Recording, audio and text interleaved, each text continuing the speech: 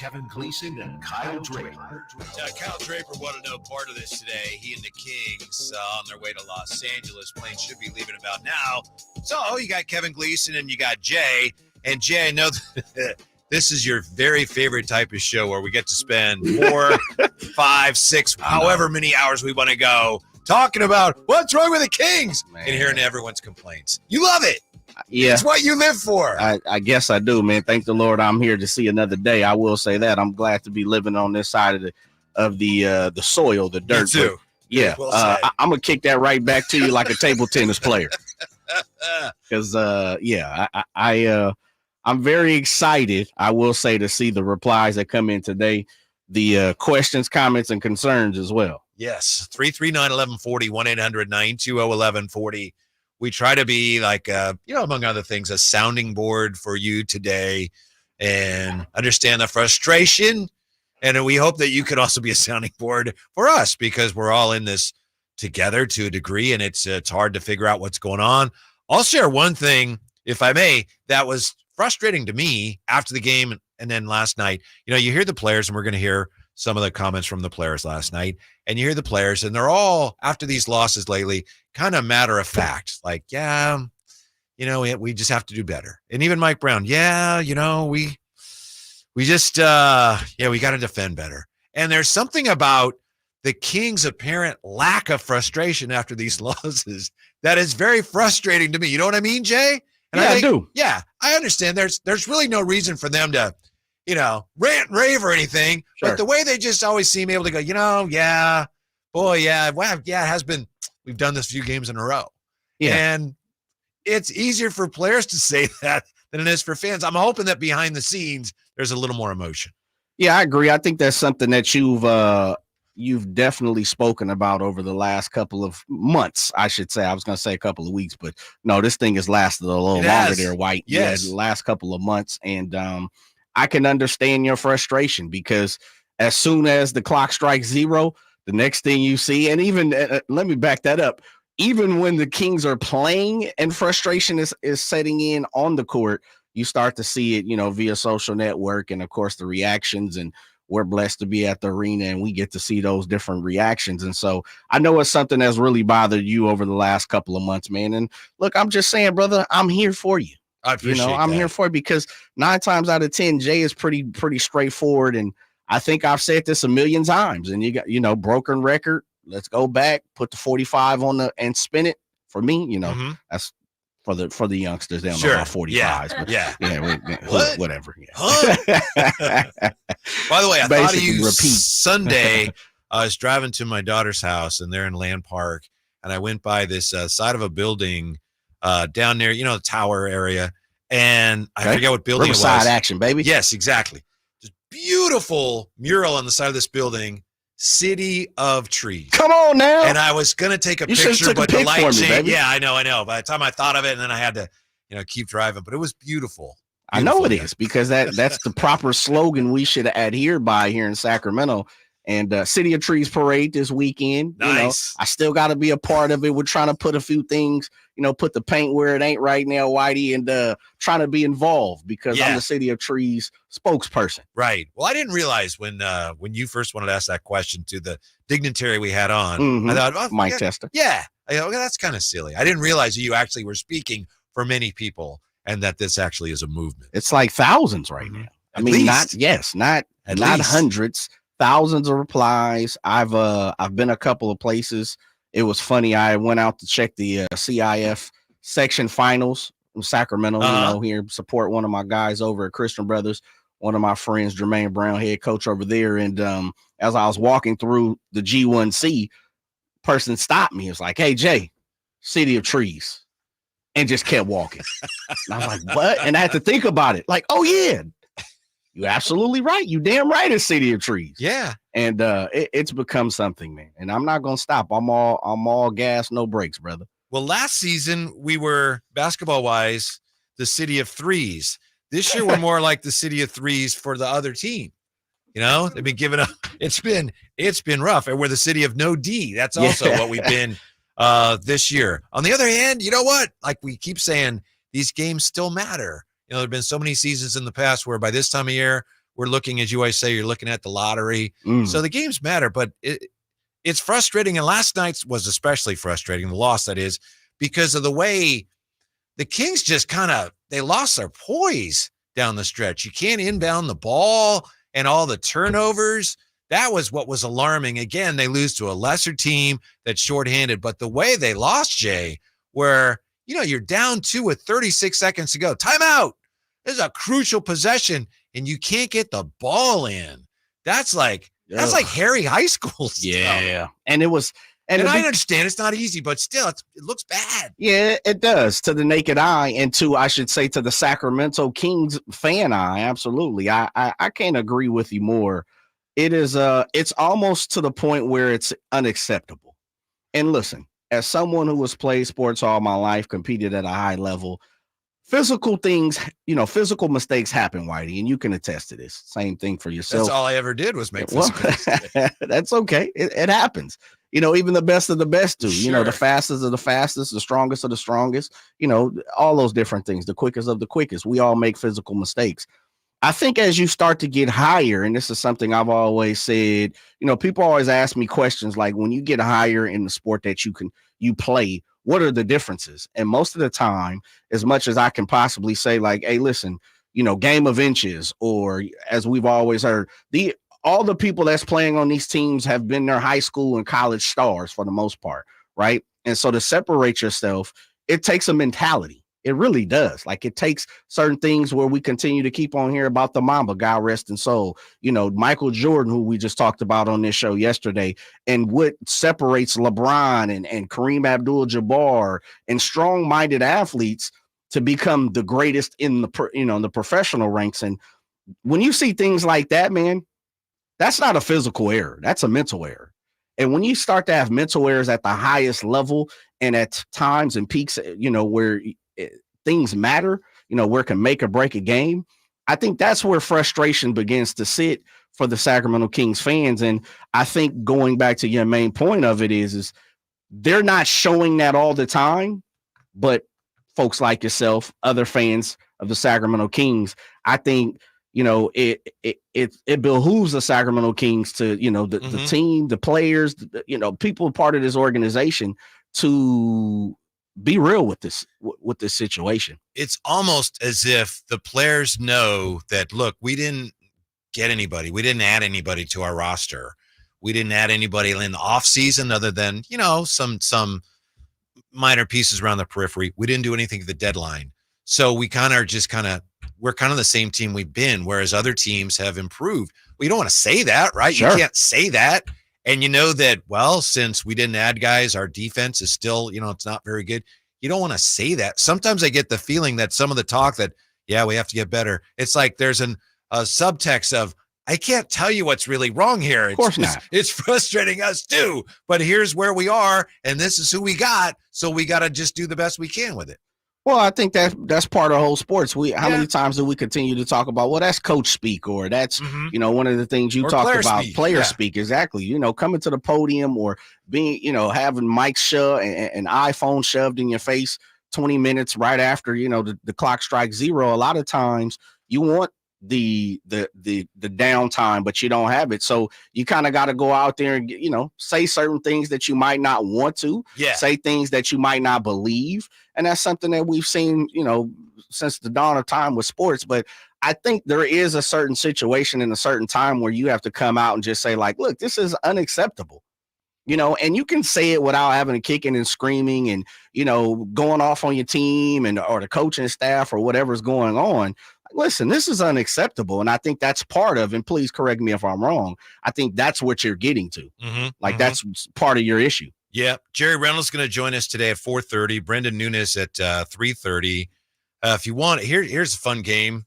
I used to play when I was on with the two Chris's, Christopher Lott and Christopher Watkins. We would communicate with Jerry Reynolds, and when he had a message, the game was, can you guess what emoji Jerry sent with the message? So Jerry texted me today about how upset he was with that loss. Let me just read you the message. Oh, wow. Give you a fighting chance here. So it was, yes. That was something. No, pardon me. How about those Kings snatched a defeat from victory? And then what emoji did Jerry send with that? You have any idea? You want to guess? Snatched defeat. Don't need the answer now. You got all day to think about it. Yeah, But let me on the chat. We dive a little deeper into this. You take a guess. I'll reward anybody who comes up with the right answer. Nobody gets it. Jerry can reveal that. Coming right back with one of the real mysteries of that loss last night. That fourth quarter was baffling. It's next year with Jay and Whitey. Drive Guys on Sacktown Sports. Trying to find out where to catch your favorite team's games? Are you a fan of the Kings, Niners, and the NFL? Well, Sacktown Sports has you covered. Touchdown! San Francisco! It's all on his shoulders. Cox rocks. He fires for the win. He's got the triple. Catch all your Kings, Niners, and NFL games all year long on Sacktown Sports and SacktownSports.com. Hey, what are you doing up on the step stool? About to clean these light fixtures. The whole family's coming over. And if there's even a speck of dust in the house, my abuela will find it. Here, I got a Swiffer duster to help with that. A Swiffer what? A Swiffer duster. It has this cool extendable handle that reaches 6 feet to get high and low, with fluffy dusters that easily trap and lock dust. So no more step stool? No more step stool. Easily trap and lock dust from hard-to-reach places with the Swiffer duster. Love it or your money back. Wireless headphones. That'll be $200. I'll use my Capital One Quicksilver card. Now that's a hit. You used the Capital One Quicksilver card, which makes you the hero of every purchase. With Quicksilver, you earn unlimited 1.5% cash back on every purchase everywhere. I wanted running music, but unlimited 1.5% cash back is pretty heroic. Good instincts. Every hero needs a theme song. The Capital One Quicksilver card. What's in your wallet? Terms apply. See CapitalOne.com for details.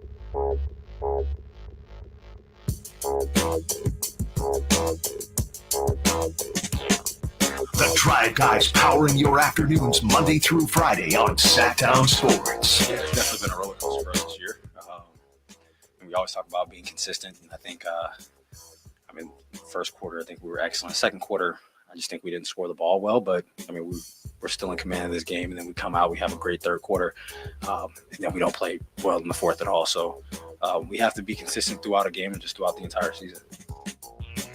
De'Aaron Fox, obviously, he speaks the truth. But you get the sense that he's as tired of saying that as we are of hearing it. And I just get the sense there's more to it that they know and they don't really want to say. You don't want to call out your coach or your teammate or the front office. But here they are, still in position to have a great season, which is great. But how many times has this happened? Happened far too often. Jay, I mentioned this earlier in the crossover. I got to hand it to my wife, Sheena, because last night. Shouts out. Yes. I left the game at halftime. I had some things to do at home. I didn't think the Kings had it won. I just had some things I had to address at home. And so third quarter, the Kings have a 20-point lead, and I'm watching with her. And then the Bulls start chipping away, and my wife says, I know where this is going. I'm not even going to watch this. And she was very intelligent woman. She was right. See why you married her. And I think she probably spoke for a lot of fans, right? A lot of people felt. But didn't you want to feel like or say to yourself, okay, yeah, it's starting to go that way, but this is different. This is a team that just beat Minnesota. They've learned their lessons. They know they have to be consistent. All those lessons that are there to be learned, they've learned them by now. It's not going to happen tonight. No. Maybe you did, not me. Huh. No, absolutely not. I will say this, though. Going into third quarter yesterday, I felt like, okay, the Kings have this pretty much taken care of. I didn't see the fight from the Bulls. And to be completely honest, as much as I love DeMar DeRozan, like I'm a huge DeMar DeRozan fan, I didn't think he was going to turn it on. Now, listen, he proved me completely wrong. But I don't think, and let me make sure I separate the two here, Whitey. I don't think the Kings have learned their lesson by all means. But I do think, I did think they had that game in hand. Yeah. If that makes sense. Yeah, you would think so. Fourth quarter, which Magic used to call winning time. By the way, Kyle Draper, a big Magic Johnson fan, but Kyle's not with us today because he's flying with the team. I know some people wondering. The late show. Yeah, so he's on his way to L.A. Not a Laker fan tomorrow. That's going to be a huge game now. Woo. That game's shaping up as a monstrous it was contest. Monstrous last week. It was monstrous 2 weeks ago. I know. But now you got the Lakers of all teams, and they're right there behind you, poking and jabbing. Absolutely. Here come the footsteps. Anyway, fourth quarter winning time. DeMar DeRozan, he was 7 for 7, Jay. Yep. Kobe White, he was 3 for 4. Ugh. Yeah. Julian Phillips. Who? He was 2 for 3. Balling. Meanwhile, for the floater. Kings, you know, Malik Monk, I thought he had a pretty good finish to the game Friday, didn't you? Yeah, of course. Yeah. He single-handedly won the game. Yeah. Mm-hmm. You know how many shots he took in the fourth quarter last night? One. Wow. What? I don't get it. Why not? Why don't you get it? Well, I mean, doesn't somebody have to realize, and some of it's on Malik, I guess, but doesn't someone have to realize, wow, we're not scoring much. They made 6 passes. They were 6 for 20 in the fourth quarter. Malik was he was a sensational offensive player in our last game. Maybe we give him a chance to score some baskets. I know it's not that simple, and the defense has a lot to do with it, but one shot from Malik in the fourth quarter. So if I'm hearing this clearly, and please correct me again, are you saying this loss is on the coaching staff? No, it's on everybody. Okay, it's on I just want to know where you're going before I kick in the tune with you. I understand you, and I would say that. I'm not going to imply, I'm not going to say, oh, it's the coach, but I'm not saying no. It was on everybody. There was a mixture of everything. Yes, Gumbo pot. They did look. Let's face it. You watch that game, and whether that was an NBA game, college game, high school, or a junior high game, a team that played that way down the stretch where they're committing so many turnovers, can't inbound the ball, they don't foul to late. That's like Harry high school stuff. That your coach looks bad when your team plays that way. Yeah, I thought there were a few, not only a few, but definitely some damning things that happened to the Kings when it came to the coaching staff and the onlookers, of people who don't control anything on the court, but the ones who are trying to draw the X's and O's. Mm-hmm. I mean, I think if we begin the third quarter where you said Domas and De'Aaron at the same time, and I understand foul trouble, I get it, totally understand. That's something that you don't see from the Sacramento Kings at all. You never see both of their star players on the bench at the same time, right? It just never happens. I thought that was the beginning of the end when it came to the downfall and the comeback for the Chicago Bulls. The other thing for me, and this is something I've been saying, in and out of the Drive guys for the last couple of months. I don't want to say I understand, I watch it, I see it. We can all see that plays are being called. We can all understand that sets are being called by the Sacramento Kings. This isn't just roll the ball out and go play basketball. I get that part of it. But, and this is the thing, to win by the same sword, you're going to have to die by the same sword. I didn't really jump in yesterday because it was a good deal and I don't want to be there. Come on, Jay. Don't be that type of guy. We don't want, it was a great day. Like even Drake said it a couple times yesterday. He even jumped on somebody and I can't remember, Fosa Mike. Escapes me. Well, Fosa Mike. Yeah. Or Rob or somebody like that. Fosa Mike talked about, look, you can't sustain winning basketball the way the Kings did against the Minnesota Timberwolves.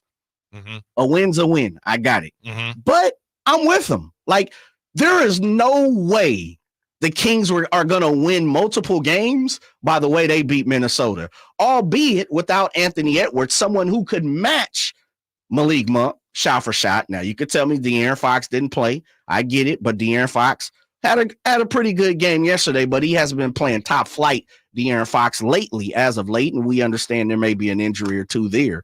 But I'm just saying, you saw what happened Friday in a positive tone, and then yesterday it absolutely reversed back to the same situation.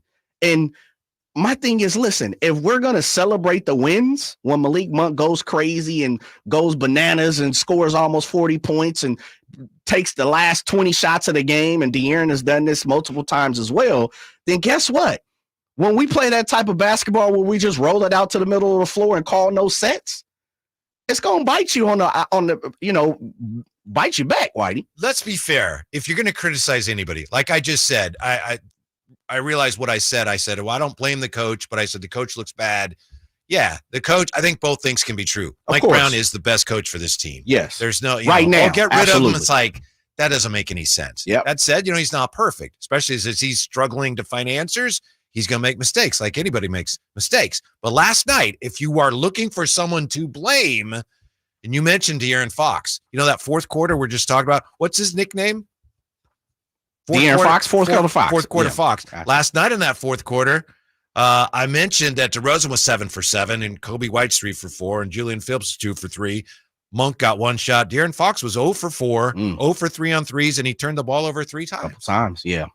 And the crucial one outside of, yeah. That's your all right. Here you go. Which is, what's crazy? Because going into it, this is one of the things, and I want to make sure, this isn't all negative. This is definitely some positive we have to kick around, because they did have a fantastic first half. Like, the defense they played first half was some of the best defense I've seen this team play in a long time. That comes to memory. Like, they were suppressing what the Bulls were doing. Active hands, quick feet. Harrison Barnes, had a few steals. De'Aaron was everywhere. And then to springboard that, the other thing I thought De'Aaron did fantastically yesterday, and this is something I've been clamoring for the last 2 or 3 years from De'Aaron, is make other people better. Mm-hmm. His passes, in that first half, and even a few times, oh man, I mean, he was diamond cats open. Mm-hmm. And that's the thing. When you see Malik Monk, he passes guys open. De'Aaron, not so much. I thought yesterday, though, he did a fantastic job in passing guys open. I mean, there were 2 or 3 passes. It was like, is that De'Aaron or is that Malik? Is that Jamal Crawford? Is that De'Aaron? Yeah. Like, I was trying to figure out who was out there. It wasn't the De'Aaron Fox I knew. Yeah, it seems like since he's been dealing with whatever injury, and I know he's got the bruised knee now, but before the shoulder, whatever it was, it seemed like he started shooting fewer threes, started taking fewer shots overall, and also looking to distribute a little more. And I'm with you on that. It's like that can be really an efficient road forward for him. But last night in the fourth quarter, he didn't have it. And that's a guy that, the Kings don't have the deepest roster. And when it comes to winning time, Sabonis and Fox. Yeah. It's like Mike Brown says, it's not fair, but that's what they have to do. That's why they're here. Sabonis fouled out and Fox had a bad fourth quarter. Yeah. But again, and let me throw in DeMar DeRozan, just another example of what this team lacks in some time. A shot creator, a shot maker, and someone who can go get a bucket on their own when need be. Mm-hmm. And we've seen Malik Monk, and this is the thing. Malik Monk is a perfect, addition to what the Sacramento Kings over the last couple of years have been, because he's all of that. But he's still the guy that comes off the bench. He's still not the guy, the highest paid guy. He's still not the guy that we're all, we all need to just rely on at all points in times. And he has actually assisted the Kings in taking a lot of weight off of De'Aaron and Domas and being that guy.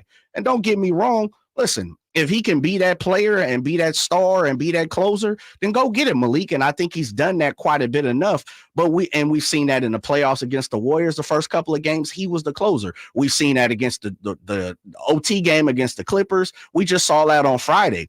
But DeMar DeRozan doing what he did just shows what the Kings continue to lack in, which is sometimes to be the best, to get wins, sometimes you just got to go get it. And I think the Kings have a flaw in that. And I think, the game yesterday just added to that the fuel to the fire, Whitey, where it's like, this team just needed another spark. Again, they needed something different. Yeah, that's a real interesting point. DeRozan had 33 points on 12 shots. He was 10 for 12, and he got to the line at will, which is what he does. Yes. 12 free throws, made 11 of them. And he's not a good three-point shooter, but he took 3 and made 2. So, yeah. Because when it going gets tough, you got to go get it, Whitey. Like a predator waiting, and then fourth quarter, all right, swallowed up the Kings. The turnaround on the opposite side of the Bulls bench, I think it was like 3.5, 329. Degree of something difficulty like. high on that man, one. that turnaround was something sweet, especially to beat the shot clock. I mean, you could tell when he hit that, it was like, okay, he's cooking. Yep. He's about to go get this game. So now you need someone to match that. You need someone to take the necessary steps and to match the intensity, which is another key word we've been talking about here on the Drive Guys for the last couple of months with the Kings. Intensity, matching the other team's intensity when needed. We have this from Fat Cat Bakery. Sup, fellas? Though Mike Brown is definitely a good coach for the Kings, this loss and others was on the coaching. Len not back in, Fox passing the ball in-game adjustments, Lyle at 5, ? Yeah. I'm not with you, Fat Cat FCB. I can't say that was on the coach. Clearly, there were some things that he did that didn't work out. As far as the inbounds play, that's on the coach, Whitey. Is Let's it be real, though. We'll see if we De'Aaron at some point. We'll see if we can find that. De'Aaron explained what went wrong there. De'Aaron Fox explains one of the Kings' biggest blunders of the night. We'll look at that when we come right back here. So Drive Guys on Sacktown Sports. The NFL's leading rusher plays here. And a handoff to McCaffrey, walks in the end zone. Handoff to McCaffrey, takes it right down to the goal line. He does his thing again. McCaffrey goes in motion right. Backwards pass led by Juszczyk. A block there. Hurdles a man. 10-5. Touchdown. CMC. You can hear all of Christian McCaffrey's touchdowns on your home for 49ers football. Sacktown Sports. Sacramento weather is brought to you by Folsom Lake Kia. I'm Tamara Berg in the KCRA 3 Weather Center. It is Election Day. Looking at mostly cloudy skies and we'll have a subtle south breeze through the afternoon. Expecting daytime highs cooler than average, topping out in the lower 60s. Get the latest forecast on the KCRA 3 News and the KCRA 3 app. Shop Folsom Lake Kia during their spring event and save big on your favorite models. You can even buy with zero down on approval of credit. Shop your trusted Kia dealership for over 25 years and tell them DC sent you. FolsomLakeKia.com. Capital Casino has been serving the greater Sacramento area in the same convenient downtown location for over 20 years, with plenty of close-by, well-lit parking monitored by security staff and offering the most variety of table games in the region in a safe and friendly environment. Best food, best service, and the best action. That's Capital Casino. For more information on tournaments and gaming, check out their website at capital-casino.com. And please remember to gamble responsibly. 1-800-GAMBLER. Bonneville International Radio Station contests are open to participants at least 18 years of age and older that are residents of California and who reside in one of the 6 counties that make up the Sacramento metro area, unless otherwise specified. Employees or agents of the station, Bonneville International Corporation, other area radio stations, or any entity associated with the contest are not eligible to win, unless the station otherwise specifies in its own discretion. Persons who have won in the last 30 days from a station contest or event may not be eligible. For a copy of the general contest rules, visit KHTK.com. Got a drain that's clogged up? Or maybe a toilet? Or a faucet that just won't quit leaking? Kenny and Jerry here from Bell Brothers, and we want you to know that it does make a difference which plumber you call. At Bell Brothers, we respect your time by showing up when we say we'll be there. Our technicians are all background checked and drug tested, and will greet you with a smile.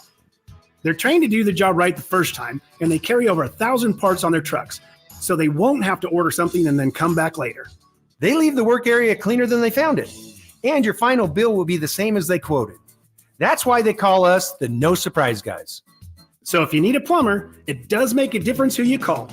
Call Bell Brothers. Our number is 916-444-1234, or find us online at thenosurpriseguys.com. That's 916-444-1234, or find us online at thenosurpriseguys.com.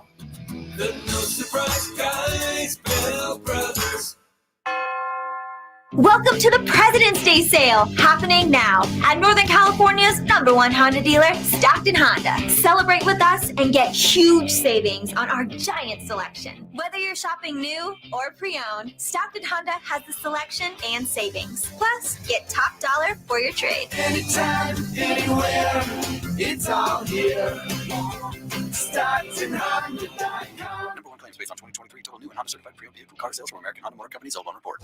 Country in the Park is back May 17th and 18th at Cal Expo with Brantley Gilbert, Dustin Lynch, Jake Owen, Walker Hayes, and more. Tickets start at just $46. Country in the Park, May 17th and 18th at Cal Expo. For more information, visit CITPFest.com. Brought to you by Coors Light, Garner Roofing, and Roseville Kitchen and Bath. Guys, did you know your testosterone affects everything in your system, including how you feel and perform every day? Right now, Revive Men's Health Sacramento will check your testosterone for free. Knowing your T levels is the first step in understanding if you have low T. Your testosterone level impacts your energy, libido, sleep, weight, hair loss, mood, and even ED. Maintaining an appropriate T level can change your whole life. Most men start to see changes in their hormone levels in their 30s. Experience and results matter. So what are you waiting for? Get your T levels checked today by local, experienced, and trusted men's health experts. They've helped thousands of men since 2011. They're so confident they can help you, they even guarantee it. Call Revive today and schedule your free testosterone test, free exam, and free consultation. Call Revive Men's Health at 916-277-8599. That's 916-277-8599. Or visit revivemenshealth.com.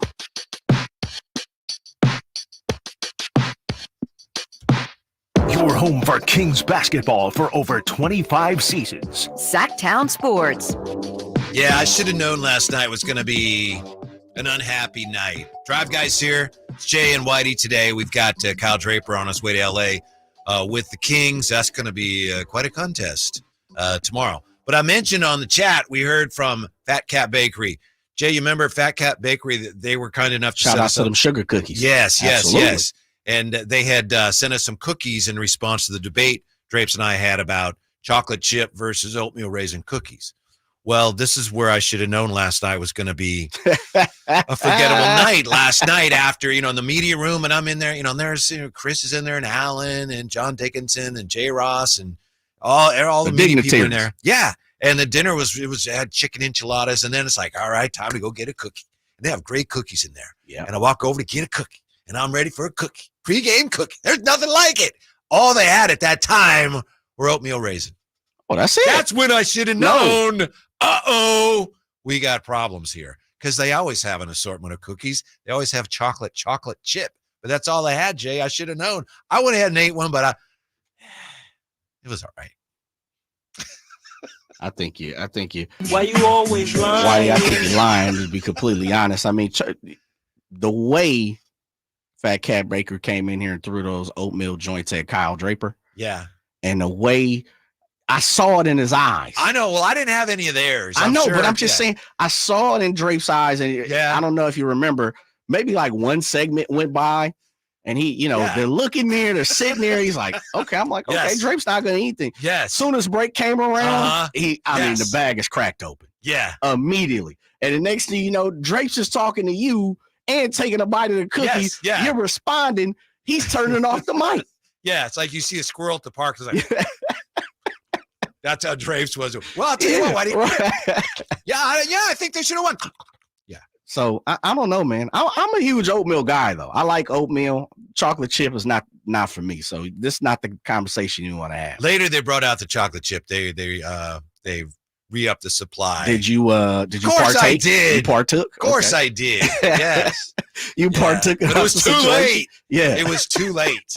Now, a lot of people are talking about that play last night, the inbounds play. Yeah. And let's face it, games don't come down to one play, but that was a big one. So the Kings see their lead evaporate, and they're actually down 2 with 36 seconds to go, and the ball's out of bounds, and the Kings have the ball, and they call timeout to drop an inbounds play, and De'Aaron Fox could not get the ball in, ended up throwing it out of bounds. After the game, give him credit. De'Aaron Fox, stand-up guy, explained, hey, what happened? Yeah, I mean, it's something that we run normally, and then we had HB on or Vooch on HB to be like that would usually be Domas, but he fouled out at the time, and I kind of didn't want to take that chance. Obviously throwing on someone that's 6'8" over someone that's 7 foot, and me and Malik just had a miscommunication. He was coming back to the corner. I was trying to throw it over the top to him, and we just didn't get the ball in bounds. All right, so I know, Jay, you didn't think it was a great play. I didn't think so either, but then when I heard him say, that's a play we run, and then he said, yeah, that would have been, Domas would have been kind of the safety valve, and you did have HB, and he was kind of top of the key. Yeah. Left he side had of a the seal key. on Vucevic, and he was calling for the ball. But Posted up. You can on kind the of see why three-point line. De'Aaron didn't want to throw him the ball. Huh? Man, first of all, and I hadn't even heard that. I didn't see that part of the post game yesterday because I just turned it off, to be honest. Yeah, once, yeah. Once the clock hit 0, I was like, I don't really need to hear anything that these guys need I saw it. I know what happened.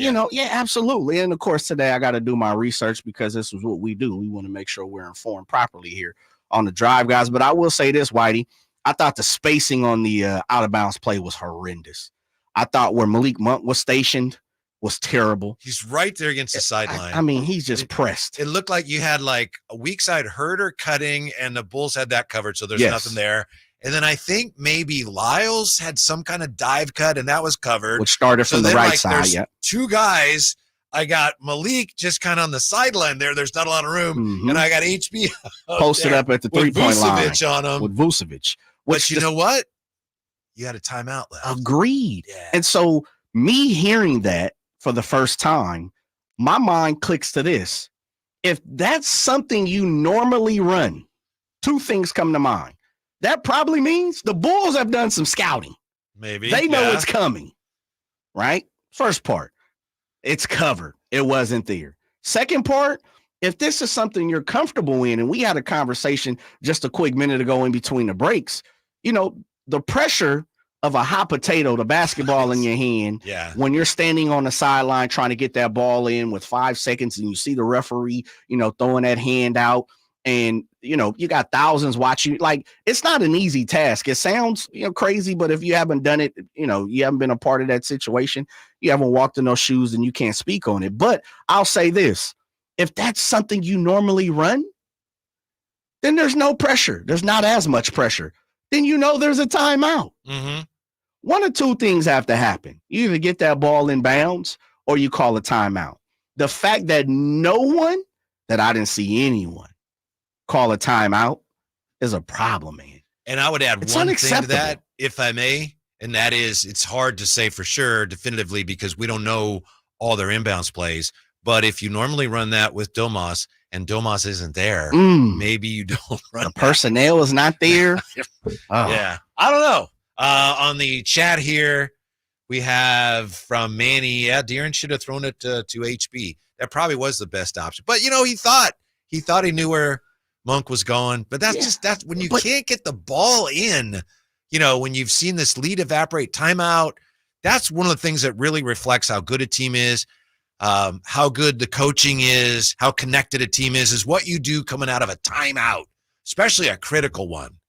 And you throw the ball out of bounds. That looks awful for everybody. I'm sorry, it just does. It does. And it starts to make you question different things that, we've been defending on this show. And I think that's part of the problem. And that's why, for me today, it's the coming of the moment of, I've been saying this for a while. Some people have kind of been on this bandwagon, but we just really have to look the reality in the eye, man. Like, this isn't a top tier fight for a championship, make it to a Western Conference Finals team right now.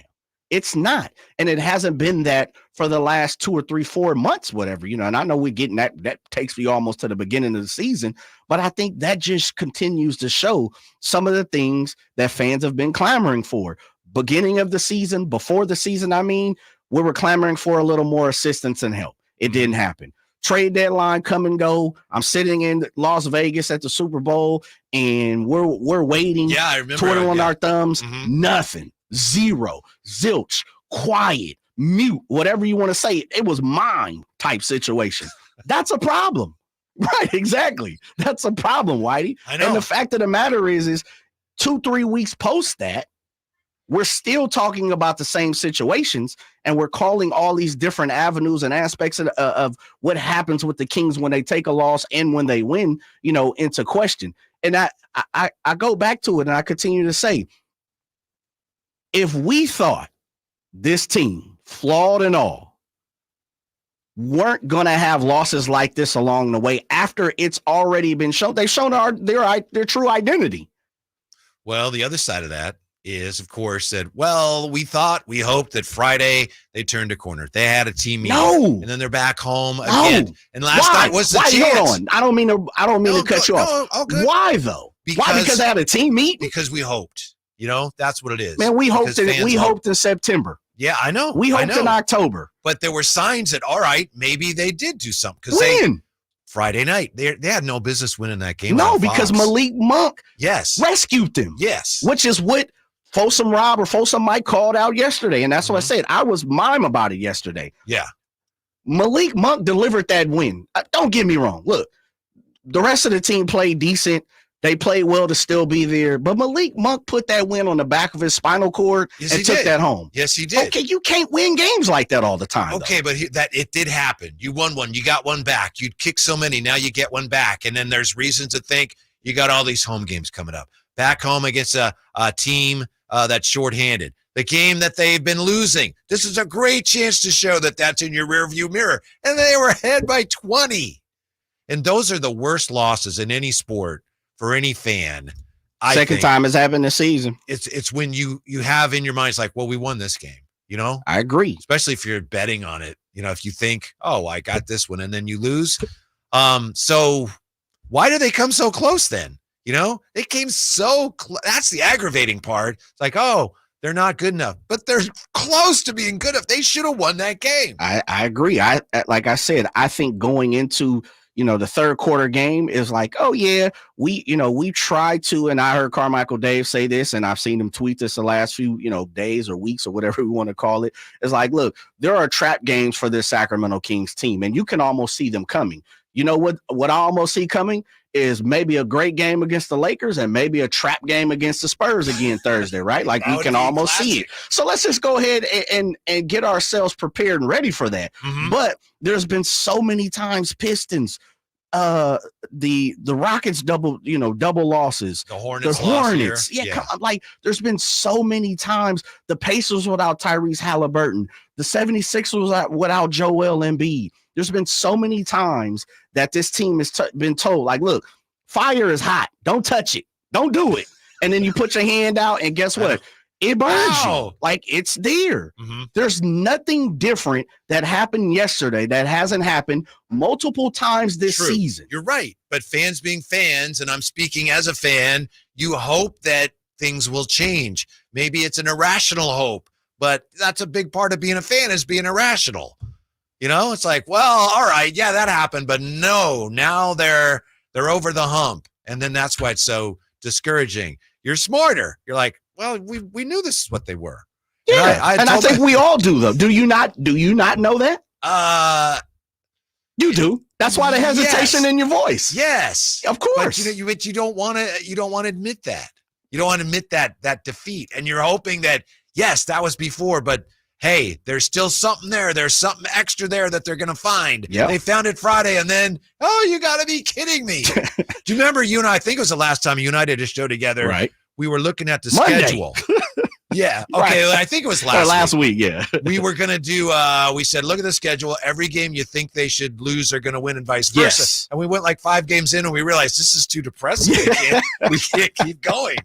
Which is the reason I think we continue to turn a blind eye to the situation. But I think this kicks all the way back to the original question you had in the beginning of the show is, at some point in time, as fans, we kind of want to see the team and or, the coaching staff. And I'm not saying it's not happened, as you've alluded to, it probably happening, behind closed doors. I get it. But I think for just our sanity, our pure sanity, Whitey, we want someone from the team to come out and say, you know what, man, I know this is tough. This is difficult because we're going through the roller coaster with you. We're on the same Space Mountain ride that you guys are on. And I think that's where some fans voice their frustration to the ultimate is, like we all do. We get tweets and, we so happen to know a lot of people who are Kings fans. And when things like this happen, like the phone is just going off immediately. Bing, bing, bing, bing, bing, bing, bing. And you're like, I already know what it is. It's the frustration from the fans. It's the frustration from the fans. And I think to answer your question, we're looking for someone down there to say, we're part of this. We're part of the roller coaster ride. Mm-hmm. And not behind closed doors. Yeah. But I think they did it for us. Here's the problem, and here's what we're going to do about it. Yeah, instead of we just got to be better. By the way, I think when we did that exercise, harder. When we went down I think we said, oh, they'll beat Minnesota, and then they will lose at home to the Bulls. Yes. I think we said we did say that. And guess what? Almost the plea to all of that is just what we talked about yesterday and made such a dynamic, we made a big deal out of it. They had a players meeting. Yeah. I think that was their truth telling us, we got to get it together. Yeah. I think it really was. Mm-hmm. Mm-hmm. When we come back, we'll get to the phones, 339-1140, 1-800-920-1140. Also, we got to look at the brand new A's ballpark renderings, which apparently were not supposed to come out Are yet. those real? Yeah, there's an interesting story behind it all. We'll get to that here. Drive Guys coming right back on Sacktown Sports. Did you miss any part of our live local shows? Don't worry, you never have to miss them again. Check out SacktownSports.com and search our podcast page and play our shows when you want. The Carmichael Dave Show with Jason Ross, Stiles and Watkins, and the Drive Guys. Plus, other podcasts like Return of the Empire, Return of the Roar, the Stingers Up podcast, and Golf to Go with Frank LaRosa.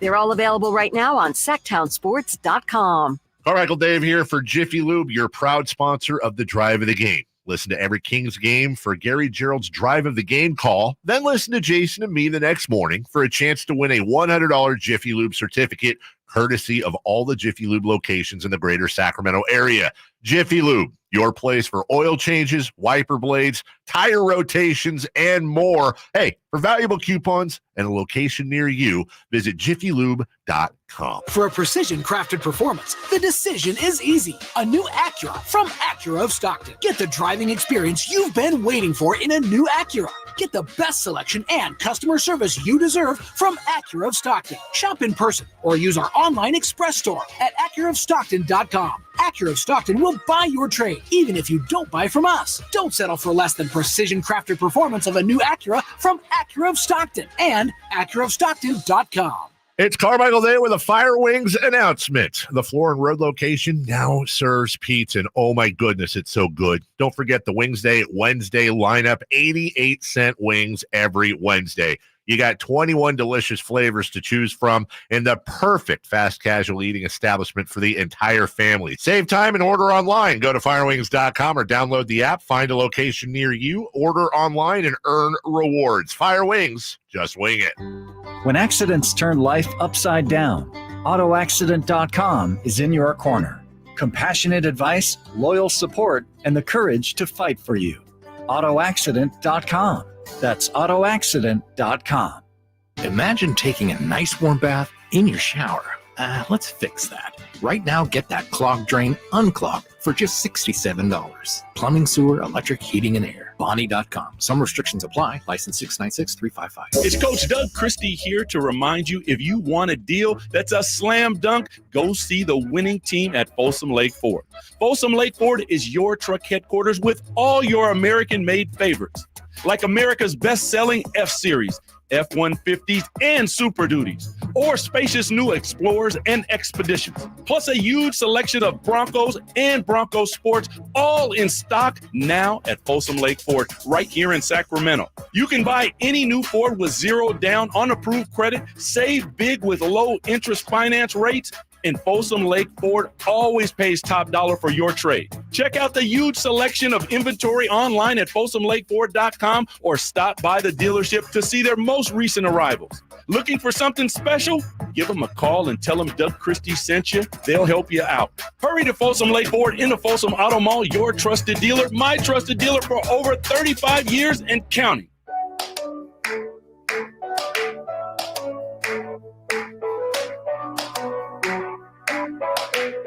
Your flagship station for the Bean Team, Sacktown Sports.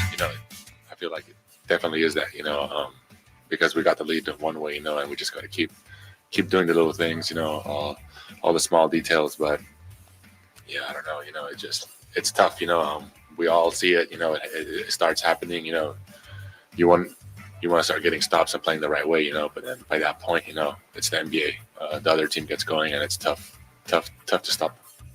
You see what I mean? I understand that. And I maybe it's not reasonable, but I'm just growing weary of, yes, we lost. I know. It's hard. We need to do better. You know what I mean? The urgency. I get it. There's nothing they can do. They're more frustrated than we are. I get that. But it's just like, yes, I know. Sometimes you want to play better, but that's the NBA. It's just hard to hear. It's hard sometimes to sleep after a game like that for a fan. By the way, Jay, big night for me tonight. Were you able to sleep? Well, because I know you had the wires and everything connected, right? Thank you. Tonight's my last night hooked up to all the everything. There's a thing there where when I'm done with my third night, which is tonight, I'm telling you, what do I know? I'm sleeping through it, but I'm crushing this test. Got a boy. Crushing it. I believe it. Yeah. So GPA on a high. Yeah. It's like, you're getting too much oxygen. I'm sure that's what they're going to say. You need know to why? breathe less. You know why? Because you live in the city of trees, baby. That's all that is. That's what that is. There's a form where you're supposed to fill out. Was there anything unusual that may have affected your sleep on any of these nights? And I think last night, I got to say, yes, see King's box score. Right? Ooh, don't you think? Blood pressure was up. For the researchers, I got to let them know. Yeah. Did you put that in there? Well, I think I'm going to have to. Yeah, you have to because you don't want to degrade your grade, downplay your grade, right? Especially if you're already on an A+ situation. Yeah. You're on the dean's list, Yeah. and so you don't want the Kings to put a deficit in your grade, so you got to put that in there. That's part of the news, and it's part of the notes. Now another thing, and I know you're not a sleep researcher, but at one point I woke up. I'm close. The thing that's supposed to be in my nose was like over by my ear, and I don't know how long it had been like that. That's probably not good, is it? No, absolutely. But you know what? I told you I went through this situation, and I will say this: it is damn sure hard to sleep when you got like 42 wires. Yeah. You feel like RoboCop, and you're like, Just it's don't not move. it. Yeah, you'll be fine. Good night. Sleep well. You tied up in your own wires, man. It's tough. Yeah. It is tough. Yeah. At least you got to do it at home. I didn't say this yesterday. I had to go in. Ooh. Like I had to go into like the sleep center for Sutter or whatever at the time to go do it. But and it was only one night. One night in a place or 3 at home. Yeah, I guess I'd take the 3 at home, but one night sounds nice. Anyway, almost done. 339-1140. We're rooting for you. Just like we're rooting for the Kings, baby. Yes. Brian on Sacktown Sports. Hey, Brian, what's going on? Hey, gentlemen, I'm enjoying your show, man. Thank you. Absolutely. Hey, I just wanted to touch on what's going on with this team, man. I'm so glad. First of all, let me just say this: after waiting as long as we have to get a competitive team, the last 2 years have been it's been good, man. Yes. To be able to know you can turn on the game and know these guys can compete and win any game they play. Now, with that being said, this is getting a little old, man, from the standpoint of 2 things for me. One, obviously, this free throw situation is ridiculous.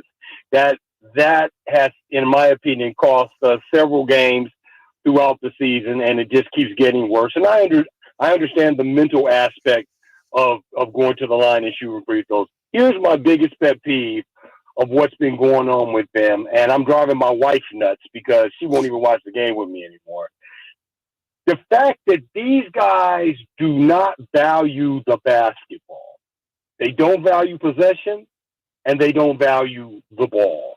It's driving me nuts, man. It's like watching an AAU team at times.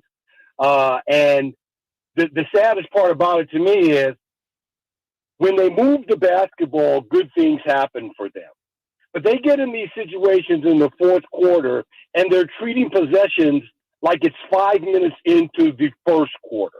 And you saw it last night. If you watch every game where they lose leads, it's because they don't value the ball and they don't value the possessions. They start with these cross-court passes, dribbling through traffic, losing balls when it's just kind of this pullback, hold up. I understand the style of basketball that they play. I understand where this comes from in terms of the background in Houston and bringing all that. Like, every shot don't have to be a three-point shot. Sometimes you just need to go ahead and get high-quality shots. So as quickly as they shoot themselves into games, they shoot themselves out of games with poor shot selection. Gotcha, Brian. And then just turning the ball over. Yes. Like, it's absolutely frustrating. So my question to you guys is that a coaching thing or is that a player thing? I have my own opinion, but I want to hear what you guys think. Thank you, Brian. First of all, the free throw shooting. Yeah. Free throw shooting, as you know, last night it was actually okay. I think HB had a timely miss late, but overall they only missed 2. You're right. That's been dreadful. Jerry Reynolds is going to be with us at 4:30. Jerry used to say on TV, he said, you got to protect the pumpkin, which is, you got to value the basketball. Absolutely. It's very important. And then last night they had 18 total turnovers. And Mike Brown said, I think that's why we lost the game. So I think mostly it's on the players, but there are times when the offense is bogged down this year, Jay, where it looks like the offense isn't functioning the way it should. Some of that's on the coaches, but to me, bottom line is the players got to take better care of the ball. Yeah, I'm always put it on the players first. I'm a players guy. You know, I root for the players. Both ways, right? Yeah, They both. deserve the credit, too. Absolutely. You know, but I do think this, and, you know, I grew up hearing, and Brian kind of points, you know, I think Brian was kind of leaning toward the coach, and I might be wrong, but I think part of that is this. Shaq and Kobe didn't win without Phil. Jordan didn't win without Phil, albeit he had Scottie Pippen, Horace Grant come a little later, Dennis Rodman, those type of things. Coaching matters. I do think coaching wins you a handful of games throughout the season. And you've heard this numerous times in all different kinds of sports.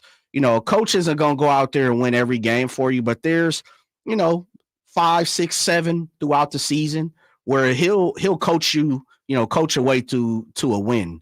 And so I want to say this, and I'm not calling the coaches out, but I am saying this though, Whitey. And it comes to my mind. We talked about, and we heard Chuck Swirsky yesterday. We heard Bill Winnington. We heard guys like that talk about how great Jordy Fernandez is. We've heard that since he's been here, right? We've given the praises to Mike Brown a million different times. From where the Kings were prior to Mike Brown to where they are now, leaps and bounds different. No question. Wholeheartedly. Yeah. Get it. Credit They're thrown legit. their Yeah, way. yeah. Absolutely. They're legit. At the same fold, there's a couple times we can call into what happened. Like, I'm hunching my shoulders for everything that Jordy is getting on the positive side. He comes on this show every 3 weeks, and we get to hear, you know, what he sees, what he feels, all those things. And we're mighty, you know, we're grateful of those things. But there's got to be some time where it's like, what's going on? And if no one else is going to say it, I'll say it. No problem. I'll take the heat. For everything these guys are getting, things that fans want to hear. They want to know. It's time to get that. Like, we have to come to, like, this is unacceptable sometimes. Kyle Draper said it yesterday post-game. Like, for the fans, this is unacceptable. And I think that's what you're saying, too, is urgency, intensity, whatever we want to call it. You know, we got to play with more effort. We know these guys aren't perfect. No one's saying Mike Brown's perfect. No one's saying Jordy Fernandez is perfect. No, we got it. These guys are great coaches. I've said that numerous times. You've said that numerous times. We're grateful that these guys are here in Sacramento. We could have someone else. We could not be making the playoffs. We could be looking forward to draft picks. Well, guess what? Because you guys have been so great, the Kings fans are now expectations, as we continue to say on this show, they're expecting more. They want to see greatness now. They want to see the next step. And that's where the frustration is coming. That's where fans are clamoring for. Yep. And a loss like last night, there's plenty of blame to share. Of course. All across the board. Of course. We don't have time for TC's Check It right now, do we? No, let's get All TC right, Check we'll It. come back. TC, if you can hang on. We got TC's Check It coming up. Also, is this why the Kings keep losing home games we think they should win? What our research reveals when we come right back. Drive Guy, Sacktown Sports. Keep it here to Sacktown Sports for the Sacramento Kings push toward the postseason. Get analysis from our local shows, breakdowns from our Kings insiders, and all the thrilling moments from the G-Man. Fox now on the left angle, gets to 2-point range, lobs it out to Herter, wide open. 3 to seal the deal. He's got the triple, and Fox has a career-high 16th assist. Sacktown Sports is your proud home of the Sacramento Kings. Hey, Joe Montana here. Back in my football days, I knew the importance of a strong defense. Now I'm sharing how you can help defend your health against pneumococcal pneumonia, a bacterial lung disease that can be life-threatening. If you're 65 or older, or 19 or older with certain chronic conditions like diabetes or asthma, you're at increased risk. Talk to your doctor or pharmacist about vaccination and learn more at knowpneumonia.com. That's KNOW pneumonia.com. Sponsored by Pfizer. Are you stressing about your IRS tax problems? Have you received notices from the IRS threatening to garnish your wages, levy your bank accounts, or seize your property? You need an ally. Allies Tax Relief has tax attorneys and enrolled agents that are ready to fight for you. They have saved millions for taxpayers just like you. Allies Tax Relief can help put a stop to IRS collections and, most importantly, negotiate your tax debt. Here's Brenda, a happy client of Allies Tax Relief. I owed the IRS around $57,000, and they're about to start garnishing my paychecks. I heard a commercial on the radio about Allies Tax Relief, so I thought I'd give them a call. After a day, they were able to at least stop the garnishments, and after a few months of negotiations, I walked away owing the IRS only $301. If you owe the IRS, call Allies Tax Relief right now for your free consultation. Call 800-230-5174. 800-230-5174. That's 800-230-5174. One ticket, 2 shows, the Sacramento Boat Show and Off-Road Exposition, plus the Big RV Show. Multiple dealers discounting all the best brands. Hundreds of wakeboard boats, travel trailers, pontoon boats, fifth wheel, personal watercraft and ATVs, toy haulers, fishing boats, motorhomes, and more. One massive event, the Sacramento Boat Show and Off-Road Exposition, plus the Big RV Show. March 7th through 10th. Find discounts at 2hugeshows.com. From the Power Business Technology Toshiba Studios, KHTK AM Sacramento, KYMX HD2 Sacramento, the only station in Sacramento giving you local sports coverage from 6 a.m. to 6 p.m. Monday through Friday. Sacktown Sports.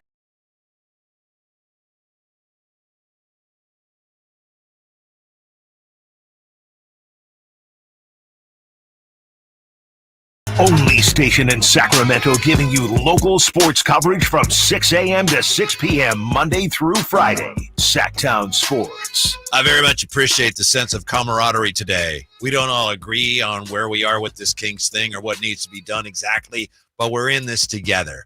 To that point, text of the day nominee here, 339-1140, 1-800-920-1140. From the 209, didn't put their name on it, but Jay pointed this out to me. Way to breathe, Whitey. Proud of you. Thank you. We are, man. We're rooting for you, brother. We are rooting for you, man. In all seriousness. Yeah. I'm fine one way or the other. It's just I'm hoping I don't have to end up wearing one of those things. And I know a million people, it's funny. You talk about it. Oh yeah, I wear one. Oh yeah. So-and-so wears one. I guess if I have to, I will, but I'm hoping I don't have to, Jay. I know, man. It's Can you get a team logo one? If I have to wear one of those CPAP things, do they have Kings colors or your favorite? Which one would you be wearing? Because if you're gonna wear the Kings, you're gonna be up and down. You don't want that one.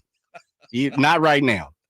And now, if this was last year, you want the Kings version. Right now, you might have some good nights, some bad nights, good night sleeps, some waking up in the middle of the night, the way it's going. That's true. I want a Kings one where when you have a good night's sleep, the beam goes up. That'd be dope. That'd be nice. It might keep up the wife, though, because it'd be bright. But well, okay.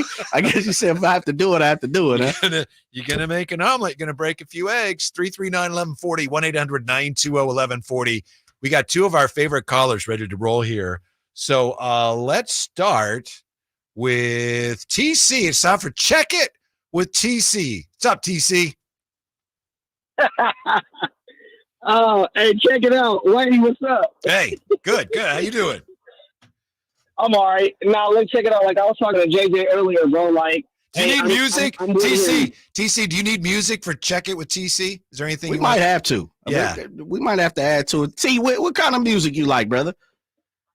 Hey, look, I'm versatile, man. Listen, whatever you want to throw on, oldies, slow rock, R&B, whatever flavor you want to go. All right, Jay will come out with something probably based on what you got to tell us. So you go ahead and Jay will take care of the rest.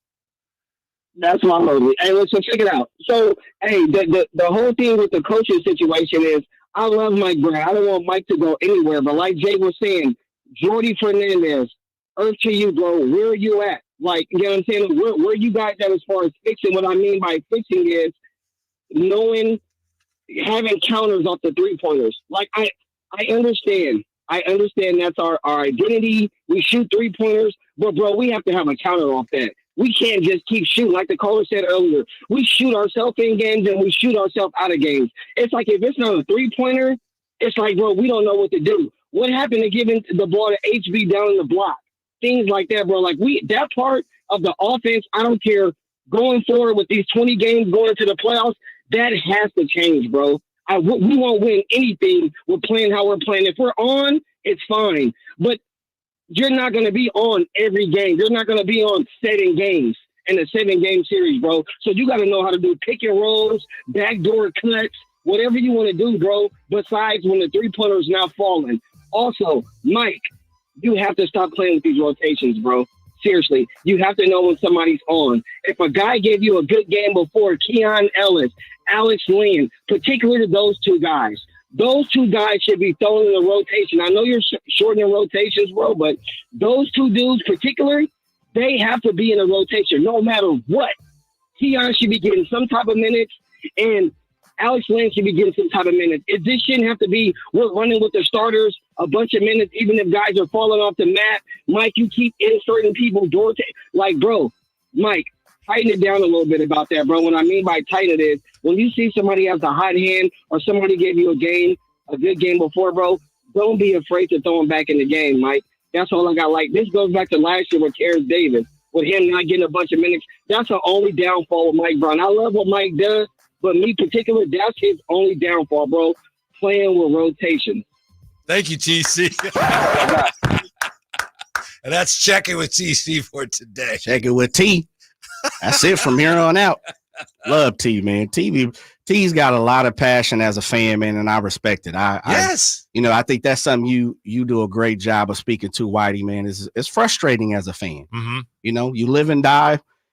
You win, you lose, you fall out. As you said, you're looking for a CPAP with a Kings logo on it. I mean, you're ready to go to sleep with the Kings, bro. Yes.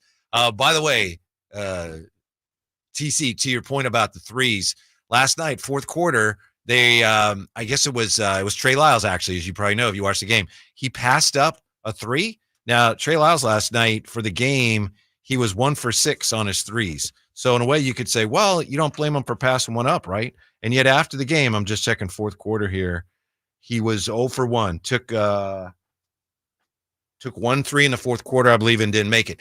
But he was passing up shots. And Mike Brown mentioned after the game. Mike Brown said, hey, we don't want to pass up those threes. You got to let it fly. So, I mean, as a fan, you hear that, right? And say, well, they're not making threes. Can you blame a guy who's not making a 3 when he says, game's on the line here, maybe I'm not going to shoot it? It's interesting because Mike Brown talked about not following the game plan. Can you blame a guy who's not feeling it?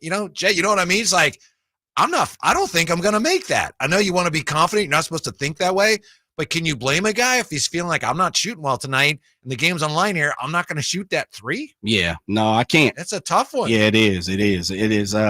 It's interesting. Do we want to hear the Mike Brown on the threes, brother, since you brought that up? Is that something you want to hear?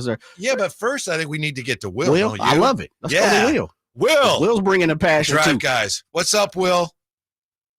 What's up, fellas? Hey. How y'all doing? Good. Thanks for checking in. Oh, Will, hold on real quick, Will. Don't tell me you're down today, brother. All right, brother. Don't tell me you're down. Are you down today? Are you down? No. Oh, yeah, man. Look, Jay. Look, Whitey, we appreciate your analysis, and you saying they did this, did that. Look, man, it's way beyond. It's analysis. Way beyond panic. Yeah. Way beyond panic time. I mean, it's too many of these games. And let me tell you something. The last 2 callers were right. Let me tell you something. And Jay, I can feel you, man. I feel you all the way through the phone, bro. You want to say something, but you can't say it, man. Look, man, Brown, look, like those guys say, the team get them 20-point leads and they shoot themselves out of the game. Coach Brown had to let those guys know you're up 20. Don't come down there and throw up a 3 so fast. Run the clock, run a play. Pass the ball.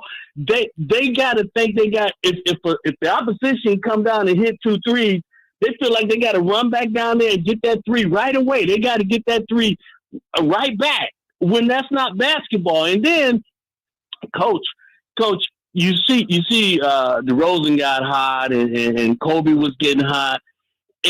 They were on a heater. He didn't trap them. He didn't double team them. Look, when they beat the Clippers at home, They trapped Kawhi. They made sure he got rid of that ball. They wasn't gonna let Kawhi just run a heater on them that night. And the Kings have a hard time in realizing when they can't guard people, they got to trap guys and double team guys. How many guys get career high on the Kings? Everybody. I mean, yeah, Everybody. Kobe White's previous high was against the Kings, and then he broke that last night against the Kings.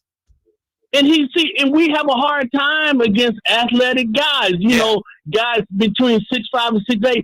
And the coach got to know that. He knows that. Ayo Dosunmu could have scored. He was scoring at will last night. Ayo Dosunmu was lighting the Kings up. He don't make adjustments during the game. We knew you can't let DeRozan get the ball down the stretch. You got it. He can't be the one shooting the ball down the stretch. He was killing HB. Look, HB, how many times have I called you guys about HB getting 1 rebound, 1 assist? He's 6'8".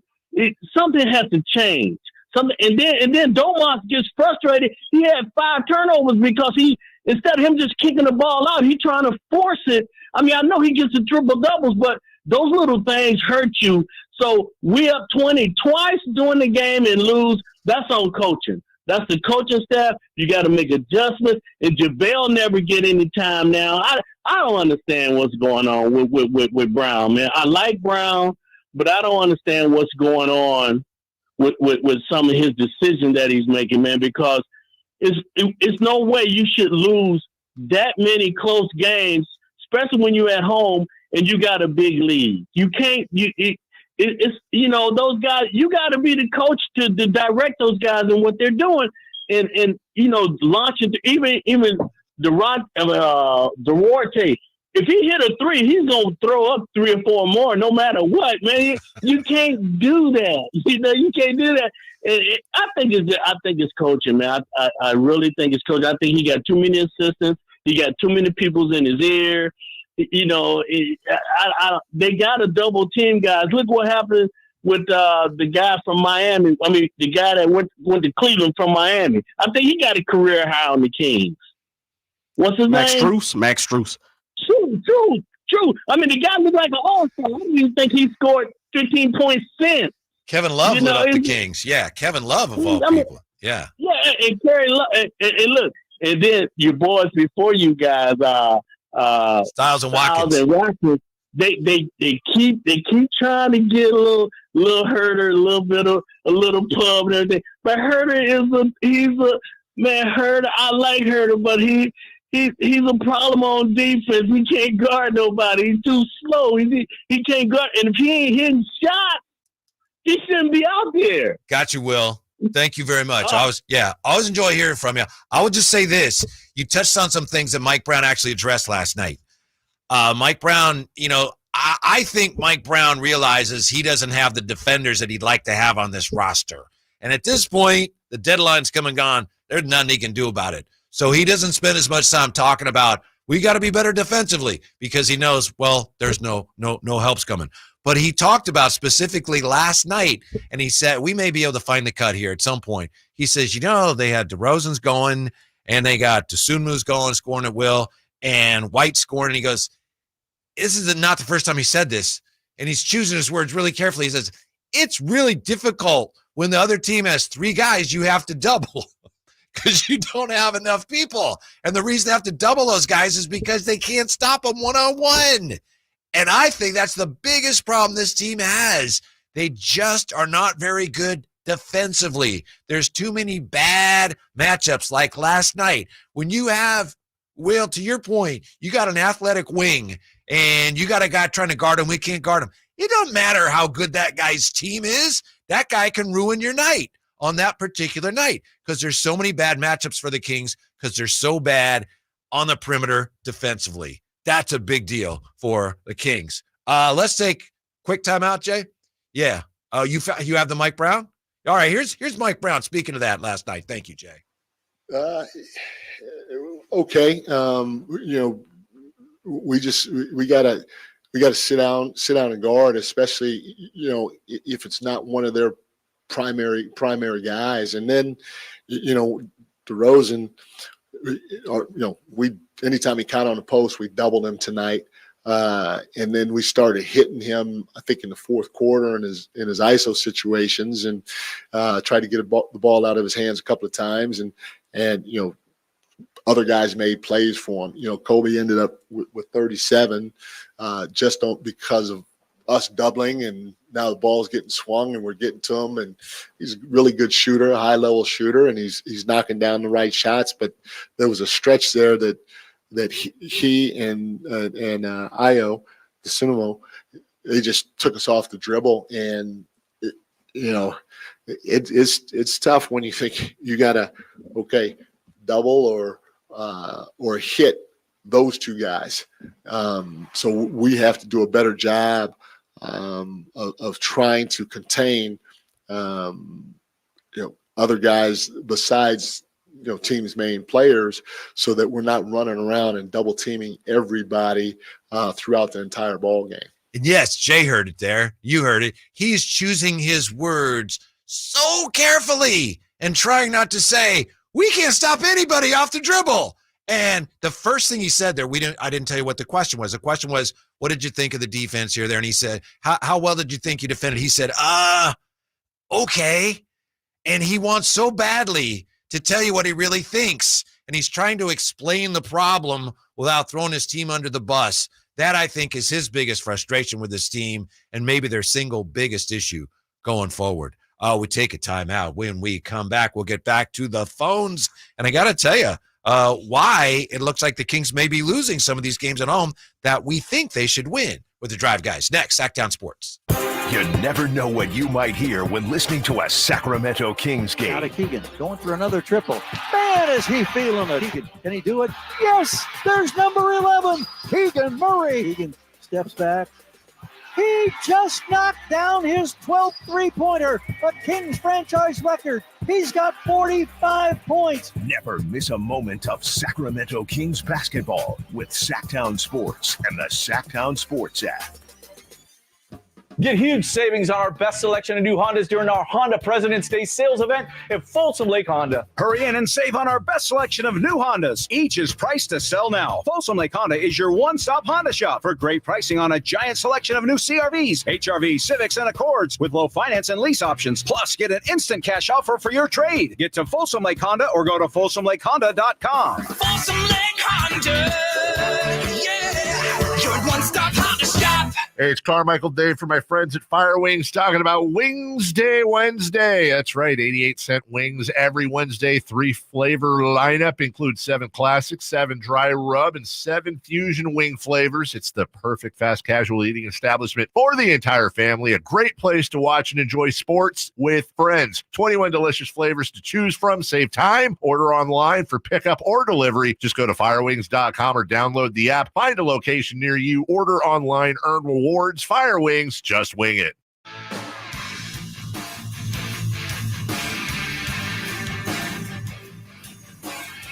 The Drive Guys, live and local, every afternoon, Monday through Friday on Sacktown Sports.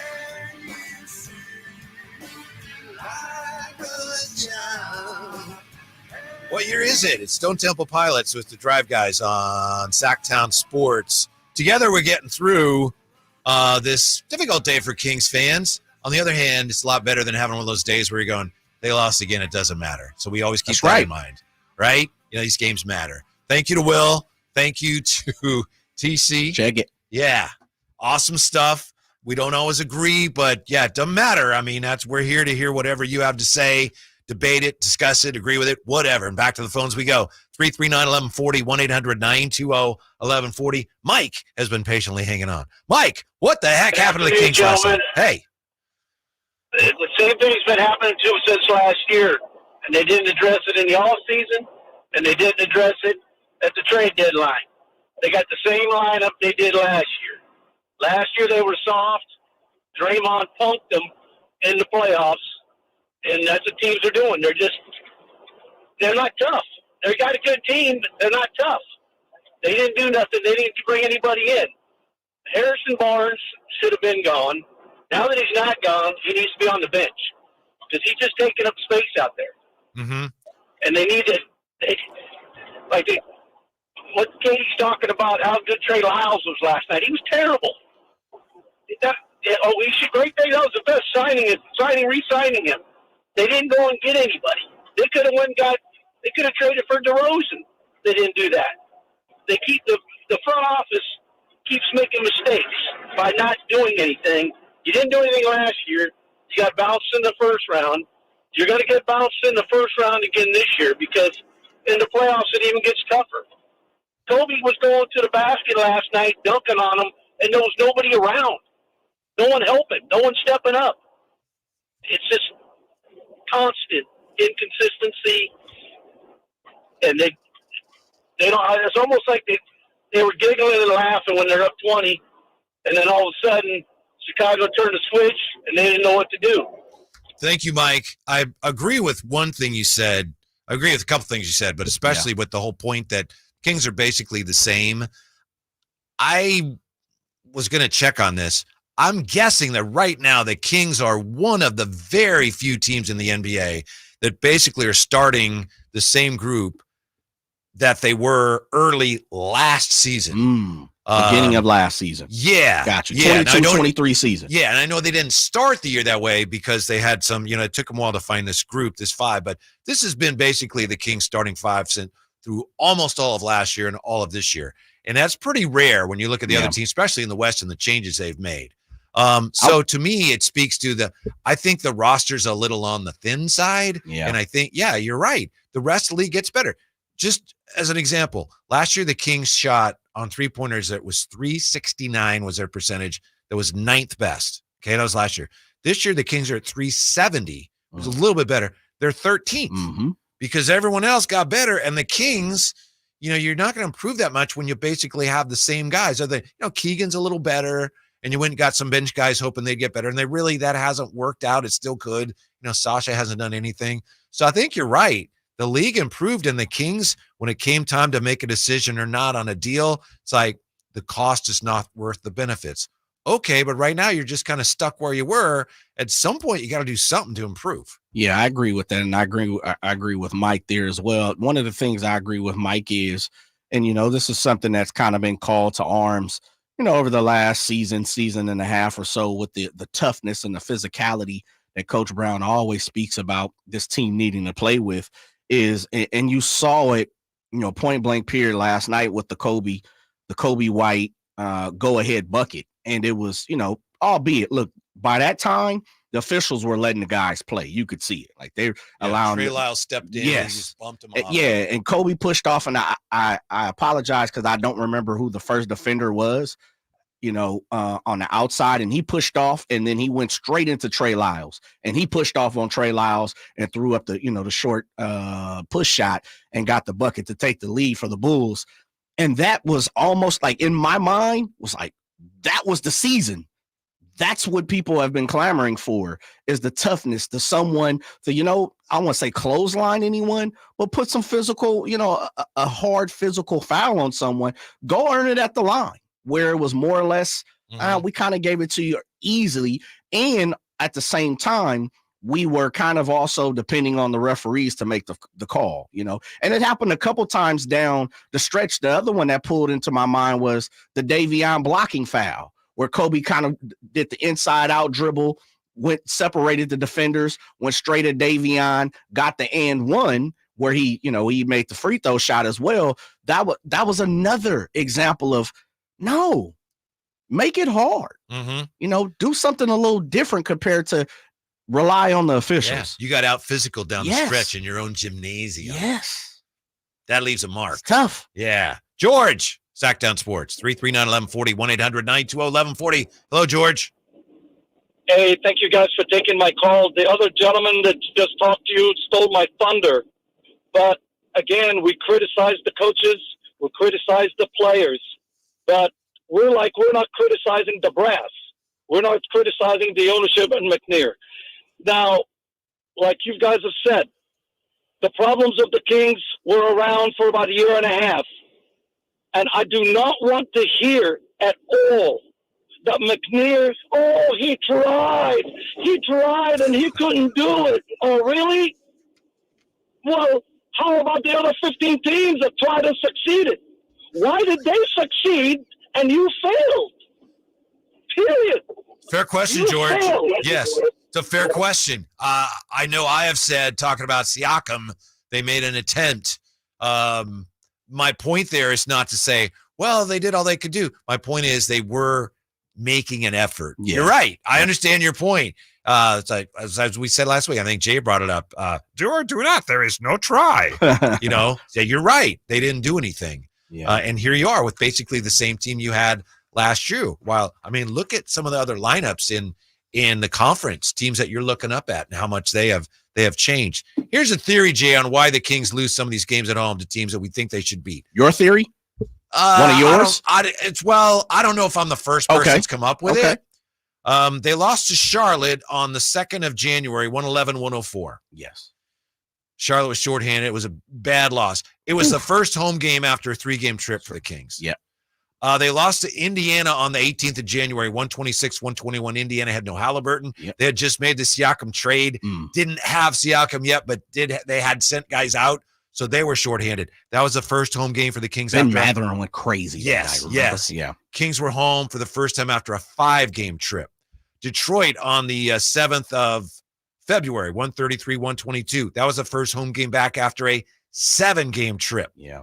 Even the Miami game, that was the first home game back after it's just been a 1-game trip, but it was only their second home game in the last 6. And then last night, they lose to the Bulls, first game back after a 2-game trip. So, again, I'm not trying to make excuses.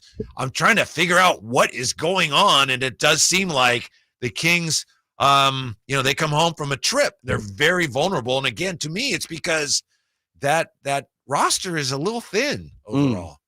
Starters are playing a lot of minutes, especially Domas and De'Aaron Fox. And, if we want to put the real scope under put the scope on the whole situation, they've played a lot of minutes over the last year and a half. Yeah, I agree. Last season and a half or season and 3/4. And I think, I don't want to say it's taking its toll, but we've seen De'Aaron bumped and bruised. We know Domas had the hand situation last year and played through it, didn't miss a game, but besides the first game, I believe. And I don't know if that's playing a toll on what's going on, but it's another theory. I think you're onto something there, White. Yeah. And again, just trying to figure out how is this happening. And I think we all last night, that was just like, I know it happens. Like Jay's right. How can you be surprised? Okay. Not surprised, but still, why is it happening? Maybe Brendan Nunes has the answer. Our Sacktown Sports Kings Insider joins us. I'm sure he'll have all the answers for us next on Sacktown Sports. On the move? Got somewhere to be? Take Sacramento Kings basketball with you. The Sacktown Sports app will let you stay connected to your passion. Never miss a moment of Sacramento Kings basketball with the Sacktown Sports app.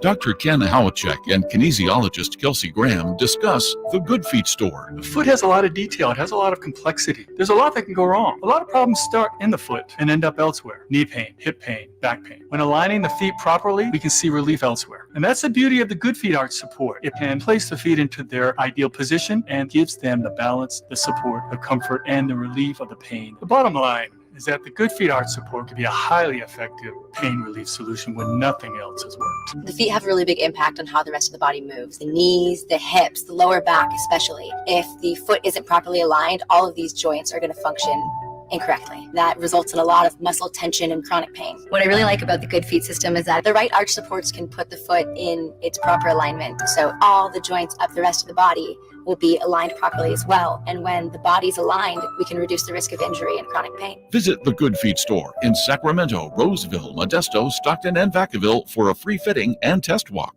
Shop Folsom Lake Kia during their spring event and save big on your favorite models. You can even buy with zero down on approval of credit. Shop your trusted Kia dealership for over 25 years and tell them DC sent you. FolsomLakeKia.com. Hey guys, do you know your T-level?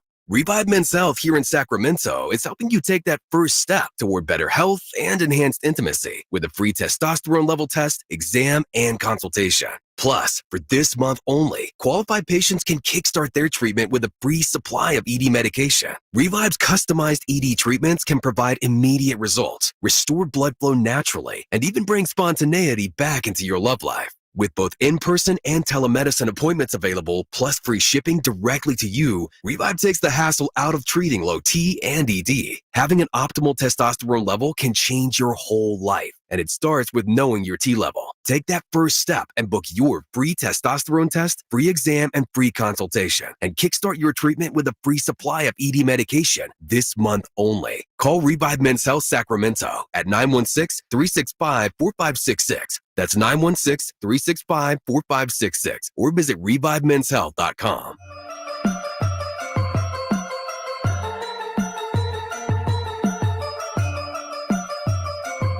The Drive Guys powering your afternoons Monday through Friday on Sacktown Sports. Jerry Reynolds is going to join us at 4:30. Right now, we continue to lick our wounds after that tough loss last night, even in this season of tough losses. That one, in some ways, was the toughest. We turn our attention to a guy who should have all the answers here. One of our outstanding Sacktown Sports insiders. He was there last night. He saw the carnage firsthand. Brendan Nunes, how are you today, Brendan? I'm doing all right. I hope I can be a decent precursor for Jerry. It's a high bar, but I will attempt. Well, I'm sure you can, as long as we don't ask much, Brendan. All we ask is that you explain to us what the heck happened to the Kings last night. Yeah, it's tough to exactly pin down. When it comes to having the answers, I think that if I knew or the coaching staff knew, that I think that we wouldn't still be dealing with these same inconsistencies. But really, I think one of the big things yesterday is coming into the game. Chicago's a team that, while they're not great defensively, one thing they do well is they allowed the least points in the paint of any team. They do a really good job of packing that paint when guys start driving in, a lot of active hands. And that was known. That was part of the game plan coming into the night. And still, guys got just a little too deep in the paint, or they're kicking out to shooters and guys are passing up looks that, even if you're slightly open and a good shooter, those were the kind of shots that they really were coming into the night thinking that they were looking for, and they ended up going away from that, and turnovers became an issue. And then obviously on the other end, DeMar DeRozan kind of did whatever he wanted at the end, and Kobe White in there too. But I think a lot of it last night specifically is they came in with a game plan. We know what Chicago's strengths are and how we're going to counter it, and I don't think their execution was great in the process. Brennan, as of last week, I remember you saying, hey, Kings fans, don't panic. And I think the last few times that, Drapes and Whitey and me have had you on, you've kind of issued that same statement, half glass full type of person. How do you, I guess, and do me a favor, and I don't want you to play psychiatrist, but how do you still be half glass full after the performance last night? Yeah, definitely. I mean, I think that's honestly just kind of how I lean in general, but I'll say I think it's a more big picture thing, because I get the frustrations with this year. Like after the players only meeting and that really bad loss to Denver, you come out, you beat Minnesota, top team in the West without De'Aaron Fox. You have a great game. It's like, okay, maybe there's going to be this sense of accountability. This could be a turning point. And then these inconsistencies come up again in this Chicago game. So I get the concern with this season, but I think a lot of my optimism comes in the long-term roster construction that we're talking about here, where everybody's locked up outside of Malik Monk, which is a big question mark this offseason for sure. But you have a core in place, really, if you're talking about De'Aaron Fox, Keegan Murray, Domantas Sabonis, for a long time. You have a lot of team control on those guys, and you still have all your assets available to go take that big swing. So I think that we're still talking about a team that is just early in the process, and until they take that big swing, I think my expectations are that, maybe I'm just looking for some internal improvement. I'm looking for more consistency from De'Aaron Fox, or I can really hang on to the progress Keegan Murray made as a defender this season and what that means for the long-term projection. So I think a lot of my optimism is that I still think that down the line, this team's in a good spot to still eventually take that next swing. And I'm fine with the patience that has kind of gone on in that meantime for now still, while Keegan is still on his rookie deal. But I think that this is just, the part of the process that they're in. Growth is not linear in the NBA, and still just maintaining sort of the production that they had last year, I think is a positive when you're talking about the long-term roster construction here. All guests come to you from the Folsom Lake Honda hotline. Folsom Lake Honda, your one-stop Honda shop, and we're catching up with our insider, Brendan Nunes. I want to ask you about that whole notion of the Kings not following the game plan last night, because I know Mike Brown talked about that last night, and we know, as you said, Brendan, we know that the Bulls are very tough defensively in the paint, and we saw it. So, long story short, Mike Brown said, we worked on this. We talked about that. You don't want to get stuck in the paint. You don't want to penetrate too deep, because then you get stuck in there. You want to spray it out, and we want to shoot threes. However, the Kings weren't making threes last night. They're 11 for 37. So I know Mike Brown said Trey Lyles in the fourth quarter, he didn't mention him by name, but he said, we passed up some threes in the fourth quarter. You got to take those. What do you do if you can't? He said, we don't drive. That's not really us. If you're not making threes and the coach wants you to keep taking threes, I mean, doesn't it sound like, well, that's not a winning formula? I mean, I do think it's a tough mental spot for some players to potentially be in, but I think that you kind of need to trust the process, for lack of better words. Like, these are good shooters that we're talking about, really. And I think part of the reason it got complicated is I believe De'Aaron Fox ends up playing that entire fourth quarter, and he didn't play very well, yet he only made 1 point in that fourth quarter, while DeRozan is putting up 19, and this is reigning clutch player of the year. You want him to be able to do more. Or even Domas is in foul trouble. He has 5 fouls on the night. Keegan Murray, same thing, in foul trouble, that I think messes with your rotations, and specifically those are the guys that should be creating for the shooters when you talk about Fox and Domas. So I do see how it's a tough mental spot to be in of, do we want to just keep doing the same thing when these shots aren't going down? But I think they do just need to trust a little bit that you're a good shooter. Even Trey Lyles, 1 of 6. I'm not mad if you go 1 of 7. Maybe it's kind of the Dion Waiters. I'd rather go 0 for 30 than 0 for 6, because that means I lost confidence, So it's a little extreme, obviously, but I think that just having a sense of trust in that game plan of, this is what we're good at, even if it's not necessarily working tonight, you have to trust that at some point they're going to fall. And all it takes is 2 triples to go down, and, we're talking about a whole different game. Joined by Brendan Nunez, our Sac Sports 1140 Kings insider, one of the best to do it.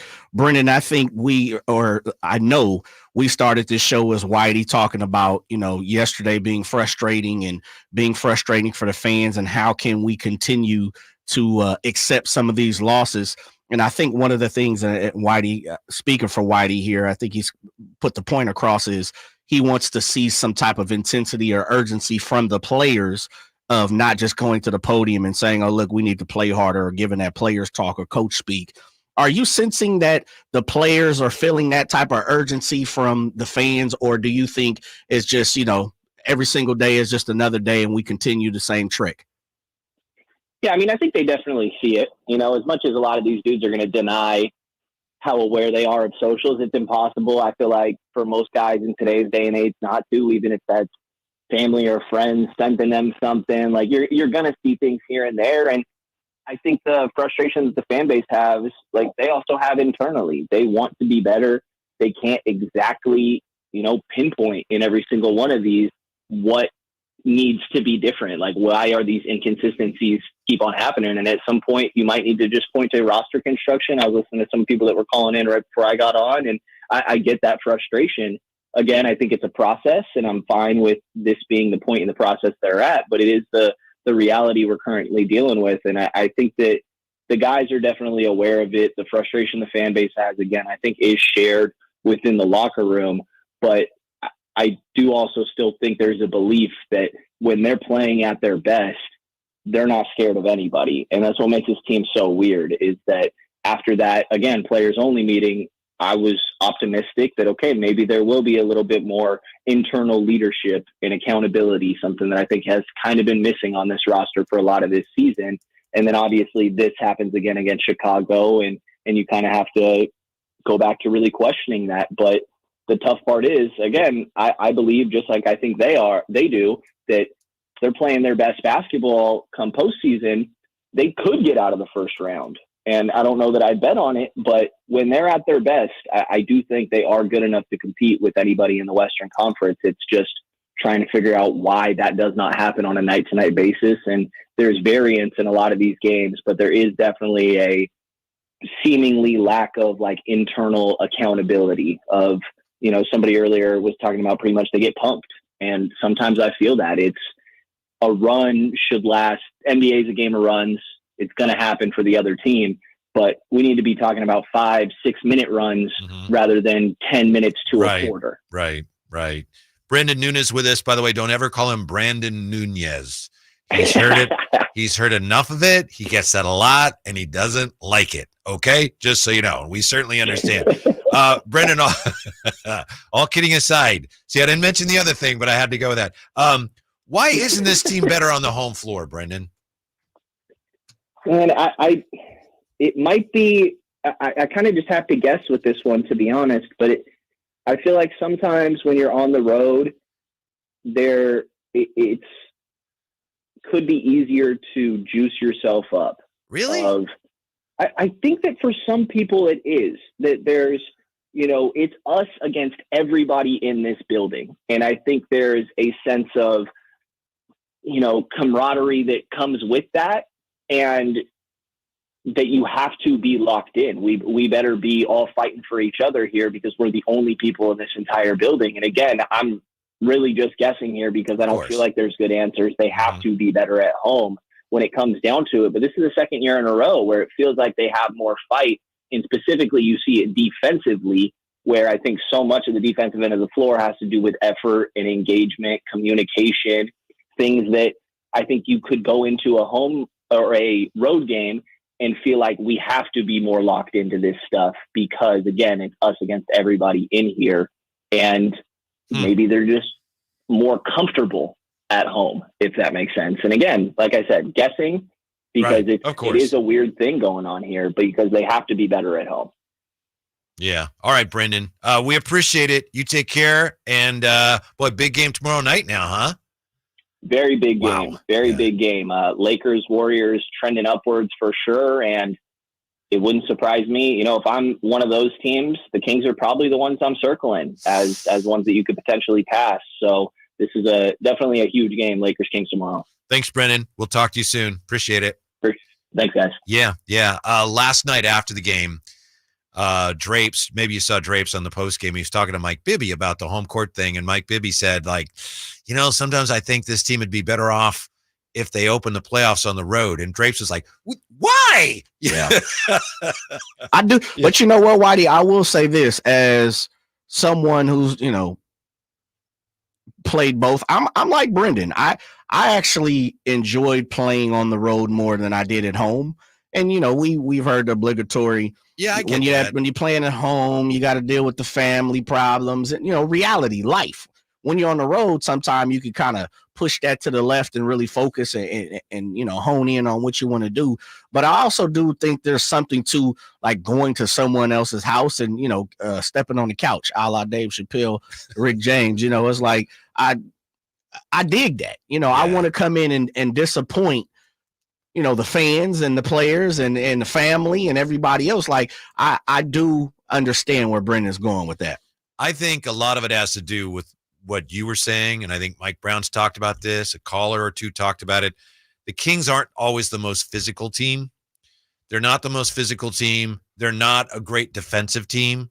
So it's not sometimes so much that the Kings are home. It's that the team that comes in, the road team, they're really comfortable against the Kings. Right. Like Sam Amick said, Kings aren't scaring anybody right now. No. And I think that was part of the transition. And that's, I said this last week or so. If you flip-flop these years, it'd be interesting. Oh, yeah. Because it would make more sense. Yes, absolutely. I think just what you said is one of the things when it comes to the Kings is they're not catching anyone off guard. And it used to be the old regime of, many regimes. You came to Sacramento as your get-right game. Like you come into Sacramento, you're on a losing streak or a downturn, you're trying to get healthy, whatever it is, as we talked about, you coming in to try to get your career high, get a win, set your lineup, do all these different things. And now it's like, no, we have to come in pistols blazing. We have to come in to win because they're a pretty good team. And I think the Kings are getting a lot of people's, if not best, close to their best. Yeah. It was a problem last year too. It was. A little Played way better year on the road. Yeah. When we come right back, are the Kings too reliant on the three ball? We'll look at some numbers next with the Drive Guys on Sacktown Sports. Yeah, I remember grinding my feet in Eddie's couch. Subscribe to Sacktown Sports on YouTube and watch the Carmichael Dave Show with Jason Ross, Stiles and Watkins, and the Drive Guys, live Monday through Friday from 6 to 6. Plus, view archive shows and exclusive content. Subscribe at youtube.com/Sacktown Sports. When the unexpected happens, trust AutoAccident.com. Loyalty and compassion set them apart. They're with you every step of the way. AutoAccident.com. That's AutoAccident.com. We love the game because anything can happen. There's no sure thing. How did that go in? Every play, Oh my goodness! every shot, Are you kidding me? every swing is a risk if you bet. I can't believe that just happened. There's no easy money. There's no luck. And no one wins all the time. If you bet, bet responsibly and always set a limit. Learn more at responsibleplay.org. Ever since we got Xfinity, we have Wi-Fi all over the house, even in my hiding spots. Ha! Found you. How? That's wall-to-wall Wi-Fi from Xfinity. Now through March 21st, get started with 200 megabit internet for $25 a month for 2 years with no annual contract and get Wi-Fi equipment included. Go to Xfinity.com, call 1-800-XFINITY or visit a store today. Requires paperless bill and auto-pay with stored bank account. Restrictions apply. Taxes and fees extra. After promo, regular rates apply to internet service and Wi-Fi equipment. Actual speeds vary. Country in the Park is back May 17th and 18th at Cal Expo with Brantley Gilbert, Dustin Lynch, Jay Cohen, Walker Hayes, and more. Tickets start at just $46. Country in the Park, May 17th and 18th at Cal Expo. For more information, visit CITPFest.com. Brought to you by Coors Light, Garner Roofing, and Roseville Kitchen and Bath.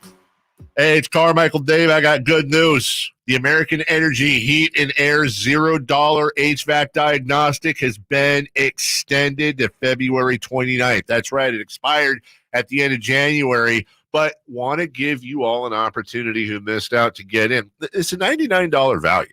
All right, it's $100, and right now it's free. I don't know how much easier I can pitch that.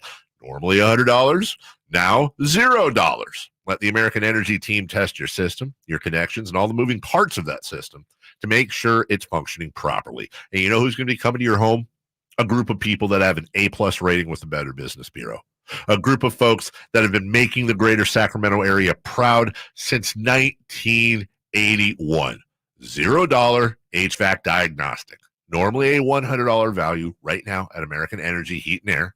Go to AmericanEnergyAir.com or call them to make your appointment. 916-520-9990. At Elk Grove Honda, not only do we have a great selection of pre-owned certified cars at very fair prices, but every one of our pre-owned automobiles are treated with kid gloves with a 182-point inspection that covers everything from unibody to tires to brakes and engine filters. Then our certified cars receive a mobile oil change and fresh fill-up with full synthetic mobile oil. We know you have lots of choices of where to purchase your next car. Come to Elk Grove Honda, home of the 182-point inspection and mobile oil change. We're in the Elk Grove Auto Mall, Highway 99 at Elk Grove Boulevard. Hello, saver. Whether you're saving for that trip to the tropics or saving for an emergency, now is the time to take advantage of Wells Fargo's savings options. Wells Fargo offers savings accounts that can help you save towards your goals. So, what are you saving for? Visit a Wells Fargo branch or wellsfargo.com/save to open a savings account today. Wells Fargo Bank, N.A., member FDIC.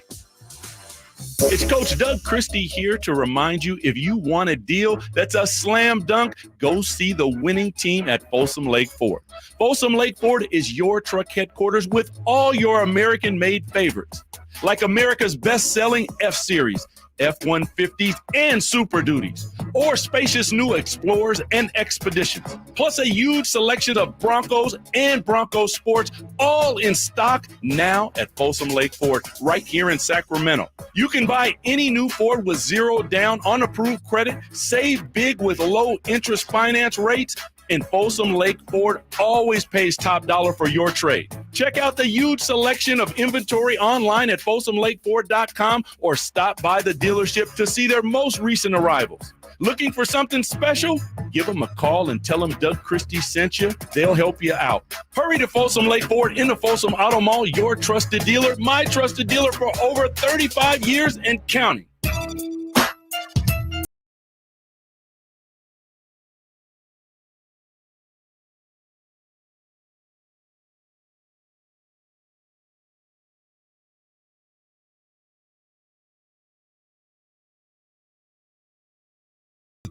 X last night, and I think it was Kevin Fippen who X'd this, posted this, tweeted this. And if it wasn't, I apologize to everyone involved. He said he was somewhere, Jay, and he saw somebody wearing a Wembanyama Kings jersey. Isn't that kind of cool? Somebody had how'd that happen? I guess they got it made. A Wemby Kings jersey. How about that? We're just talking about Wemby because the Kings will see him soon. Yeah, he'll be back in town Thursday. It's amazing, as incredible as he is, and the Spurs have a worse record than they did last year before they got him when they were tanking to get him. It's one of those things that's just baffling. Yeah, I think I saw, and I have to triple check, but let me look for it real fast. If I'm not mistaken, I saw something on Twitter today, as you said, X. Just makes me feel dirty when I say that. I know. That Ramona Shelburne. She was on one of the ESPN shows. Yeah. And she was, I think it was speculation basically saying they're losing. He's not going to stay there forever. Right. And a lot of Spurs people are like, what are you? Yeah. Even our buddy Chuck Swirsky responded to that and said, I love Ramona Shelburne, but what is she doing? That's her opinion. She's making this into a thing and she doesn't even know. Basically saying that he's going to want out of there. Yeah. But he hasn't said that. No, and I mean, he'd be a fool to say it. He hasn't played a full season in the uniform yet, But when you come from winning, and we know this, when you come from winning and you start to lose, your mindset sometimes can change, and sometimes it takes a turn for the worse and makes you feel bad. Maybe he's mentioned that. Maybe he said that out loud to a family, friend, teammate, escort, whatever, and so you say escort? Yeah, not that type of escort. You see where your mind is dirty, you were man? just talking about X. I know I felt where you were going. I already know, but I said that in the fact that he's not from over here. He's not from the United States. He's from France, and so it's interesting. I don't think there's any merit to it, but who knows? Here's how I would phrase it, and I have phrased it this way. If I'm the Spurs, I don't know if Wemby's going to want to stay or not. I don't know. Yeah. But if I'm the Spurs, locking him up now, I'm going to do everything I can to be competitive because I don't know how long I'm going to have him. Yeah, very true. I can't fool around for, what if I have him for 5 years and two of those years are like, we weren't very good. You want to maximize your time with him. And then also the sooner you're better, you'd think the more likely he'll stay. He may stay, but I'm not gonna assume he's gonna stay. That I think they should have tried to be more competitive this year, and they certainly have to try to be competitive next year, or else what are you doing? Yeah, I think they definitely try to flip the switch, and they have a lot of money under cap next year. What's going to be interesting is, and we just saw it, and I know it's a different sport, Shohei Ohtani, international superstars, they just normally don't work. And I know, Giannis wasn't a superstar. Don't work in small markets. Huh. Because it's all about the money, the flash, the big dollar. And so you kind of have to have, these international stars in big places. And I know it's 2024. I know social network. You can be found anywhere. I get all of that. But there's still a difference, playing in Chicago compared to playing in San Antonio. There's a difference between playing at MSG every single night and playing in San Antonio. There's a difference, playing for the Clippers, who have a brand new state-of-the-art facility, a $1 billion owner, and not to mention it's Los Angeles, then playing. Greg Pop might be on his way out in a few years. San Antonio's got really nothing popping beside, the Riverwalk. And I don't mean to be like Charles Barkley, but I'm just saying it's different. That's why, to that point, this has nothing to do with anything except international stars in smaller markets. I was shocked when it was 2012 when the A's got Cespedes. Remember when he came over? It's like, come on, of course. What? You going to Oakland? Yeah, but it was like $50 worth. $50 million worth. Yes. That's why. He ended up being a Met, and by then he was done. But, man, that was incredible. And Oakland's not listen, and I don't want to go back to the A's argument. But it's a 'cause we're gonna talk small about- team, and small budget, small team. Yeah, that's because it's John Fisher. I know. Operates that way. Yeah, you're right. I guess. Okay. Yeah, he was playing in a big market. Yeah, he's in the Bay, baby. Mm-hmm. Silicon Valley, right down the he way. Was good when he first came over. Oh man, he could hit, had a gun, healthy. He literally had a cannon. Yeah, he did. I mean, he would just. Right. It literally was a cannon. Captain There was no Jack arm there. Sparrow. Boom. Yeah. 339-1140, 1-800-920-1140. Mitch has been hanging on. Let's get to Mitch on Sacktown Sports. How you doing, Mitch? Mitch? Is Mitch not there? I mean, I like the way. Oh, there you are, Mitch. Hello. Yeah. Go ahead, Mitch. Fire away. I like the way Bond is coming along, and also his name slips my mind. I'm sorry. The second year player, it's coming along good. Keegan Murray. I think in the fourth quarter, we should get a little bigger. Get Len and McGee more involved. Playing a small ball sometimes backfires.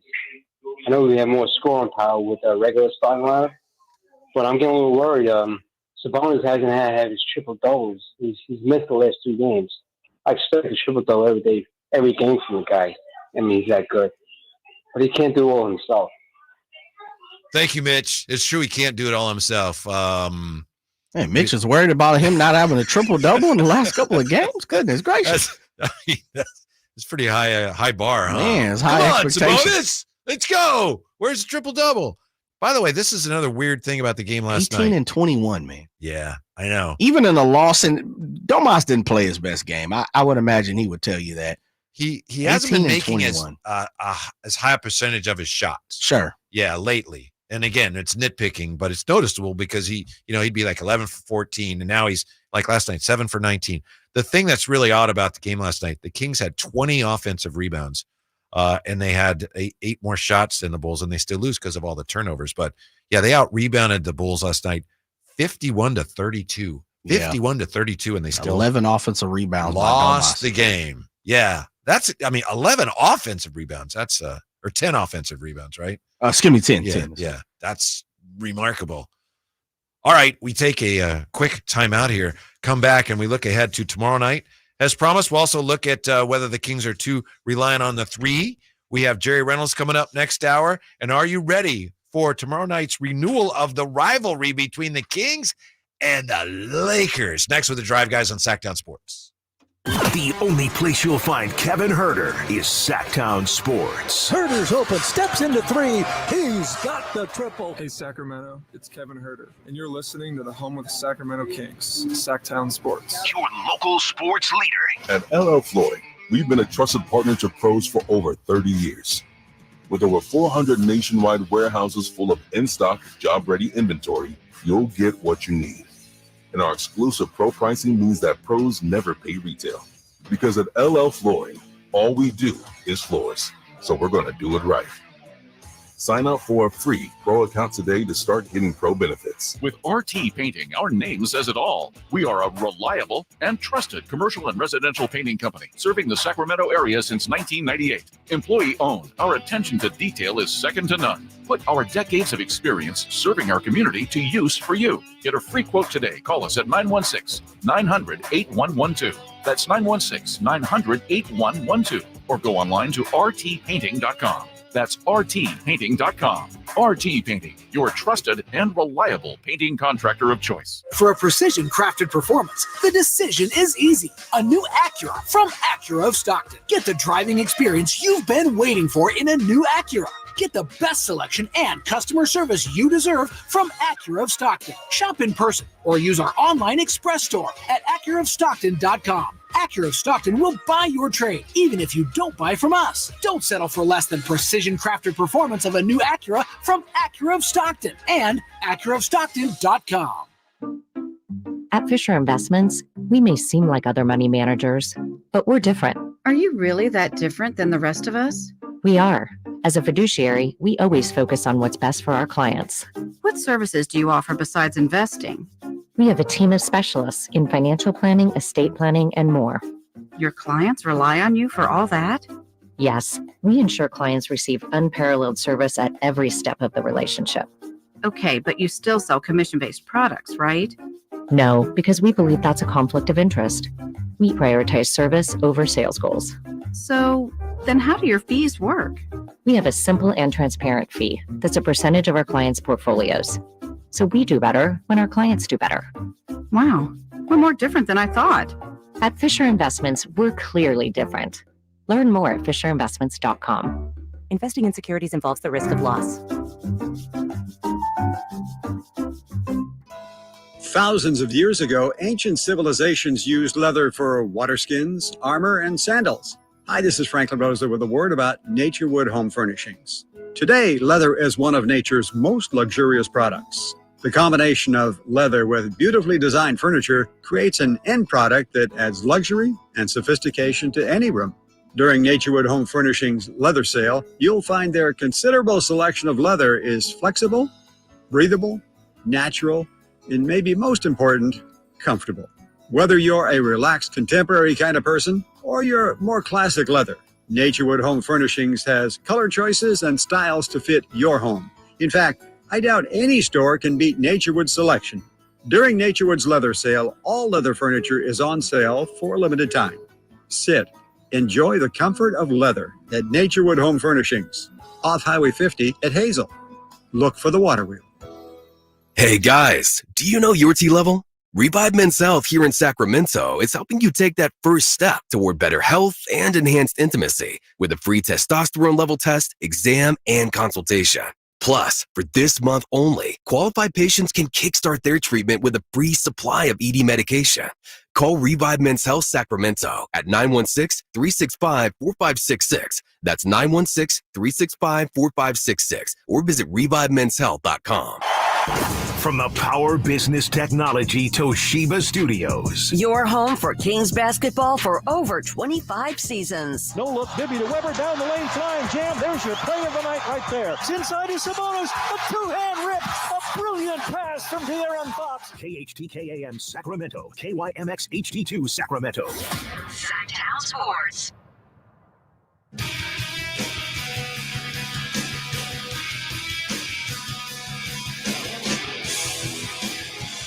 The Tribe Guys powering your afternoons Monday through Friday on Sacktown Sports. Here comes our hero. Jerry Reynolds will be with us 4:30.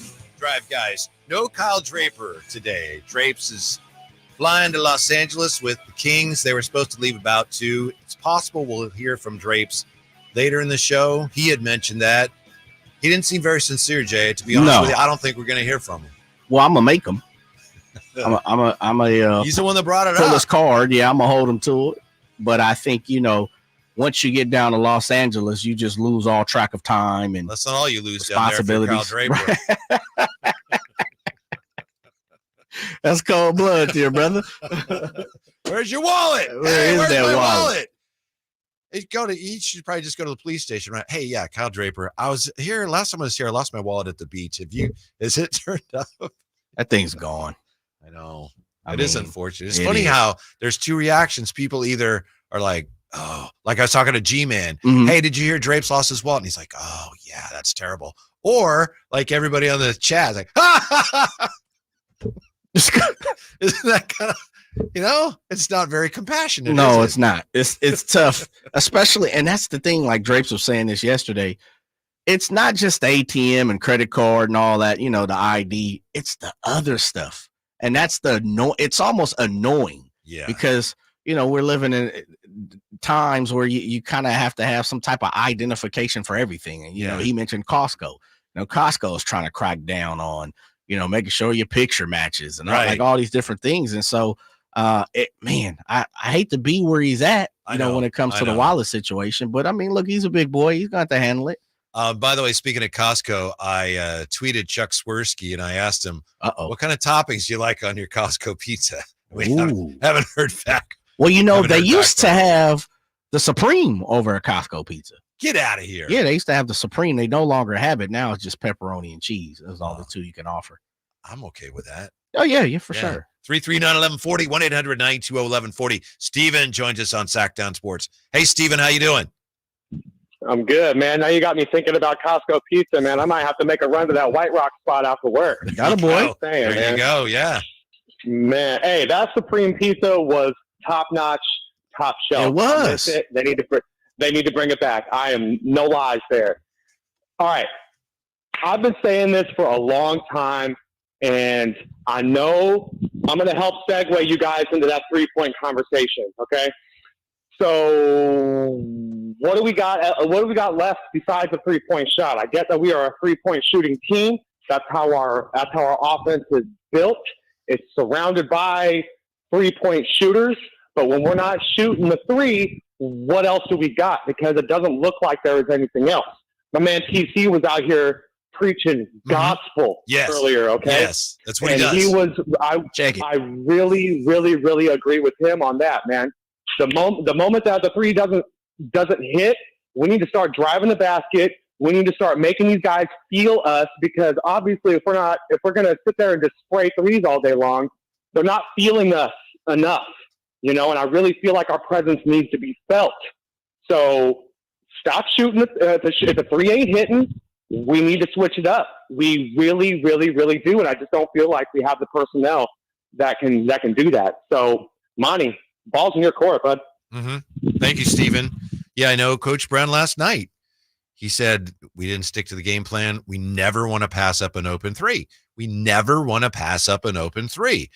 Trey Lyles was the guy that passed up some open threes. No one called him out by name, of course. Yeah. All right. Here's Mike Brown explaining. Well, we'll get to it in just a second here. Here are the numbers. While we line up Coach Brown. Sacramento, and this is from Frankie Cardicelli. Sacramento, when shooting 35% or better from the 3-point line, they're 27-9. Sacramento, when shooting worse than 35% from the 3-point line, they're 7-17. 35% or better, 27-9. Under 35%, 7-17, which speaks to how much the Kings rely on the three ball. Here's Coach Mike Brown. We weren't in rhythm the entire game from the 3-point line, and we missed some that we probably would have made. And so more than anything else, if we're turning the ball over and it's messing with our rhythm a little bit from the 3-point line, especially late, then maybe that's the case. I know we turned down a couple of threes late in the game, and we don't ever want to turn down threes. We turn them down and try to drive the basketball, and that's not who we are. So when that ball does get sprayed to you or swung to you and you're wide open, you got to let it fly. Yeah, that's really interesting because, again, Trey Lyles was the one that passed up a three or so in the fourth quarter. He was 1 for 6 last night in the game from the 3-point line. So the team strategy doesn't matter. You still got to let it fly. What else do the Kings have? I think there's an easy answer to that. Ideally, the Kings also, Monty McNair mentioned after the trade deadline, says we want to push pace. So that's another way to score. Especially with teams playing a little more zone on the Kings. You get the ball, you rebound, you get out and you run, and you get easy baskets in transition. That's probably the best. That's the most basic thing in basketball, and it should be a staple of the Kings offense. However, last night, this was also interesting. We talked to Chuck Swirsky yesterday, a Bulls announcer. We talked to Bill Wennington. They said, oh, yeah, the Bulls don't like to get out and run. They like to slow things down.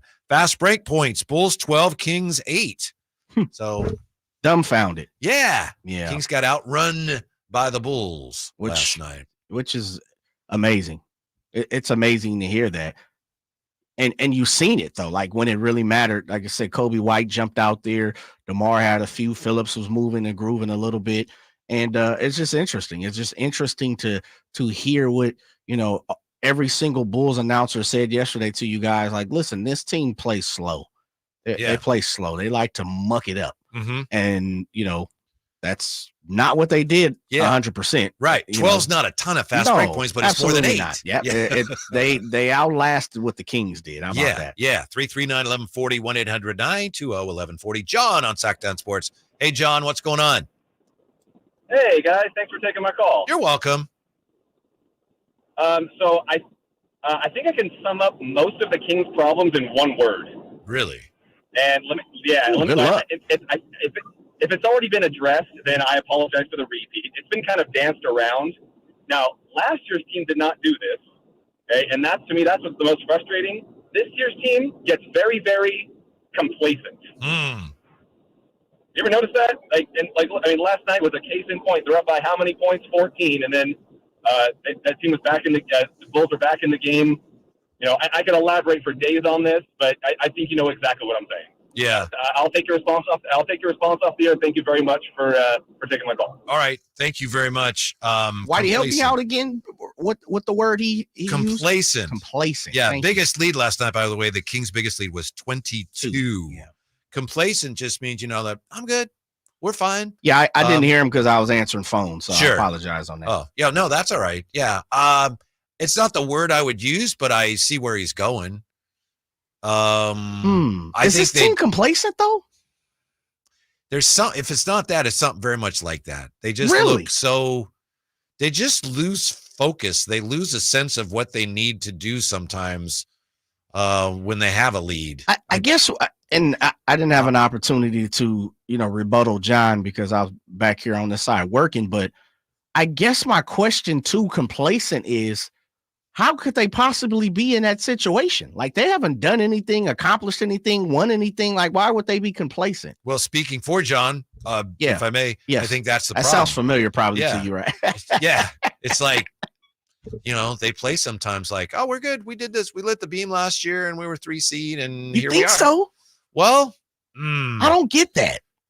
I don't get the fact that they go ho-hum sometime. Like, I mean, look, I know there are lapses. That's not what I'm saying. But complacency to me is like, it doesn't quite hit the mark for me either. No, I understand it's close and there's something like that going on. Because I think you're talking about complacency, kind of a sense of entitlement. Yes. And I don't, it's not really what I see going on. No, I don't see that from the Kings and I don't hear that from them.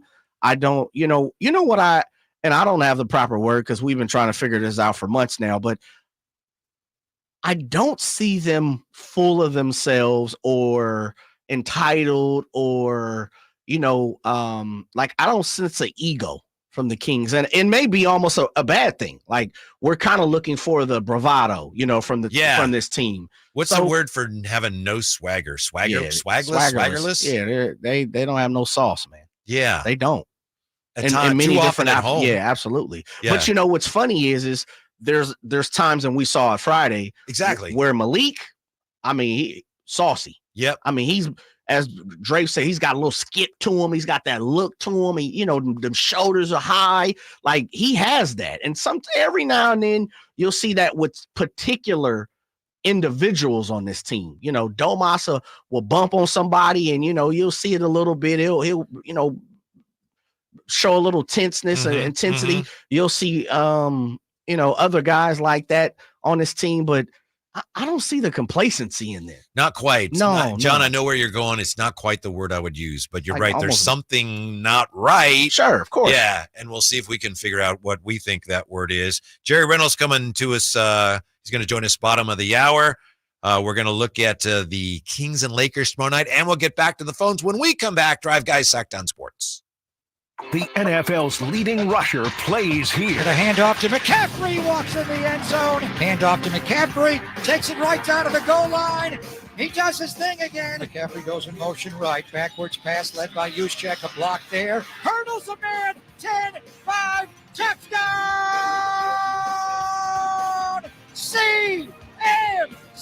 You can hear all of Christian McCaffrey's touchdowns on your home for 49ers football. Sacktown Sports.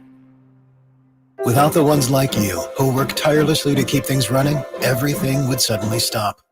Hospitals, factories, schools, and power plants, they all depend on you. No matter the weather, emergency, or time of day, you're the ones who get it done. At Grainger, we're here for you with professional-grade industrial supplies. Count on real-time product availability and fast delivery. Call, click Grainger.com, or just stop by. Grainger, for the ones who get it done.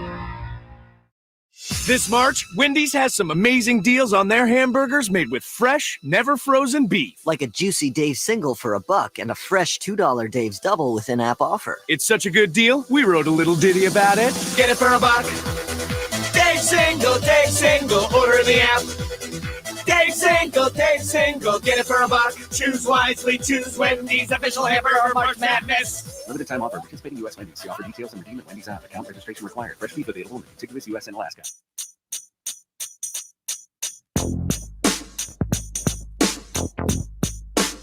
Your home for Kings basketball for over 25 seasons. Sacktown Sports. Tough one last night, but a big one tomorrow night. Kings and the Lakers. Kyle Draper not with us today. The Kings flying to Los Angeles today. Man, that rivalry is going to be back on tomorrow night. Jerry Reynolds going to join us bottom of the hour. It's Whitey and Jay today. Caller John just said he could sum up the Kings in one word. His word was complacent.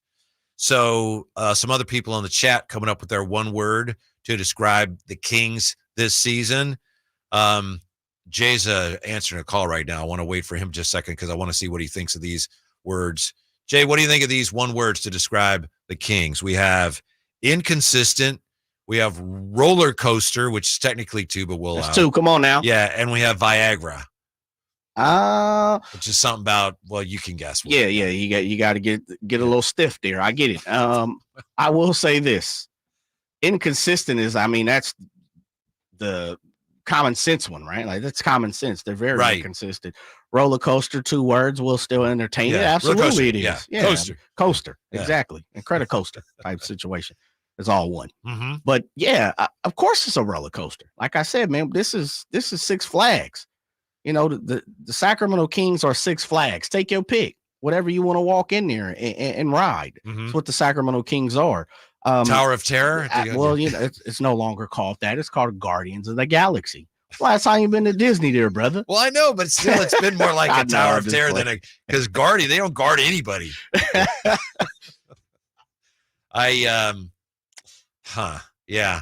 think tomorrow night's going to be a very special night, though. I think we're all in for an unforgettable ride tomorrow night. I hope. The one word I would use is, for me, it's frustrating. This team's absolutely. very frustrating. Every single game, there's something to be frustrated, even when there are wins. And, we started this show with saying yesterday, and I didn't, maybe bad job by me. Maybe I could have pre-warned everyone here on the drive, guys. No, you're right. You knew what would happen if you tried. Exactly. Because yesterday, Drake said he didn't want to hear about all the negativity and, how they won the game against the Timberwolves. And, Kings fans, we ought to be happy and have glass full, put our purple shades on, put our Prince color shades on. I get it. But, and was it Folsom Mike? Folsom Mike said it yesterday.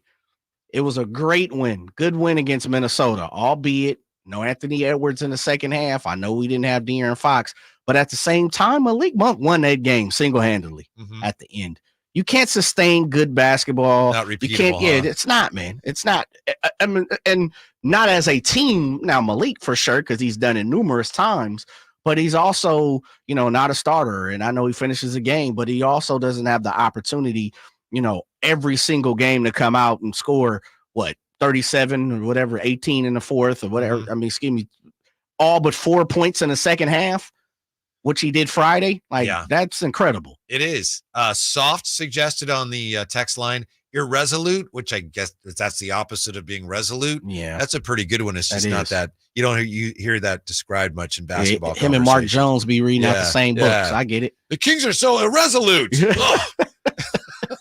You know what, man? Real quick, yesterday I was watching a repeat, I believe, of OKC and Phoenix from Sunday, and I think Mark Jones was on it. Yeah. And I was sitting there watching the game, and Mark, he's diabolical with the verbiage, man. Like his diction is crazy sometimes. Like every now and then there's and I feel like I'm well versed in the language game, but sometimes he has a word or two. It's like, what, Mark? Yeah. Well, didn't his brother tell us that their dad was like a professor or something? They used to like Mark used to dive into the, these type of books and dictionaries and everything like that. So Paul Jones, shouts out to him. Friend of the show. Yes. Rich joins us on Sack Down Sports. Rich, do you have one word for us to describe these Kings? Well, it's a little bit more than one word, but it's a concept that without question is true. The Kings do not have the dog in them. And nobody comes in your house, punches you in the mouth, takes your lunch, and walks out over and over again. And Mike Brown goes to the podium and he praises the other team. In other words, again, I'm not picking on Mike, but Mike, turn the mirror and talk what you got to do. You can't keep coming up with the same weak praise for the other team stomping you. You knew what they were going to do. They packed the middle. You know all this stuff. And the fact that they do it after you know this, it's either poor coaching or you don't have the talent. It's one or the other or both. It can't be anything else by deduction. Right. Can't happen. Yeah, so in other words, it's either the coaching or the talent. But either way, we got a problem. Okay. Thank you, Rich. Here's my thinking. If, and they have talent on the roster. Sure. It's not a perfect roster, but they have talent. But I think they don't have the type of talent Mike Brown would like. He's preaching, defense first, and this is not a defense first team. So here's my point. If you're Mike Brown, and if you feel like I don't have the players that I would like to have to play the way I like to play, you can't say that. And if he just continues publicly to belittle his players for their lack of defense, what's he going to gain? So that's why, and I know I mentioned this earlier, Rich, it drives me crazy when they lose games like this and everybody says the same, that we got to be better. We go, oh boy, we tip of the cap to them. We got to be better. But I just think at this point, there's just a lot more to it that they're not saying. And while I understand why they're not saying that, that's frustrating too. Yeah, I think I want to hear it. Yeah, I think that's where a lot of the fans are coming in. Why we've been saying it all day is and you started this show with it is like, look, give me something different. Yeah. We understand this team is very flawed, I think, at this point. And if you don't, you're kidding yourself.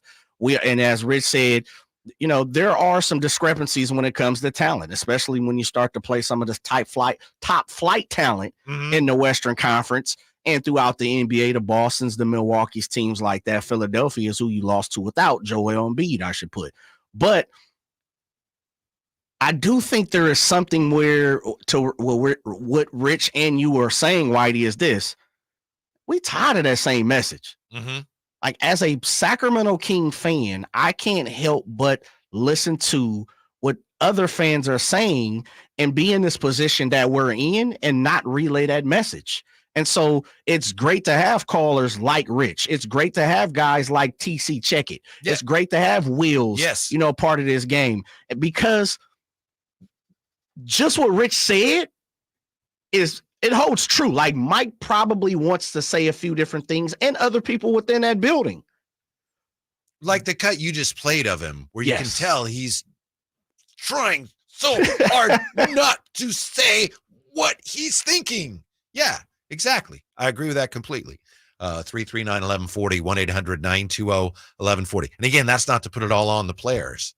It's not, there's plenty of blame to go around here. It's just if you're the coach and you don't have the team that can play the way you want to play, I think that's one of the things that leads to some of the runs that they are not able to stop, the leads that are blown. It's not a very good defensive team. And in my opinion, if you have a team that doesn't defend, every game is like a box of chocolates. Good luck. Who knows where you're going to end up? Vinny on Sack Down Sports. Hey, Vinny, how are you? Hey, what's up, guys? Thanks for taking my call. Yep. Hey, I'll tell you guys what I think and what I'd be thinking if I was on the Sacramento Kings. Yeah. I feel like there's some people in the starting lineup, Kyle Herter speakingly, most notably, that does not play defense, that doesn't play quality defense. And my frustration is you have a guy like Malik Monk who balls out against Minnesota. He brings energy every time he gets. There's a stat that was read the other day when Malik Monk scores over 20 points a game. The Kings are, have a better winning percentage. And I'm pretty much, I'm not 100% sure, but I'm sure he didn't get his 20 last night. From life of me, I do not know why he's not starting. I mean, to get more out of him, why not put him in a starting position? And when guys aren't living up to their expectations, why not sit him? You can't have a defensive mentality and you reward people that don't play defense, or you're seen as holding somebody back. I don't know if Malik's contract in the future has something to do with it. If he starts so many games or whatever, he's going to get paid, but it really looks like they're stalling him out. And things don't happen naturally when you play like that. You need to play your best 5. There's enough times and enough possessions in the game to see what Malik's going to give you, sit him down early if he's not. But he brings the energy every day. And if you're not rewarding him, I don't know what's going on. And I imagine that sentiment echoes throughout the team and kind of chips away at the coach's accountability of holding people accountable. Thank you, Vinny. I'm going to tell you something about Malik that people don't like to talk about. Malik's incredible, and I sure hope he stays. If he doesn't stay, and it's going to be basically up to him. The Kings have an X amount they can offer him. 4 for 85. Yeah. Let's start putting that out there. 4 for 85 is what they can give him. Okay, yeah. And hopefully he'll stay, and I pray, that would be terrific if he does. If he leaves, you could understand that. But I appreciate the energy he brings when he comes off the bench. He's not a great defender either. He's not. You make a great point. If you want to preach defense and be defense first, why you're starting a guy that isn't a great defender in Kevin Huerter? You got to start somebody. Man. There's not a lot of great perimeter defenders on the team. Some of the guys that lean towards being better defenders don't give you that much offensively. It speaks to the roster construction. All right. And now, people are going to say, oh, you're going after Malik. I think Malik is tremendous. In some ways, he's the best leader on the team. I think he is. And he proved last year he's a better point guard than people imagine. But he's not a great defender, which is one reason he doesn't start. And he's so valuable coming off the bench. I know a lot of people ask that question, Vinny. And as long as Malik's here not starting, people are going to ask that. I understand why he's not starting. I think it makes sense. But it is a good point that at some point you may have to do something that is an option you have available to you. Malik is tremendous. Man, that's the last thing. Malik leaving is the last thing this team needs. Agreed. Yeah. All right. We've got Jerry Reynolds coming up. Yeah. Take one more. All right. Jerry coming up first. Back to the phones we go. Jeremy spoke in class today, and he speaks now on Sacktown Sports. Hello, Jeremy. What's up? Hey, guys. Thanks for taking my call. Uh-huh. And I appreciate you being everybody's counselor today. Yes. Thank you. It works two ways, so thank you. It works both ways. Thank you. I do think that we do kind of have to stay glass half full mentality, because we had, 16, 17 years without even making playoffs. So, yep. But that being said, Mike Brown needs to have a little bit of accountability, in my opinion. I think that his post-game talk or interview or whatever last night, I mean, he was kind of fumbling. I think maybe it was James Ham or something. They asked him about what was the strategy at the end of the game with are we going to foul, something like that. He was asking for help from the reporters in the crowd, So that's one thing. When you're just talking about with the defense, if you don't have the personnel, then you can't be a defensive team. We outscored people last year.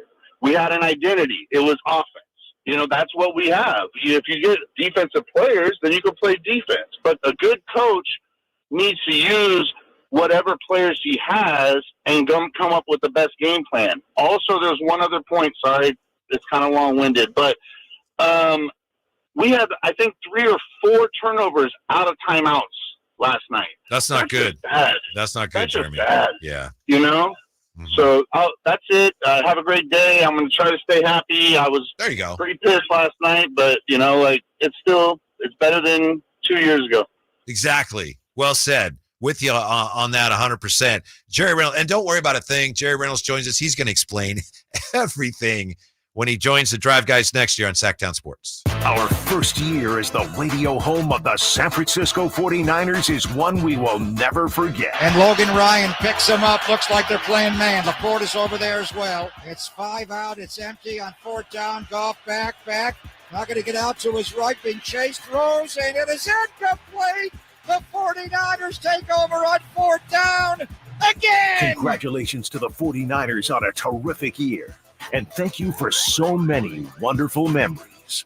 Sacramento weather is brought to you by Bonnie. I'm Mark Finan in the KCRA3 Weather Center. Skies will stay mostly cloudy tonight. Overnight lows will drop to the mid-40s. Tomorrow will be another mostly cloudy and cool day with highs in the mid-60s. Get the latest forecast on the KCRA News and the KCRA3 app. Imagine taking a nice warm bath in your shower. Let's fix that. Right now, get that clogged drain unclogged for just $67. Plumbing, sewer, electric, heating, and air. Bonnie.com. Some restrictions apply. License 696-355. Fargo, the new virtual assistant from Wells Fargo, makes banking faster and easier.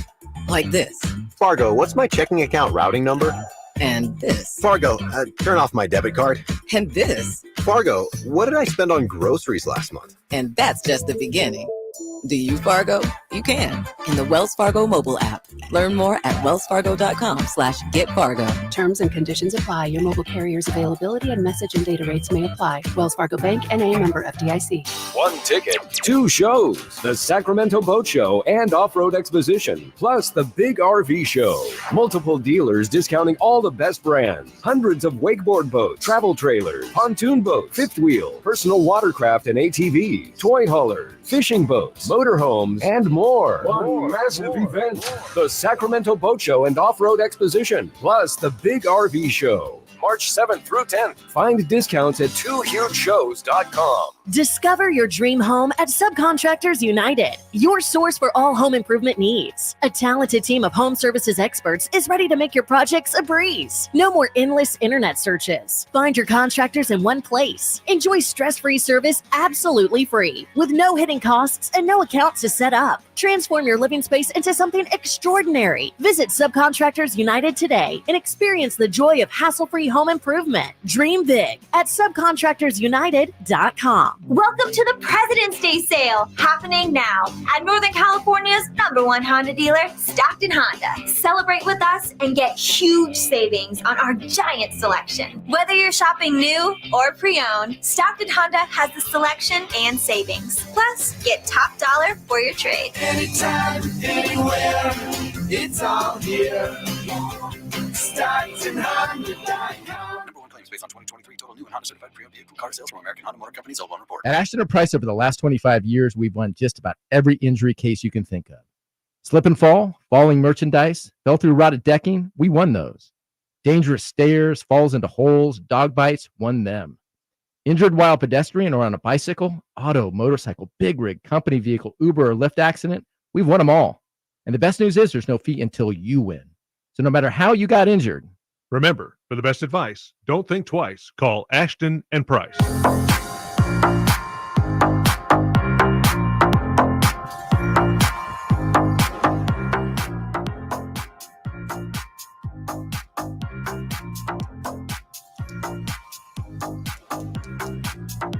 The Tribe Guys powering your afternoons Monday through Friday on Sacktown Sports.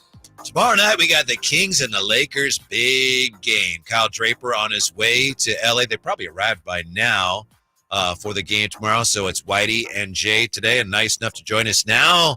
What always takes me 10 minutes just to go through everything he's done for the Kings. Former Kings coach, general manager, director of player personnel, and TV analyst, just to name a few. Legend. Yeah, absolutely. Kings icon, Jerry Reynolds. How are you today, Coach? Not good. I'm still pouting from last night, just to be honest with you. Mm-hmm. I just really enjoyed you talking to some fans, and I'm a fan. That's what I am. And I was just thinking, it kind of reminds me of being in the 8th grade, and all of a sudden the class hottie flirts with you a little bit on Monday, and you're just sky high, and then on Tuesday you see her walking down the hall with a 9th grader, and it's like, damn, there you are, and so that's kind of how I took it, Absolutely. Yes. Yeah. I mentioned Jerry texted me this morning, and it was an angry face emoji. That's what that red angry face emoji is, the one that he sent me. Jerry, I was dismayed last night by their lack of execution late game. Was that something that you watching that? Were you a little surprised by that? Well, little. I mean, although that's been a a little, when you really look at their bad losses, that's almost been a consistency, is that they haven't been very efficient down the stretch of games. And I've always thought, just, and I've second guessed this before, is that I just wish, late game situations, I don't think has changed much since 1980. In the last 6 minutes of the game, it gets more physical. Refs let more stuff go, and you've got to work harder for your shots. And I think when you look at kind of the more elite teams, they have more need plays or situations they go to. And I think the Kings, to their credit, they've got a couple of guys who are great creators late, like Fox and Monk.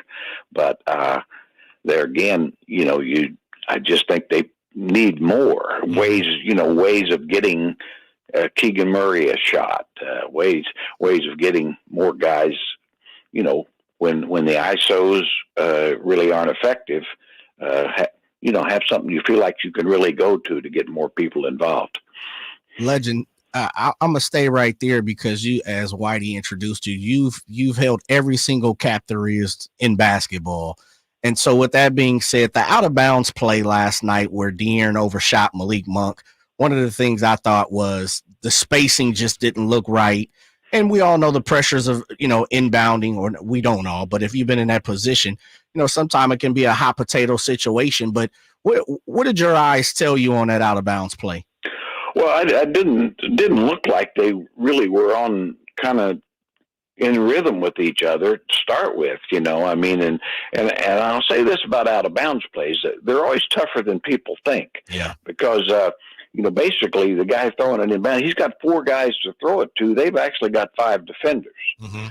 So it's not automatic, but you should be able to get it in. And I think if you know exactly what your one option is, and then if that's not there, what your second option, third option, just like a quarterback, you've got to kind of know your sequence and of what's open, what's not open. And it certainly appeared to me that for whatever reason, that didn't happen. Yeah. Jerry Reynolds with us here on Sacktown Sports. You were just talking about getting the ball to some of your scorers down the stretch. Malik Monk, who won the game Friday, as you know, Jerry, last night he played the whole fourth quarter. He only took 1 shot. Is that a sign of something maybe being a little, to use the basketball term, out of whack? A little bit, now certainly the team you're playing has something to do with who gets what shots. They can make it tougher, and certainly Monk is a guy, against Minnesota, he was a true monkster. Yeah. But he can't. Nobody can get 35 every half, right. Right. And so, they were aware, I'm sure, that he's such a key. But having said that, he's a guy that you really, in the fourth quarter, want to be involved almost as much as Fox. Mm-hmm. Those are the 2 guys that can create their own shot. And so if they're not creating their own shot, then maybe help them get shots. Mm-hmm. Jerry, there has been a lot of, I guess I wouldn't say kickback. It feels like over the last month or month and a half about, certain intricacies of play calling, timeouts, a few different things that I think most people will coincide with coaching.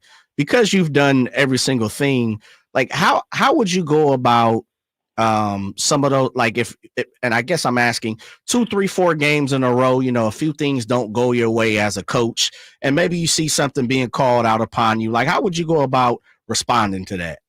Well, I do think that, Coach Brown, I think he just does a terrific job.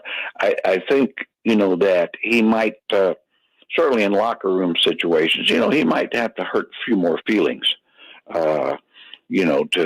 because, and not that you're ever going to say anything publicly, but I don't know what goes on in the locker room. But then again, in the timeout situation, I sometimes, now this is just, my opinion, it probably is wrong, but I see too many voices. To me, when you really in that huddle, in my mind, there needs to be one voice, period. That's the head coach, unless in this case, you've got enough coaches where maybe he wants Jay Triano to be the voice. You know what I'm saying? But you can't have 2 or 3 guys trying to talk to different players. That's, in other words, that just, I always kind of got that from Rick Adelman. I mean, he had really great staff, as does Coach Brown. But, I mean, that was just kind of one of those, a little thing, but maybe it's not a little thing. Interesting. So, Jer, pretty big game against your less than favorite team, the Lakers, tomorrow night all of a sudden, huh? This is a big game. Oh, boy. Yeah, and it just, I'm scared to death. I mean, they're playing pretty good. And LeBron, you always got a chance to get beat if LeBron's playing, and he's playing well. They're playing better. I mean, they can be beat. I don't think they're as good as a couple other teams in the West, but they're trying to get where the Kings are. Yeah. And big game for them. That's the part scares me. It's a big game for them. Clearly, it's a big game for the Kings. And a lot of times in years past, it hadn't been a big game for the Lakers. And so, yeah, I just wish them the worst. I don't know how much more I can do. Joined by the legendary Jerry Reynolds. Legend, do you think the Kings are getting everyone's, I don't want to say best game, because I'm pretty sure teams aren't coming in here, gearing up for the Kings like they're gearing up for the Denver Nuggets, so to say. But I think they're getting close to what some of these teams' best games. Are you seeing that? Oh, yeah, I agree. I think that's part of the problem. I mean, so to speak, because number one is I think teams are better prepared to play the Kings with the style of play that the Kings really were successful with last year. I felt like early in the year, you could tell the difference to where after made baskets, the Kings aren't really getting as many open opportunities where they're able to push and get easy open transition baskets. I think a lot of that's been taken away, or teams really are aware of the fast pace that they want to play with, and they've slowed them down. And if you get the ball stopped and everything and really match up quickly after made baskets, you can slow teams down. And we're seeing more teams doing that, I think, just to their credit. I mean, or said the league scouts, and they know how important Domas is to running the offense. And he's getting a lot more attention. Especially when he puts the ball down in traffic, they're sending guys at him from different places. So I think it's sometimes it is just the little things. I mean, this team is a good team. I enjoy the heck out of them most of the time. I mean, they're fun. They're a bunch of good guys. But the West is so tough. I think I heard Jay talk earlier. I mean, this team could use a dog. I would agree. I mean, I never thought I'd say we need a Pat Beverly, but maybe we need a Pat Beverly. Well, I remember earlier this year you said it would be nice if the Kings could get somebody like DeMar DeRozan. They sure could have used him last night. Yeah. Well, that's the way it goes.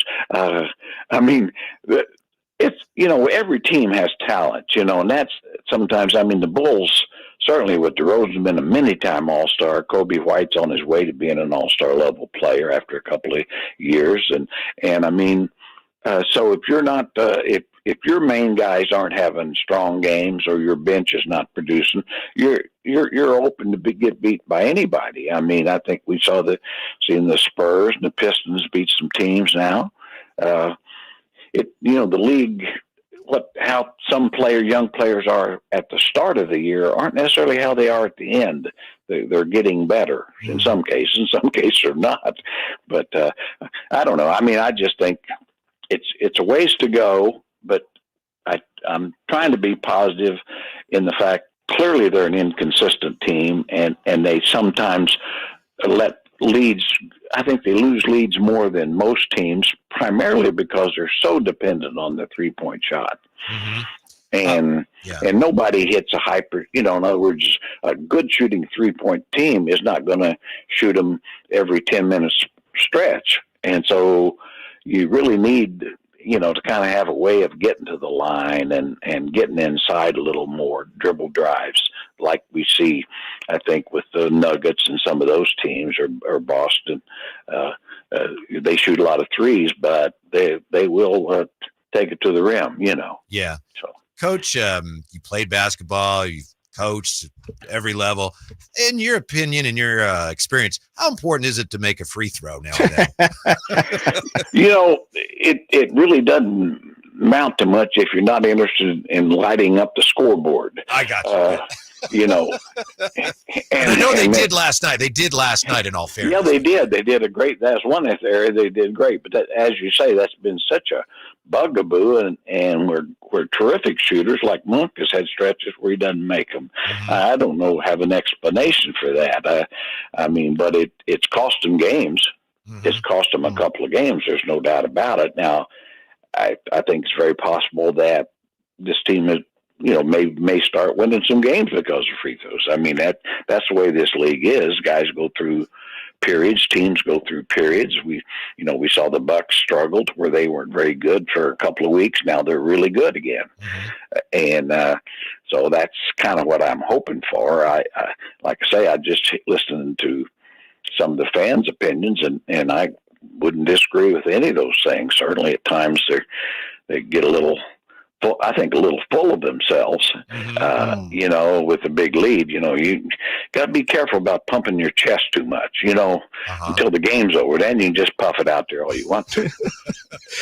Joined by the legendary Jerry Reynolds. Spitting today, Jack. Yeah, he is.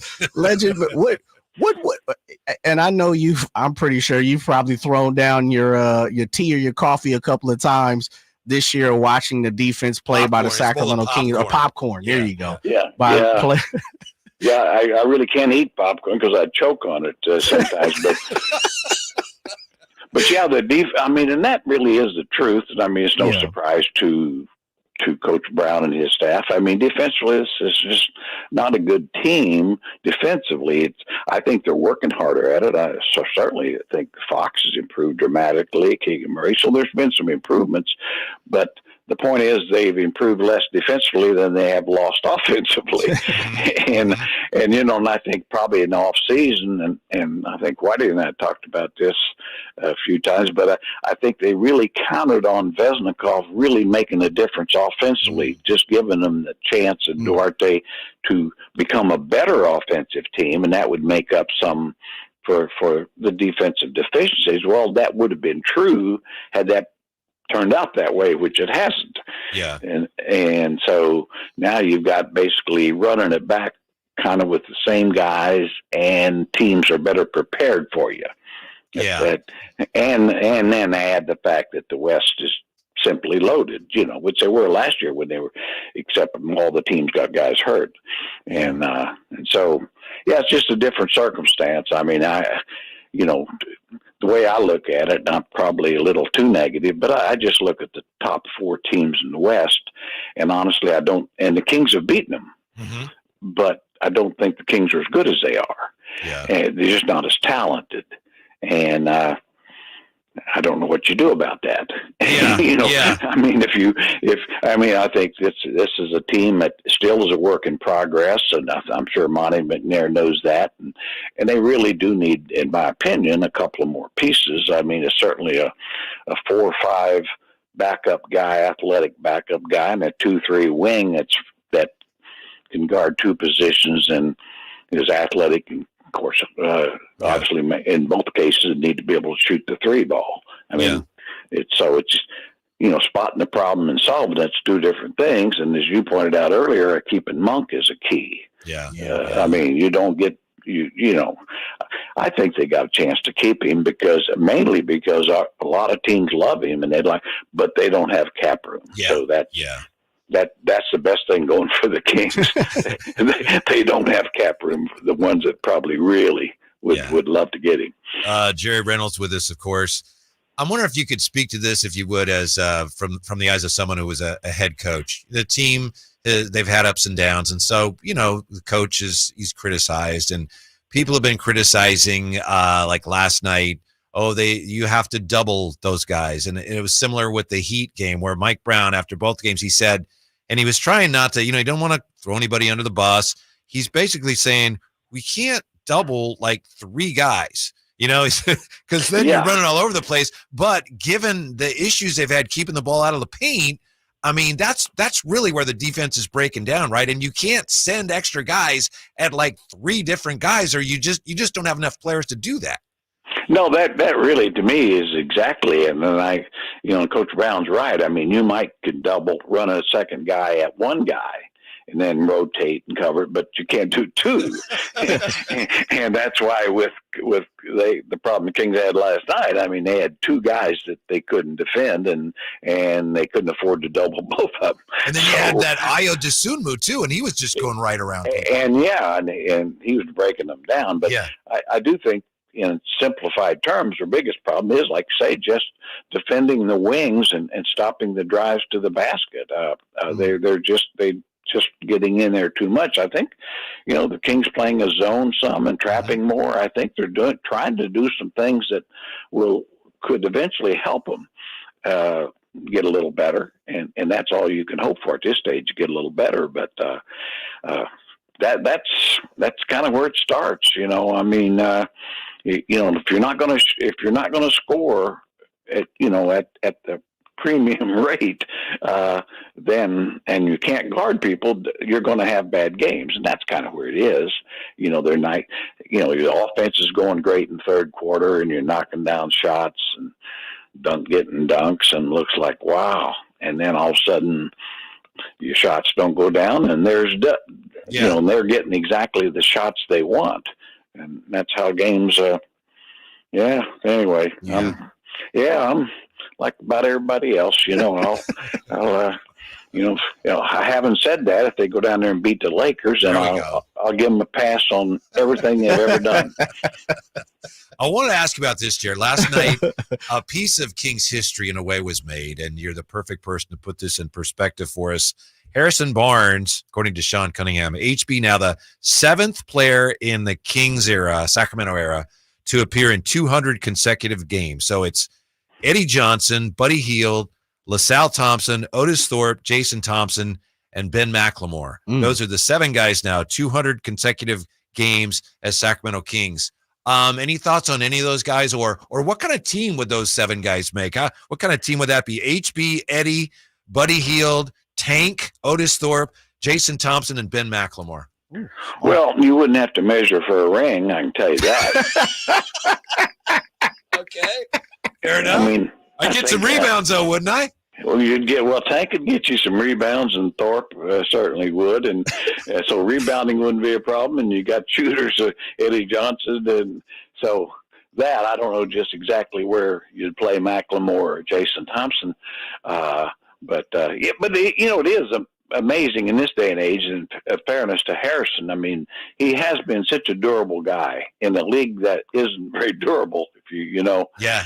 I mean, and you're one of those guys that, is a good player, maybe just not as good as you want him to be, but he's had a good career. And he's available, and that's still a key thing. I think that's the amazing thing with Domas and Keegan Murray and Monk. They've been there, I mean, and can't take that for granted. But of course, part of the way of staying, basically being durable, is not playing very many minutes every night.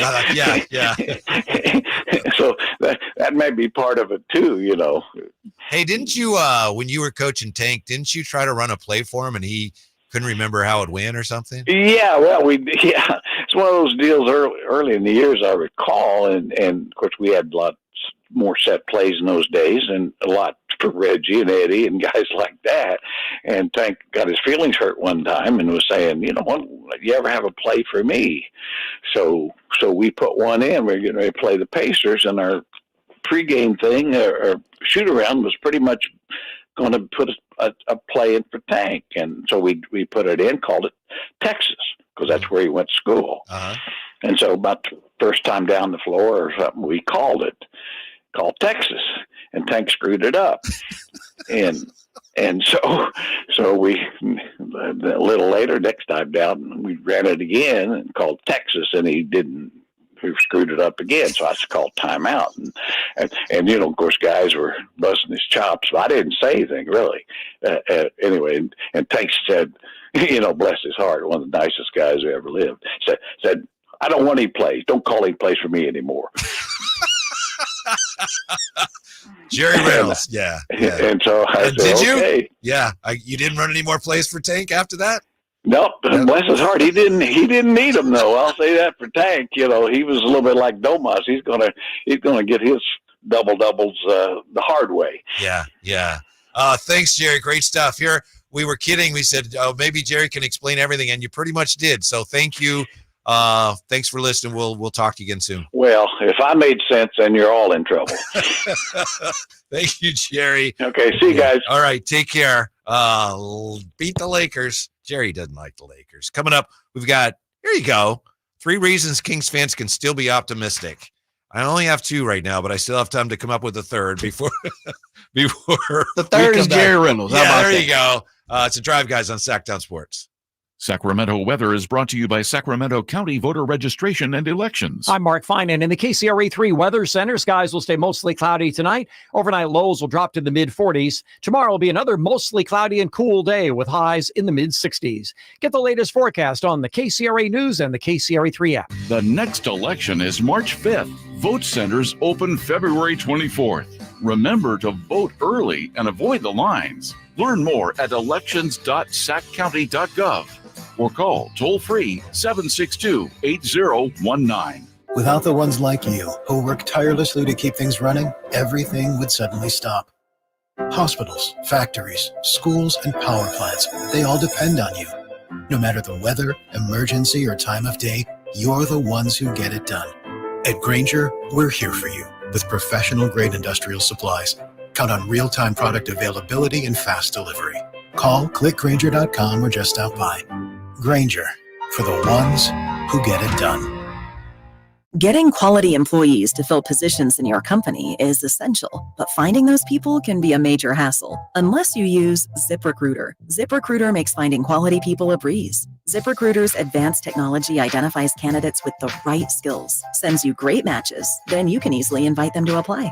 4 out of 5 employers who post on ZipRecruiter get a quality candidate within the first day. See for yourself. Go to ZipRecruiter.com/free to try ZipRecruiter for free. That's ZipRecruiter.com/free. Hey, what's up, everybody? It's your boy Drapes, Kyle Draper here for Mercedes-Benz of Stockton. I'm loving my new EQS SUV. It's the most amazing car I've ever had. In fact, when I'm on the road with the Kings, I can't wait to come back just to hop in that EQS SUV. It's lovely. Now, if you've been on the fence about purchasing your first fully electric vehicle, I'll just say this. Schedule a test drive and see for yourself what makes these vehicles so incredible. Right now, Mercedes-Benz of Stockton is offering up to $10,000 in incentives on new 2023 and 2024 Mercedes-Benz electric vehicles. You'll also receive a wall box home charger and 2 years of prepaid vehicle maintenance if you purchase or lease any Mercedes-Benz electric model. So head on over to Mercedes-Benz of Stockton, just 30 minutes from Sacramento, right off I-5, online at mbofstockton.com. That's mbofstockton.com.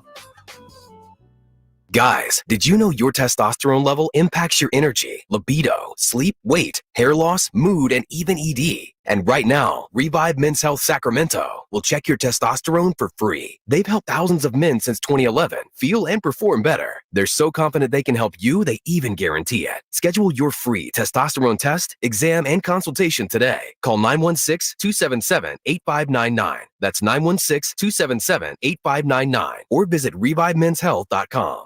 At Elk Grove Honda, not only do we have a great selection of pre-owned certified cars at very fair prices, but every one of our pre-owned automobiles are treated with kid gloves with a 182-point inspection that covers everything from unibody to tires to brakes and engine filters. Then our certified cars receive a mobile oil change and fresh fill-up with full synthetic mobile oil. We know you have lots of choices of where to purchase your next car. Come to Elk Grove Honda, home of the 182-point inspection and mobile oil change. We're in the Elk Grove Auto Mall, Highway 99 at Elk Grove Boulevard. Honeylicious taste. so a cold won't slow you down.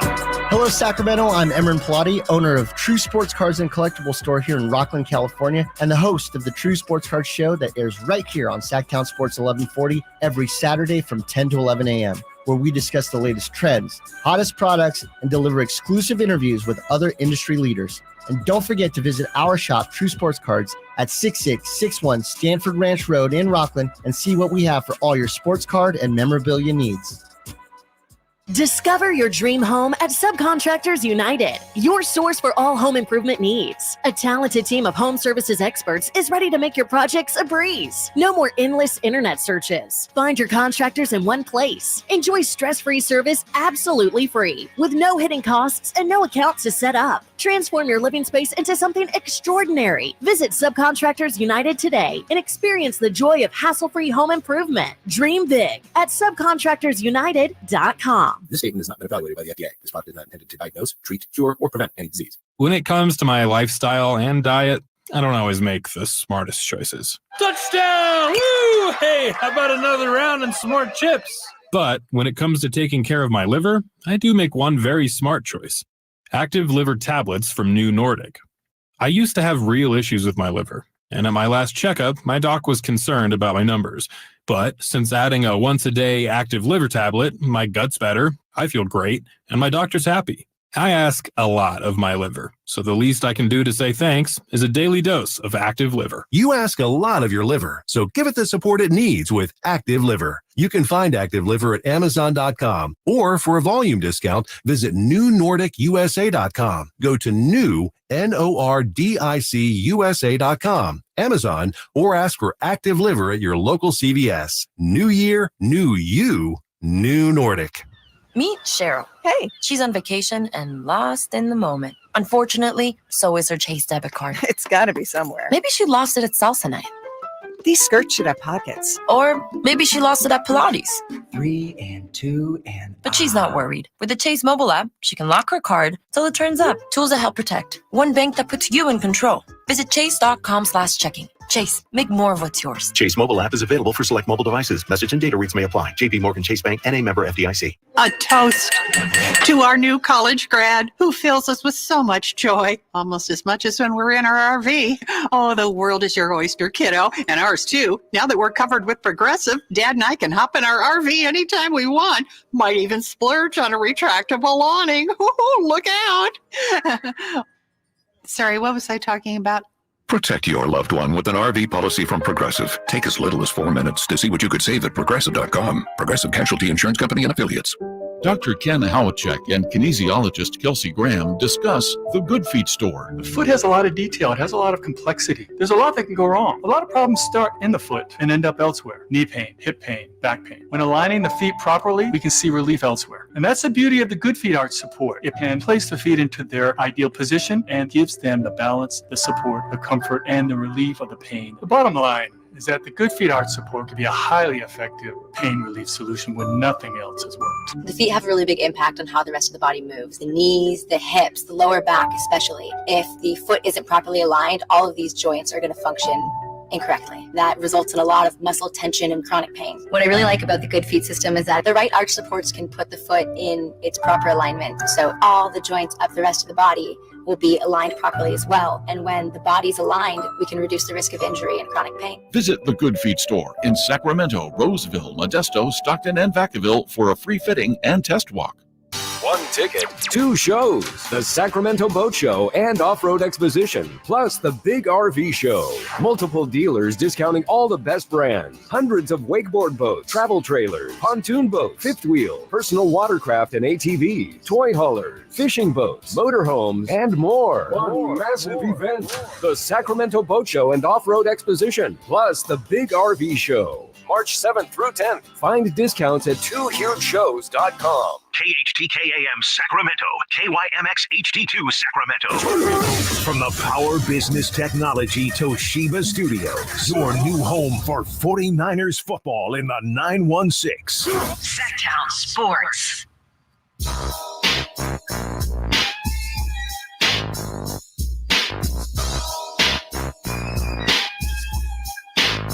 The only station in Sacramento giving you local sports coverage from 6 a.m. to 6 p.m. Monday through Friday. Sacktown Sports. It's going to be okay. I know last night was a tough one for Kings fans, but Jerry Reynolds came on, and I was going to say Jerry made us all feel better, but truth be told, Jay, it's Jay and Whitey today. I feel better. Yeah, I feel better, but Jerry wasn't feeling that great either. No. He was very downtrodden. Yeah. And he's scared about the Lakers tomorrow night. You don't like to lose to the Lakers. No. Opportunity, though, once again. Oh, you win. Great win. Oh, bad loss. Now opportunity to right the ship. And a huge game tomorrow night. Lakers are breathing down the Kings' necks. And I know most people, if you care, you're aware of this, but just real quick, right down the West with that loss, here's where we are for the Kings in the West. It goes Minnesota, Oklahoma City, Denver, the Clippers. Then 5th seed, the Pelicans, 36-25. Phoenix, 35-26. They now slide back into 6th, but their schedule is absolutely brutal. Murder's row. Brutal doesn't do justice to how tough That's their right. schedule is. Then you got the Kings at 34-26. So the Kings right now, 7th. They're a half game out of 6th. They're a game and a half out of 5th. Right behind the Kings is the Mavericks. They're half a game out. I think they play tonight. The Lakers are a game and a half behind the Kings. Lakers 9th, and then the Warriors 2 back of the Kings. So everything's in play here. I mean, realistically, probably not the top 4 spots for the Kings, but anything else, 5, more likely 6, but really 5 through 10 is in play for them. Yeah, and to answer your question, the Mavs take on the Pacers tonight. They tip off here in about 30 minutes, but the other interesting thing for me, too, is I know we've got the Lakers tomorrow, but we play the Lakers the 5th game. So we play them twice out of the next 5. Mm-hmm. And, these are big-time games, big-time games, because as what Jerry said, I wouldn't disagree with that. I think the Lakers and the Warriors and the teams kind of like what we saw last year, where we kept hearing, especially in the national media, which the Kings proved them wrong, and I hope they do again this year. But a lot of people, we kept hearing teams have their eye on the Kings. They're circling the Kings. We heard, I believe it was Ramona Shelburne, speaking of Ramona, who said it a couple times, like in the know down in Los Angeles, they have their sights set on the Sacramento Kings and finishing 6th or finishing, parallel to where they would be playing in the first round. And we saw the Warriors do so, and we saw what happened. And so, unfortunately, it's Savage Kingdom out here, man. To quote a Nat Geo documentary right now that I'm watching, it's real, man. It's the circle of life. And, if the Kings don't try to take care of business within the next couple of games when they take the Lakers, they could be losing the season series, and that's something you don't want to do. No. And you can't afford to lose many games here the rest of the way. That's everybody, Whitey. Yeah, that's everybody. But they are pretty solidly in the play-in for what that's worth. But 7th or 8th, you get 2 shots of getting out of it. If you're 9th or 10th, you got to win 2 games to get out of it. So, and it's all just so volatile right now. The whole thing, like even the top 4, it changes so much every day. The Kings have to start playing better. And that's what's discouraging about the loss last night, just when it looked like maybe they're again, as Drape said last night, every time you think they're starting to turn a corner, and then, hey, what was that? But there are still reasons to be optimistic, Jay. And I've come up with my 3rd reason to be optimistic. Okay. Ready? Let's hear 1 and 2 first. Yeah. 3 reasons Kings fans can still be optimistic. Is this Whitey's wisdoms? No. Okay. No. Had that ready to go yesterday, but we had guests on and we didn't get to it. No problem. It's okay. Yeah. And it turns out, I don't know if any of my wishes came true anyway. Yeah, it was a rough one. We've got the home games piling up for the Kings. I think that's big, even though they've struggled at home.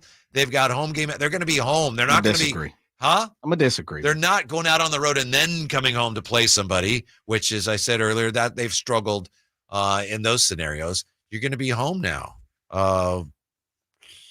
I wish I had the numbers here. You probably know it's a ton of games in March where they're home.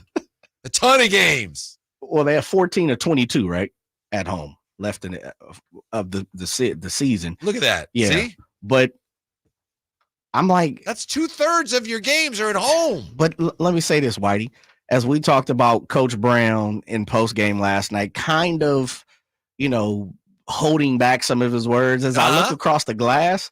I kind of get that same feeling from you. It's like you're kind of willing them to want to play at home compared to be on the road of 14 of the last 22. Is that something? Are you believing this, or are you just looking at the paper and trying to be a good Kings fan? I don't even need the paper. Okay.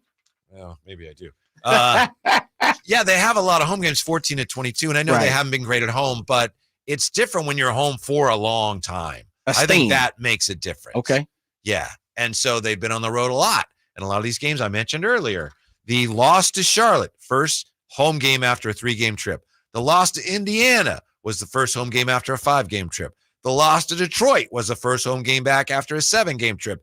The Miami loss was the first home game back after a 1-game trip. And the Chicago game was first game back after a 2-game trip. So a lot of these losses, it's been that old saying like first home game after a road trip's like another road game. The Kings have had to deal with that. And now on this stretch, 14 to 22 at home, you don't have to worry about that.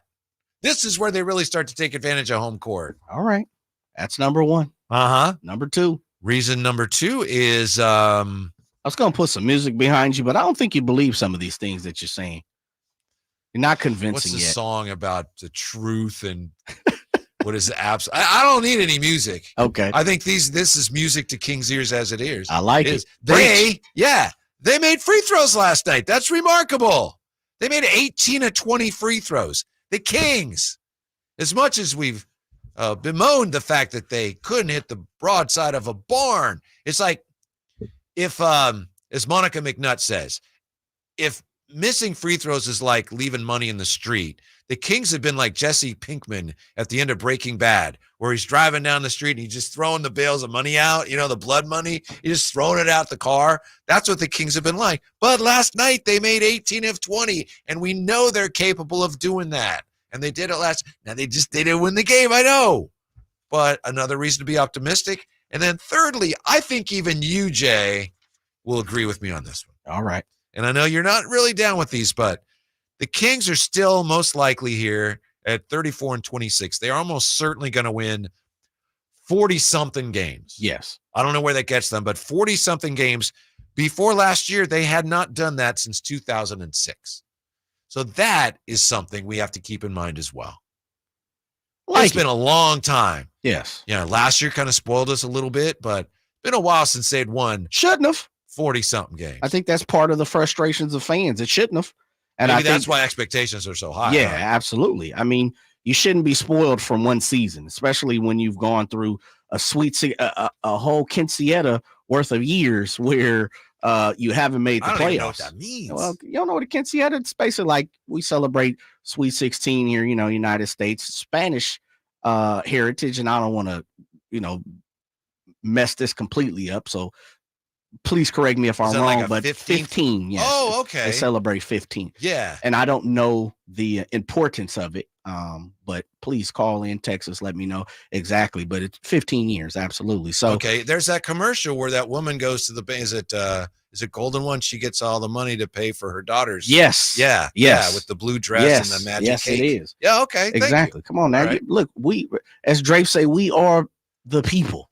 We are the people. Not I'm among the people. I am the people. I'm part of Sacramento culture. I am part of the city of trees. But the frustration stems from the fact of and we've kind of talked about words, right? Can you describe this team in one word? We've heard complacent, inconsistent, those type of lackadaisical, somebody put roller coaster, which is two, but I put the Incredicoaster on here. Right. Yeah, absolutely. And however you want to describe it, the point of it is this team shouldn't feel any type of form or fashion like, we've accomplished anything yet. Right. Because they haven't. It was a great run last year. Fantastic. 7 games against the Golden State Warriors, who were the former champs, the defending champs as of last year prior to the Nuggets. But if we're carrying that over to now, that's a problem. Well, you just raised something that to me is really an interesting point when it comes to Kings fans and where we are. And that is that, last year, wow, light the beam. And then this year, a lot of Kings fans are dissatisfied. And some have said, expectations are out of whack. But I think that stems from what you said. Kings fans remember all that time. They don't just feel like, oh, thank you for finally being good. They feel like, hey, we supported this team for a long time. Absolutely. We deserve better. And what you gave us last year, we deserve that again. Agreed. But the thing about that, Whitey, is you're kind of getting that is just in a different package. Mm-hmm. Like they're probably going to have more wins this year. You know, who knows what they do in the postseason, but it's just been packaged differently. It's not the magical run. Mm-hmm. And albeit we all know the first impression means a lot more than the second, right? Mm-hmm. And even though the second impression probably sustains what is closer to the original, you know, to the reality, I should say. And so I just think that, you know, and like I look at the text line, from the 916, I would not let Kobe White score 37 on me. And I'm 52 years old. I'm 5'8", but I have a heart that probably weighs more than any Kings players. Kobe White would have felt my physicality. Did you see what he did to HB on that drive? And then just bye. Down. And I said that the same thing you've seen on the last drive, the go-ahead bucket. And again, I probably should go back. He pushed someone off on the perimeter and went directly straight at Trey Lyles. Mm-hmm. And it was like, get off me. Yep. And I'm going to put the push shot up. And like I said, at that point in time, the referees were just, the officials were allowing them to play. Mm-hmm. And so that's when you got to get big boys. So I understand, Didn't that the great Jerry Reynolds tell us, yeah, it's harder to get shots. You got to be more physical in the fourth quarter. Come on now, man, especially when, them whistles will be put in the pocket, So I just, when you have fans like that and all the fans and listeners and callers that we've had over the last couple of days especially prior to the Minnesota win, it's tough. I have a hard time, Whitey, understanding if that is true, that the team itself is, still trying to ride this magical carpet ride. That's not it. Yeah. There's one thing that, some people are saying that Kings fans' expectations are too high. People who say that, there's one thing they keep saying, and they keep banging on this drum. And after last night, I'm not here for that. I'm not going to tolerate it anymore. I'll tell you what that is when we come right back. It's the Drive Guys on Sacktown Sports. Did you miss any part of our live local shows? Don't worry, you never have to miss them again. Check out SacktownSports.com and search our podcast page and play our shows when you want. The Carmichael Dave Show with Jason Ross, Stiles and Watkins, and the Drive Guys. Plus, other podcasts like Return of the Empire, Return of the Roar, the Stingers Up podcast, and Golf to Go with Frank LaRosa. They're all available right now on SacktownSports.com. If you love to travel, Capital One has a rewards credit card that's perfect for you. With Venture X, earn unlimited double miles on everything you buy and turn everyday purchases into extraordinary trips. Plus, receive premium travel benefits like access to over 1,300 airport lounges where you just check in and chill out. Open up a world of possibilities with Capital One. What's in your wallet? Terms apply. Lounge access is subject to change. See CapitalOne.com for details. Wendy's new breakfast 2 for $3 Biggie Bundles let you create your own delicious combo. Choose from a sausage biscuit, egg and cheese biscuit, small seasoned potatoes, and a medium hot coffee. But it's obvious which combo's the best. Sausage biscuit and small seasoned potatoes. Well, maybe it's the fresh cracked egg and cheese biscuit with a medium hot coffee. Or 2 savory sausage biscuits. Whichever you pick, you can't go wrong. Choose wisely. Choose Wendy's new 2 for $3 Biggie Bundles. Limited time only. U.S. price and participation may vary. Not valid in a combo. Single item at regular price.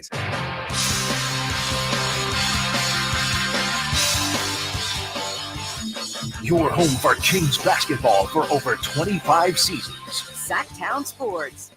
Great question here in the chat from Lakers. We got to get going. I felt like we made a big stride against Minnesota that game. We came out here for 3 quarters. We played really good basketball, and we let the fourth quarter slide. So we just can't let those moments slide and have a team come back and take an easy win from us. That was Domas. Apparently, it was at the library, right? And I apologize, Domas. I apologize, Jay, for stepping on you. Man, come on, you're running this, brother. Domas after the game, last night. And I understand it, but I'm just tired of hearing that same thing. We got to be better. Oh boy, yeah, we keep doing this, and we have to play harder. Somebody say something, or better yet, somebody do something. I was going to mention here, Compio on the chat with the chat comment of the day. This really is a great idea. Compio asks, does the Kings organization have an annual Jerry Reynolds Award? And I don't think they do. I don't think so. You know who could have that is if there's a body of Kings media, and I don't know if there is formerly a body, like the Kings player that is the best interview. I could see him getting like the Jerry Reynolds Award, like the guy that the media enjoys talking to the most. But I don't know. That's a great idea. Like post game or throughout the whole season. Yeah. But you might as well give it to Malik Malik could win it every year as long as he's here. But Compio, you may or may not care about this. You may or may not know, but there is the media entrance at the Golden One is named for Jerry Reynolds. That it is. And if you ever go in that way, which is right next to the team store. Yeah. Yes. Thank you. Yeah. Right next to team store. And there's big pictures of Jerry, like when he coached, and there's one where he's riding everybody's shoulders after a game they won. And it's funny because I was asking him, I said, you didn't win that many. You must have known exactly what game it was. And he's like, oh yeah, I know exactly what game that was. So yeah, it's really great that Jerry Reynolds media entrance there at the Golden One. Here's the thing that a lot of people are saying that I think I'm hearing this from people that are trying to push back against this dissatisfaction that some Kings fans have this year. Okay. I think there are those that are saying fans don't understand how this goes. It's not always linear, which is true. And expectations are out of whack, which, fans are entitled to their expectations, especially a long-suffering fan base like this one. But one of the things you hear a lot, Jay, is you could argue that the Kings are as good as they are last year. And to me, it's like, no, you can't. No. Now, we don't know how this is going to end up. Maybe this team goes on and ends up in the conference finals, in which case you could say, yeah, they're better. But this whole thing about how, the record is similar. Drace was just talking about this yesterday. Yeah. And he's not the only one that says this, so I'm not coming after him. But the record's similar, and there's better teams in the conference. Therefore, they're better this year. They're not better this year. Last year, they're definitely not better. Yeah. Last year they were third. And as far as, that's what matters is how good you are relative to the other teams. Not, well, they're better this year, but in the standings they're not as good. Then they're not as good because it's about competing year in, year out. Last year the Kings had an identity. They made shots. They were sensational. They almost beat the Warriors. Almost beat the defending world champs, right? In the first round. They did. This year's team, we'll see. We don't know where it's going. But right now, to say this team right now, this team we saw last night is better than last year's team, that's ridiculous. Is it not? I mean, that's just no. Yeah, I agree. But does that, I guess the difference for me is because I agree with you, is it because the expectations are different? It's just this team has not been. This team is weaker. They're a weaker team. A weaker version. Yeah. Okay. They were third last year. Third. Yeah. That's big time. That's phenomenal as well. But the wins, blah, blah. It doesn't matter because it's relative year to year. Third is better than eighth. And again, I know the door is still open for them to accomplish some things this year. I recognize that. I hope they can. But to this point, if you want to squint and try to, rearrange the numbers and, see, they're actually better this year. No, they're not. And you know that. People who say that, they're not. Whitey, I like the fact that you're coming over to Jay's side. I think it's finally happening. The transition. I know you got your purple colored glasses on. I know you're a half glass full guy, Mr. Positive. I'm not saying it's negative on my side. I'm just saying we have to come to fruition, like reality. Yeah. This team is flawed. Yeah, it is. I'm of the opinion that true, honest criticism of something or someone can actually be a very honest and useful form of support. Yes. If Absolutely. it's sincere. If you're just trying to tear someone or something down, there's nothing beneficial. If you're trying to point out mistakes so that we can all improve, that's good. That's positive. You know what we call that where I come from? It's not hating if you're telling the truth. That's what you're saying. That's basically what you're saying, man. Okay. Like, and that's part of it is, how many times have we, and it just popped in my mind, John Morant, and I hate to do that, but how many times when you have too many yes men around you, things kind of go awry, right? Sure. And you need that dose of reality, that truthfulness, that person that's there, that conscience, so to say. And I think that's where, we are starting to kind of enter that realm for Sacramento Kings fans. I believe, there are some fans like myself who will probably come to grips with the understanding that this team is not just what you said. It's not as good as this team was last year, and have to understand they might not be able to do and accomplish the things that most people, most fans, most people of the King's Kingdom want them to do. And you have to take it for, what's in front of you for face value. I think also if someone was to say, this year they're as good as they were last year, that also in a way is disrespectful to last year's team. Last year's team was phenomenal. Yeah, it was. I know. Yeah. I said before the season started that this year's team, they would be better. Their record might not be as good, but they'll be a better team. Right now, it doesn't look like it's trending that way. I also said, this, Jay, I said if they get to the playoffs this year, that's a huge accomplishment. Yes, it is. A lot of people have disagreed and still disagree with that. But right now, I'm feeling pretty good about that call. Yeah, I'm with you. I think if they can accomplish that and, inform, hopefully they don't get smoked and get blown out and get swept. Right. You win a couple of games and maybe you do move on. But I think if you can get to that full first round 4 game, best out of 7 playoff, then yeah, I'm with you. 339-1140, 1-800-920-1140. Steve joins us on Sacktown Sports. Hi, Steve. What's on your mind? I guess the biggest thing that's on my mind, it seems like they've regressed in terms of just the culture and identity of the team in this past year. And a lot of that I lay at the feet of a guy like Harrison Barnes. I mean, if you really look at the team, Fox, Sabonis, and Malik Monk are probably the only 3 guys on that team that come out night after night after night and give their energy in what I would consider to be a consistent way. You know what you're going to get night to night. Harrison Barnes is a vet, for goodness sakes, and it just seems at times he completely disappears. And if you're trying to set a tone, especially with culture in a group, you've got to have your vets leading by example and then holding other people accountable. And that just seems to be a big, hole that I'm seeing this year compared to last year. I'm disappointed they didn't get Harrison out of there. I would have taken somebody with maybe even lesser numbers that brought a more dog nature to the team, because they need to be dogs out there, and they're just mentally weak. You just can't get up by a team by 22 points and not step on their throats. And you're right. They just can't say it game after game. Oh, we got to do better. We can't let this happen. Well, what are you going to do to change it? Mm-hmm. Tell me what you're going to do to make sure that doesn't happen again. Just don't say you're not going to do it. Otherwise, if you're not going to change anything, you're going to get the same results. And I think as a fan, I'm frustrated with that. Now, I'm not close enough to the team to know if they're taking extra shots after games, before games, if they're putting in the gym time. Oh, absolutely, they are, Steve. Mm-hmm.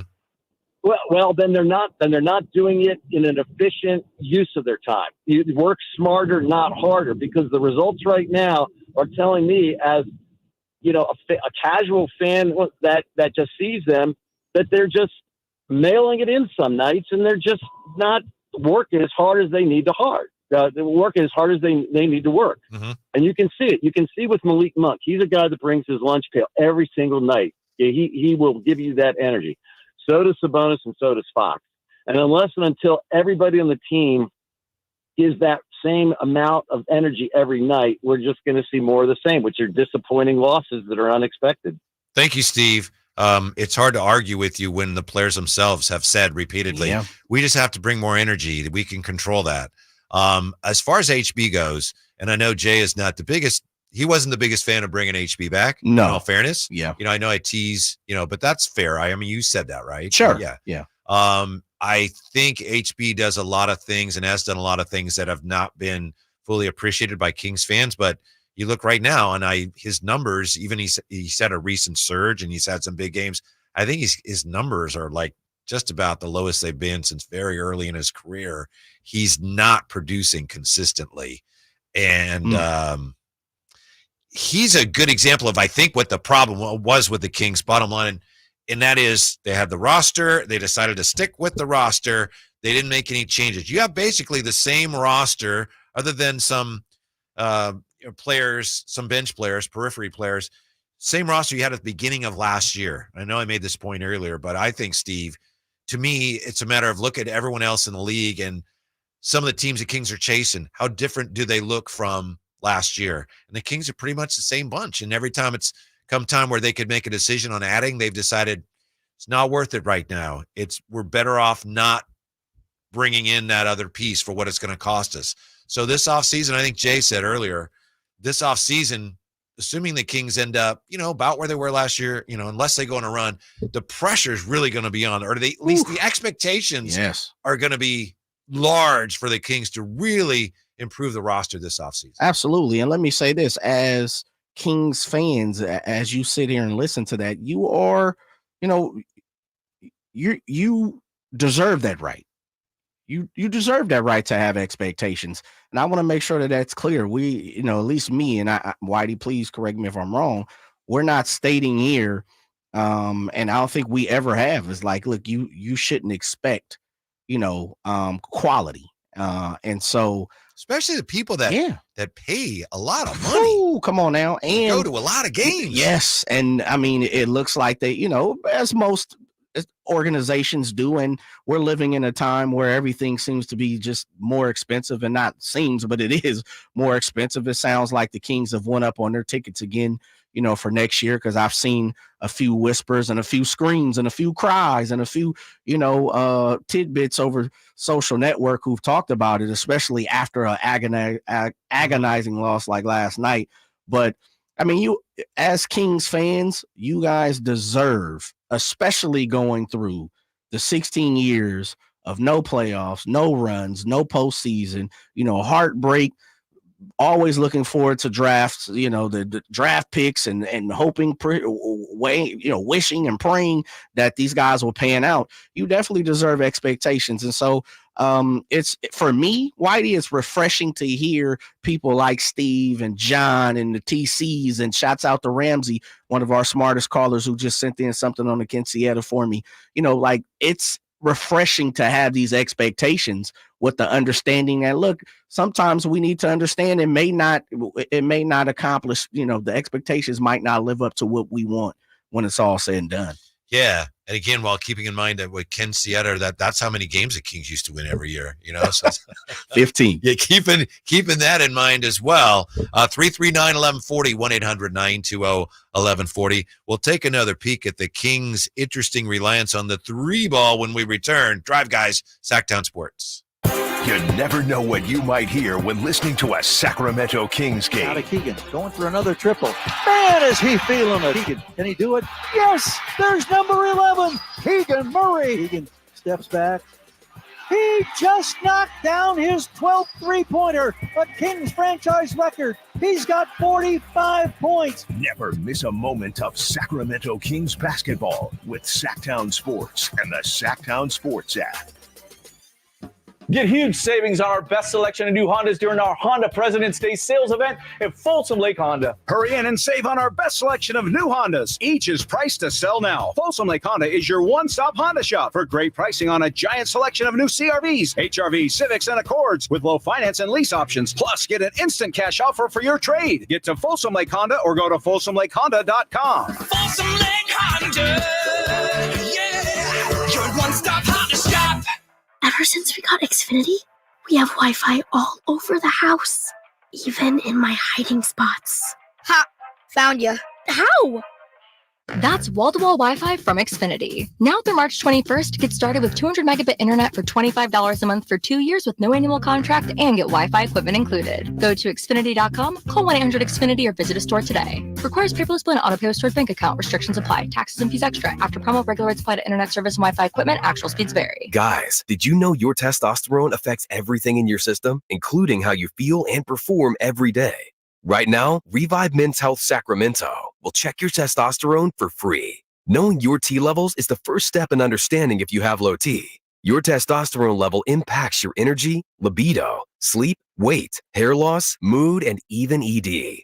Maintaining an appropriate T level can change your whole life. Most men start to see changes in their hormone levels in their 30s. Experience and results matter. So what are you waiting for? Get your T levels checked today by local, experienced, and trusted men's health experts. They've helped thousands of men since 2011. They're so confident they can help you, they even guarantee it. Call Revive today and schedule your free testosterone test, free exam, and free consultation. Call Revive Men's Health at 916-277-8599. That's 916-277-8599. Or visit revivemenshealth.com.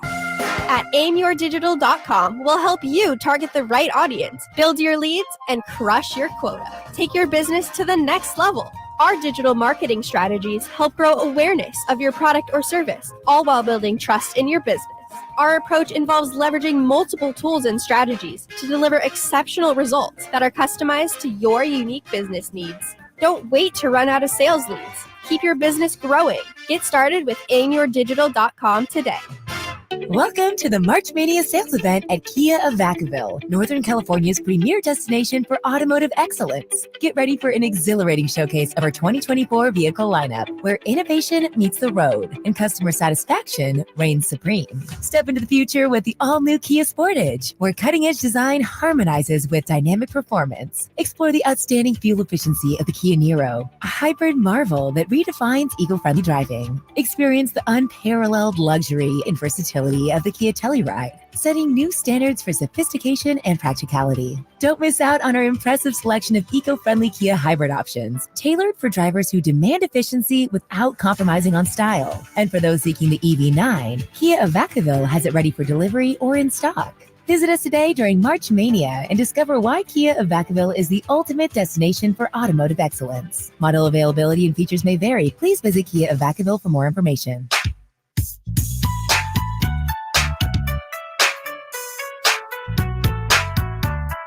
The Drive Guys powering your afternoons Monday through Friday on Sacktown Sports.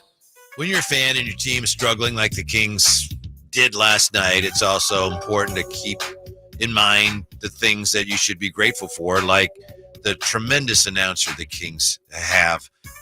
Gary Gerald on Facebook, boarding the plane today. G-Man says, Kings LA bound, 10th straight game with travel. Still trying to shake the bitter aftertaste of last night's woeful loss. You know, he loves the Kings, and the passion obviously shows with every game he broadcasts. But the key there is 10th straight game with travel. So when we look ahead to the Kings and all these home games, it's not just, big deal, they lose home games. They're going to have so many home games in a row where they'll be set for a while.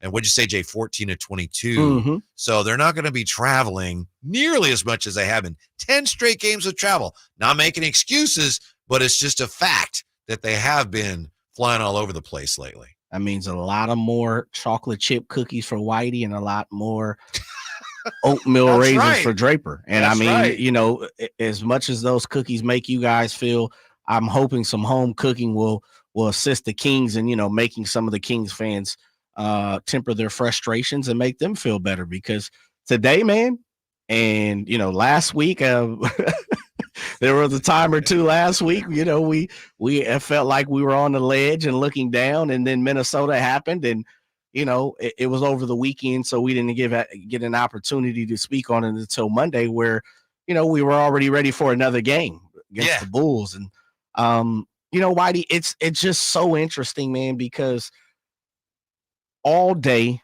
we've been talking about the Kings and, you know, the horrible loss that happened last night. And I mean, I can't even explain it when you start to look down like some of our text thread and some of the calls. And Compia, by the way, says, JJ, you're starting to change Whitey. He thinks you're maybe, or maybe just the Kings play is starting to change Whitey. Like, I don't think I have too much influence over it. I think Whitey, you do. You're coming to grips like, you know what, but you've already said this numerous times. This is a play-in team, not a playoff team. I have said that. We'll see, but I'm on record as saying that. And you still feel that way? Oh, I do. Yeah. Isn't it remarkable, though, if you try to take your own emotions out of it, which is really hard, and you just look at this team, it's absolutely stunning how up and down they've been. Yes. Yesterday, as I mentioned, pregame, I'm sitting there and we're eating with Frankie and Brendan and Alan Stiles, and JD's in there and Sean Cunningham, and I think it was Frankie saying, "Boy, that Miami game, as soon as it was announced that Miami was going to be short some players, people on Twitter right away, they were saying the Kings are going to lose." And they did. That's what Frankie was saying. And then it's remarkable. It happens again last night when it appeared, the Kings are up 22.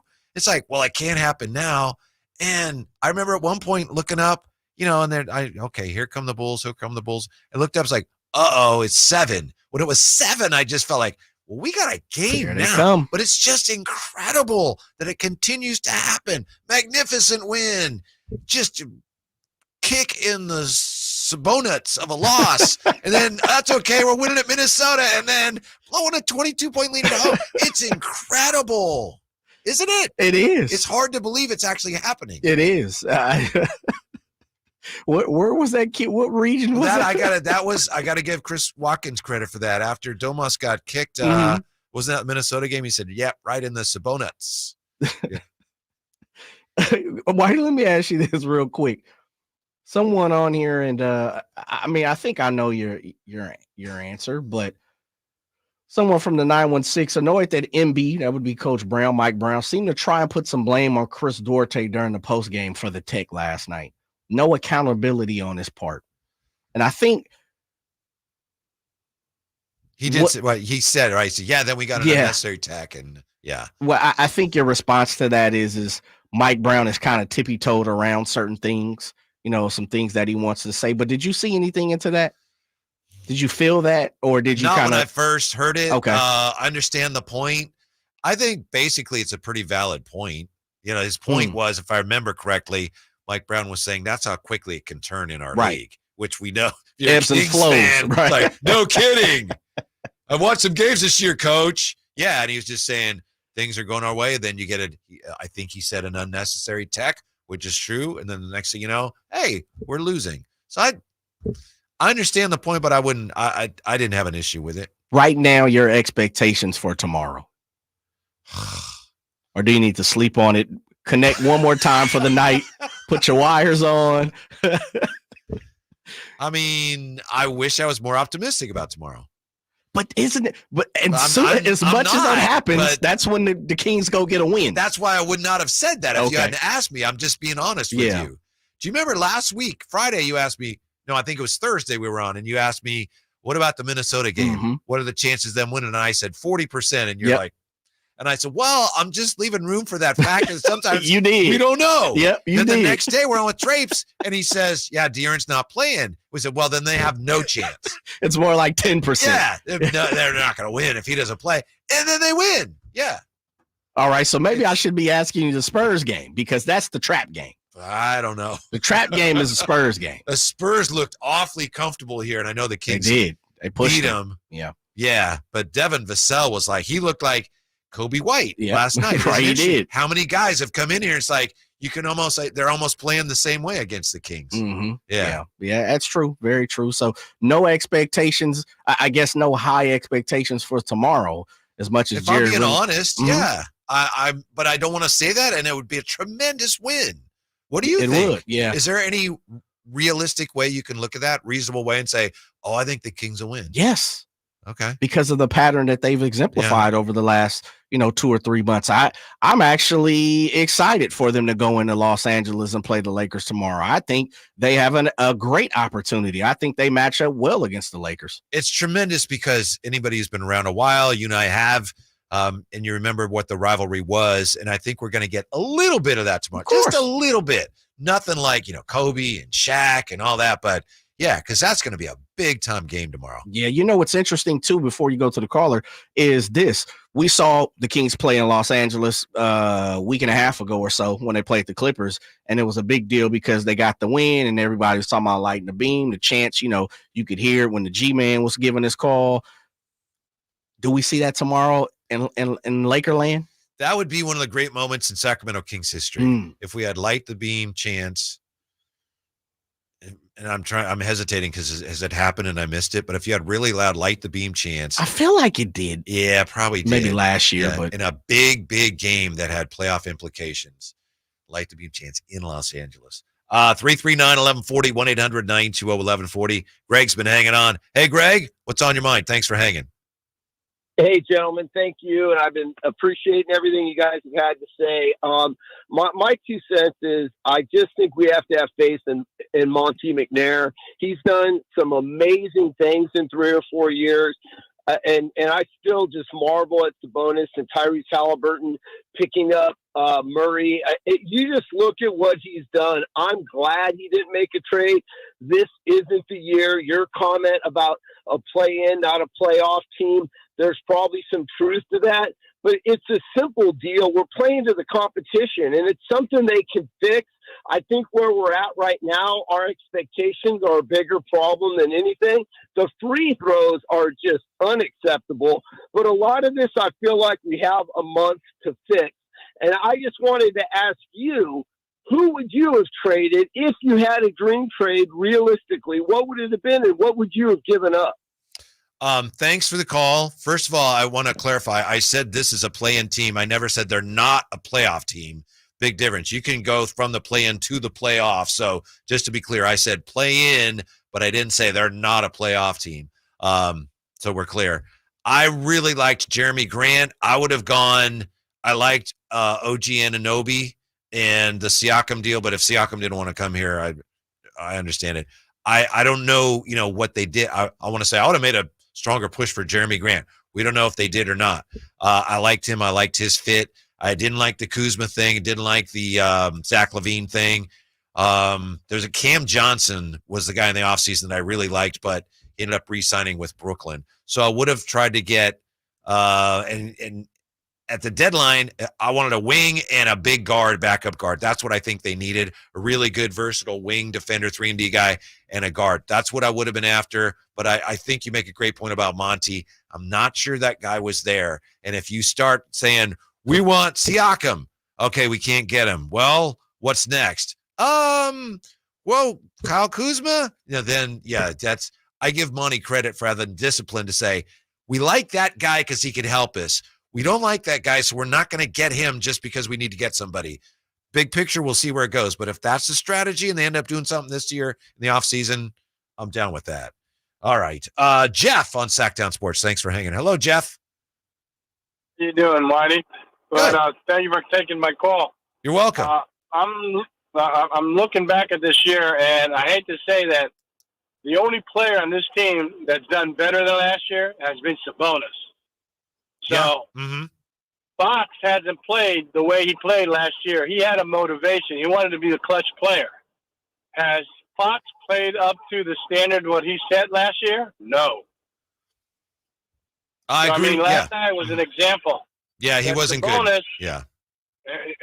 They've lost more games this year because he didn't take over in the fourth quarter like he has been last year.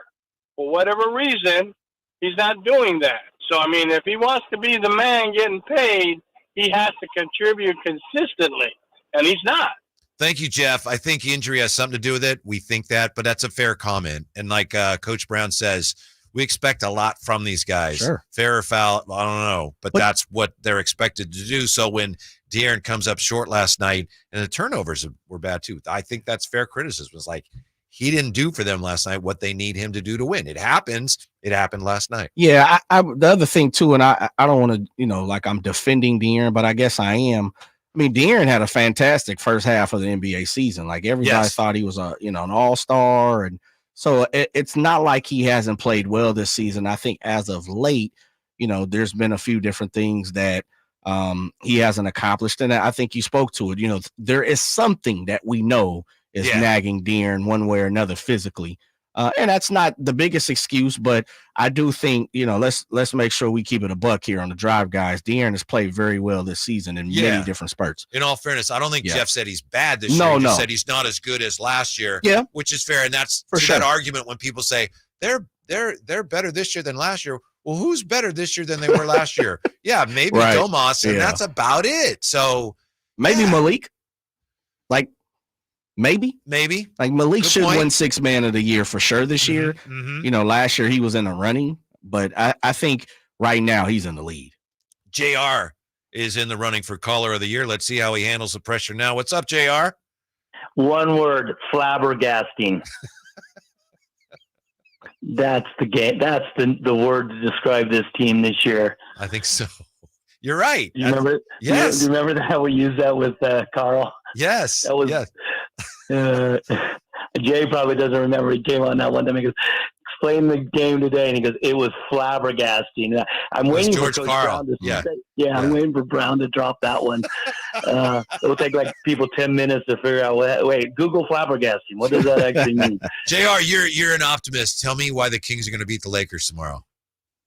Oh, just because we burnt their jersey back in 2002. Okay. That's why. No, but we match up good with them. You know, I do think that's funny because last year when we had to play the Warriors, all my Laker fans were saying, we would have beaten you too. And I'm like, I don't know. You could beat the Warriors. Warriors could beat us. And I think we could beat the Lakers. So we do match up well. And you're going to get LeBron's numbers. He's going to get his stuff. The eyebrow will probably injure his eyebrow in the third quarter or something. But I think they do beat them. I think they come back with a little bit more. We're going to close this out and finish this off like we should. I coach. You know how I coach youth basketball, and sure, 18 points in the fourth quarter. 18 points. Mm-hmm. If you're an NBA team, you don't score at least 20.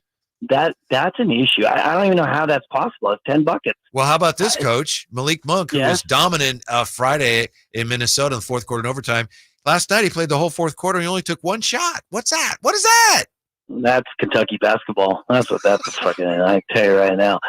I don't know. And then they were going so well in the third quarter. What they end up?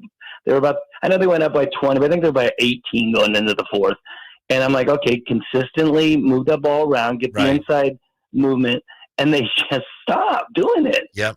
And I was like, what am I watching? And then I left. I came back because I wanted to go out and throw up. And then all of a sudden they're down by 2, and that inbounds pass still. I mean, when you let Caruso defend like that on an inbounds play, I mean, what was his favorite thing? Pirates of the Caribbean? Captain Caruso? That's about all he has. Put on that. But anyway, that was a reach there.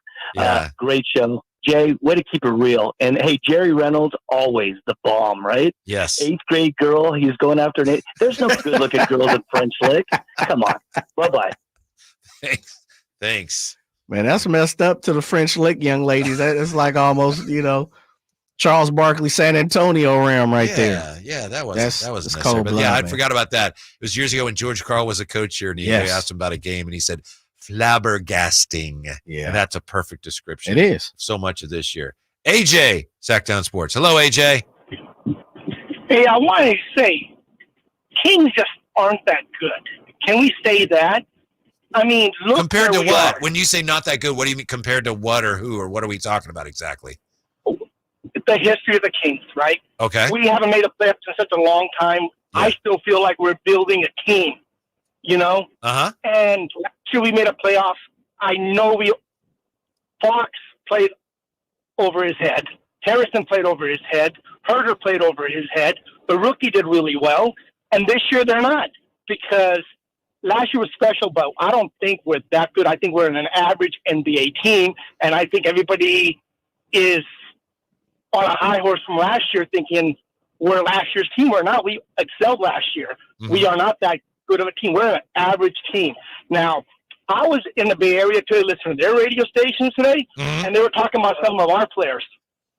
And literally they had zero respect. I just think we're an average team, and next year and the year after that, we're going to have to pick up pieces to be a sustainable team. I mean, we didn't make the playoffs for how many years, and we just made the playoffs? Right. I mean, real quick, too fast, and I remember going to old Arco Arena just saying, I hope it's a competitive game. Right. I hope it's a competitive game, and enjoyed the atmosphere and so on. But now I think just us Kings fans are way spoiled. Mm-hmm. We're expecting too much, and we're not that good. We're good, but not what you guys think. Thank you, AJ. I understand your point, but to me, can Kings fans be spoiled after 1 year? Nah, man. You ain't too spoiled. Nah. there's a promise when a team finally breaks through after years and years and years and years and years of trying, AJ. And it sounds like you know this as well as we do because you were there for it. Team breaks through. There's an implied promise that, all right, here we are, we're back. And so I think fans this year wanted to see more of what we got last year. Yeah. And there's been some troubling inconsistencies. That's all it is. Yeah. But it's very troubling. I think it's fair to say, hey, what is that? Like last night, it's fair. It's like, even if the Kings were not a good team, even if they're below average, which they're not, but let's say they were a bad team and they blew a 22-point lead like last night, you'd say, man, that was bad, right? Even if they're a bad team. So a team that's fighting for a playoff spot to do that, you got to point at that and go, hey, that's not right. Yeah. That's not being spoiled or having outsized expectations. No. I mean, and I think, mine is probably a handful, the expectations of this team. I didn't hear not one soul come into the season expecting them to hoist a trophy, unless it was the in-season tournament trophy, so. Yeah. The Lakers have that. Don't get me started on that, man. But I don't think, spoiled is the proper word. And I know we've been looking for certain words to describe this team so far today. I think what's wrong with wanting more, and I think that's not a bad thing. I do think, though, the fact of, I guess the yearning and, you wanting this to be habitual has definitely caused, for some frustration, you know, and which is something we continue to keep on talking about today, Whitey. It's like, through every call and text and YouTube and comment and everything we've gotten, the frustration, no matter which side of the fence you lay on, is definitely shown because of the game that we had we witnessed last night, man. Yeah, I think the bottom line of what was it AG saying, and Brendan said the same thing. It's like, and a couple other callers have referenced it. They're saying expectations are outsized just because you got to realize they are in the process of building something and it's going to take some time. So I get that. As long it's just that's the frustrating thing about that is you, for whatever reason, you haven't really done anything this year to add. Yeah. Like Jerry said, they probably thought Vazenkov was really going to be impactful this year, and he hasn't. And I'm pretty sure it's a bad idea. It's just there we are. Yeah, they expected the Keegan Murray to take probably a higher leap, an all-around higher leap. But the other part of that too, though, Whitey, is, and this is one thing I always try to keep in perspective for myself, is this.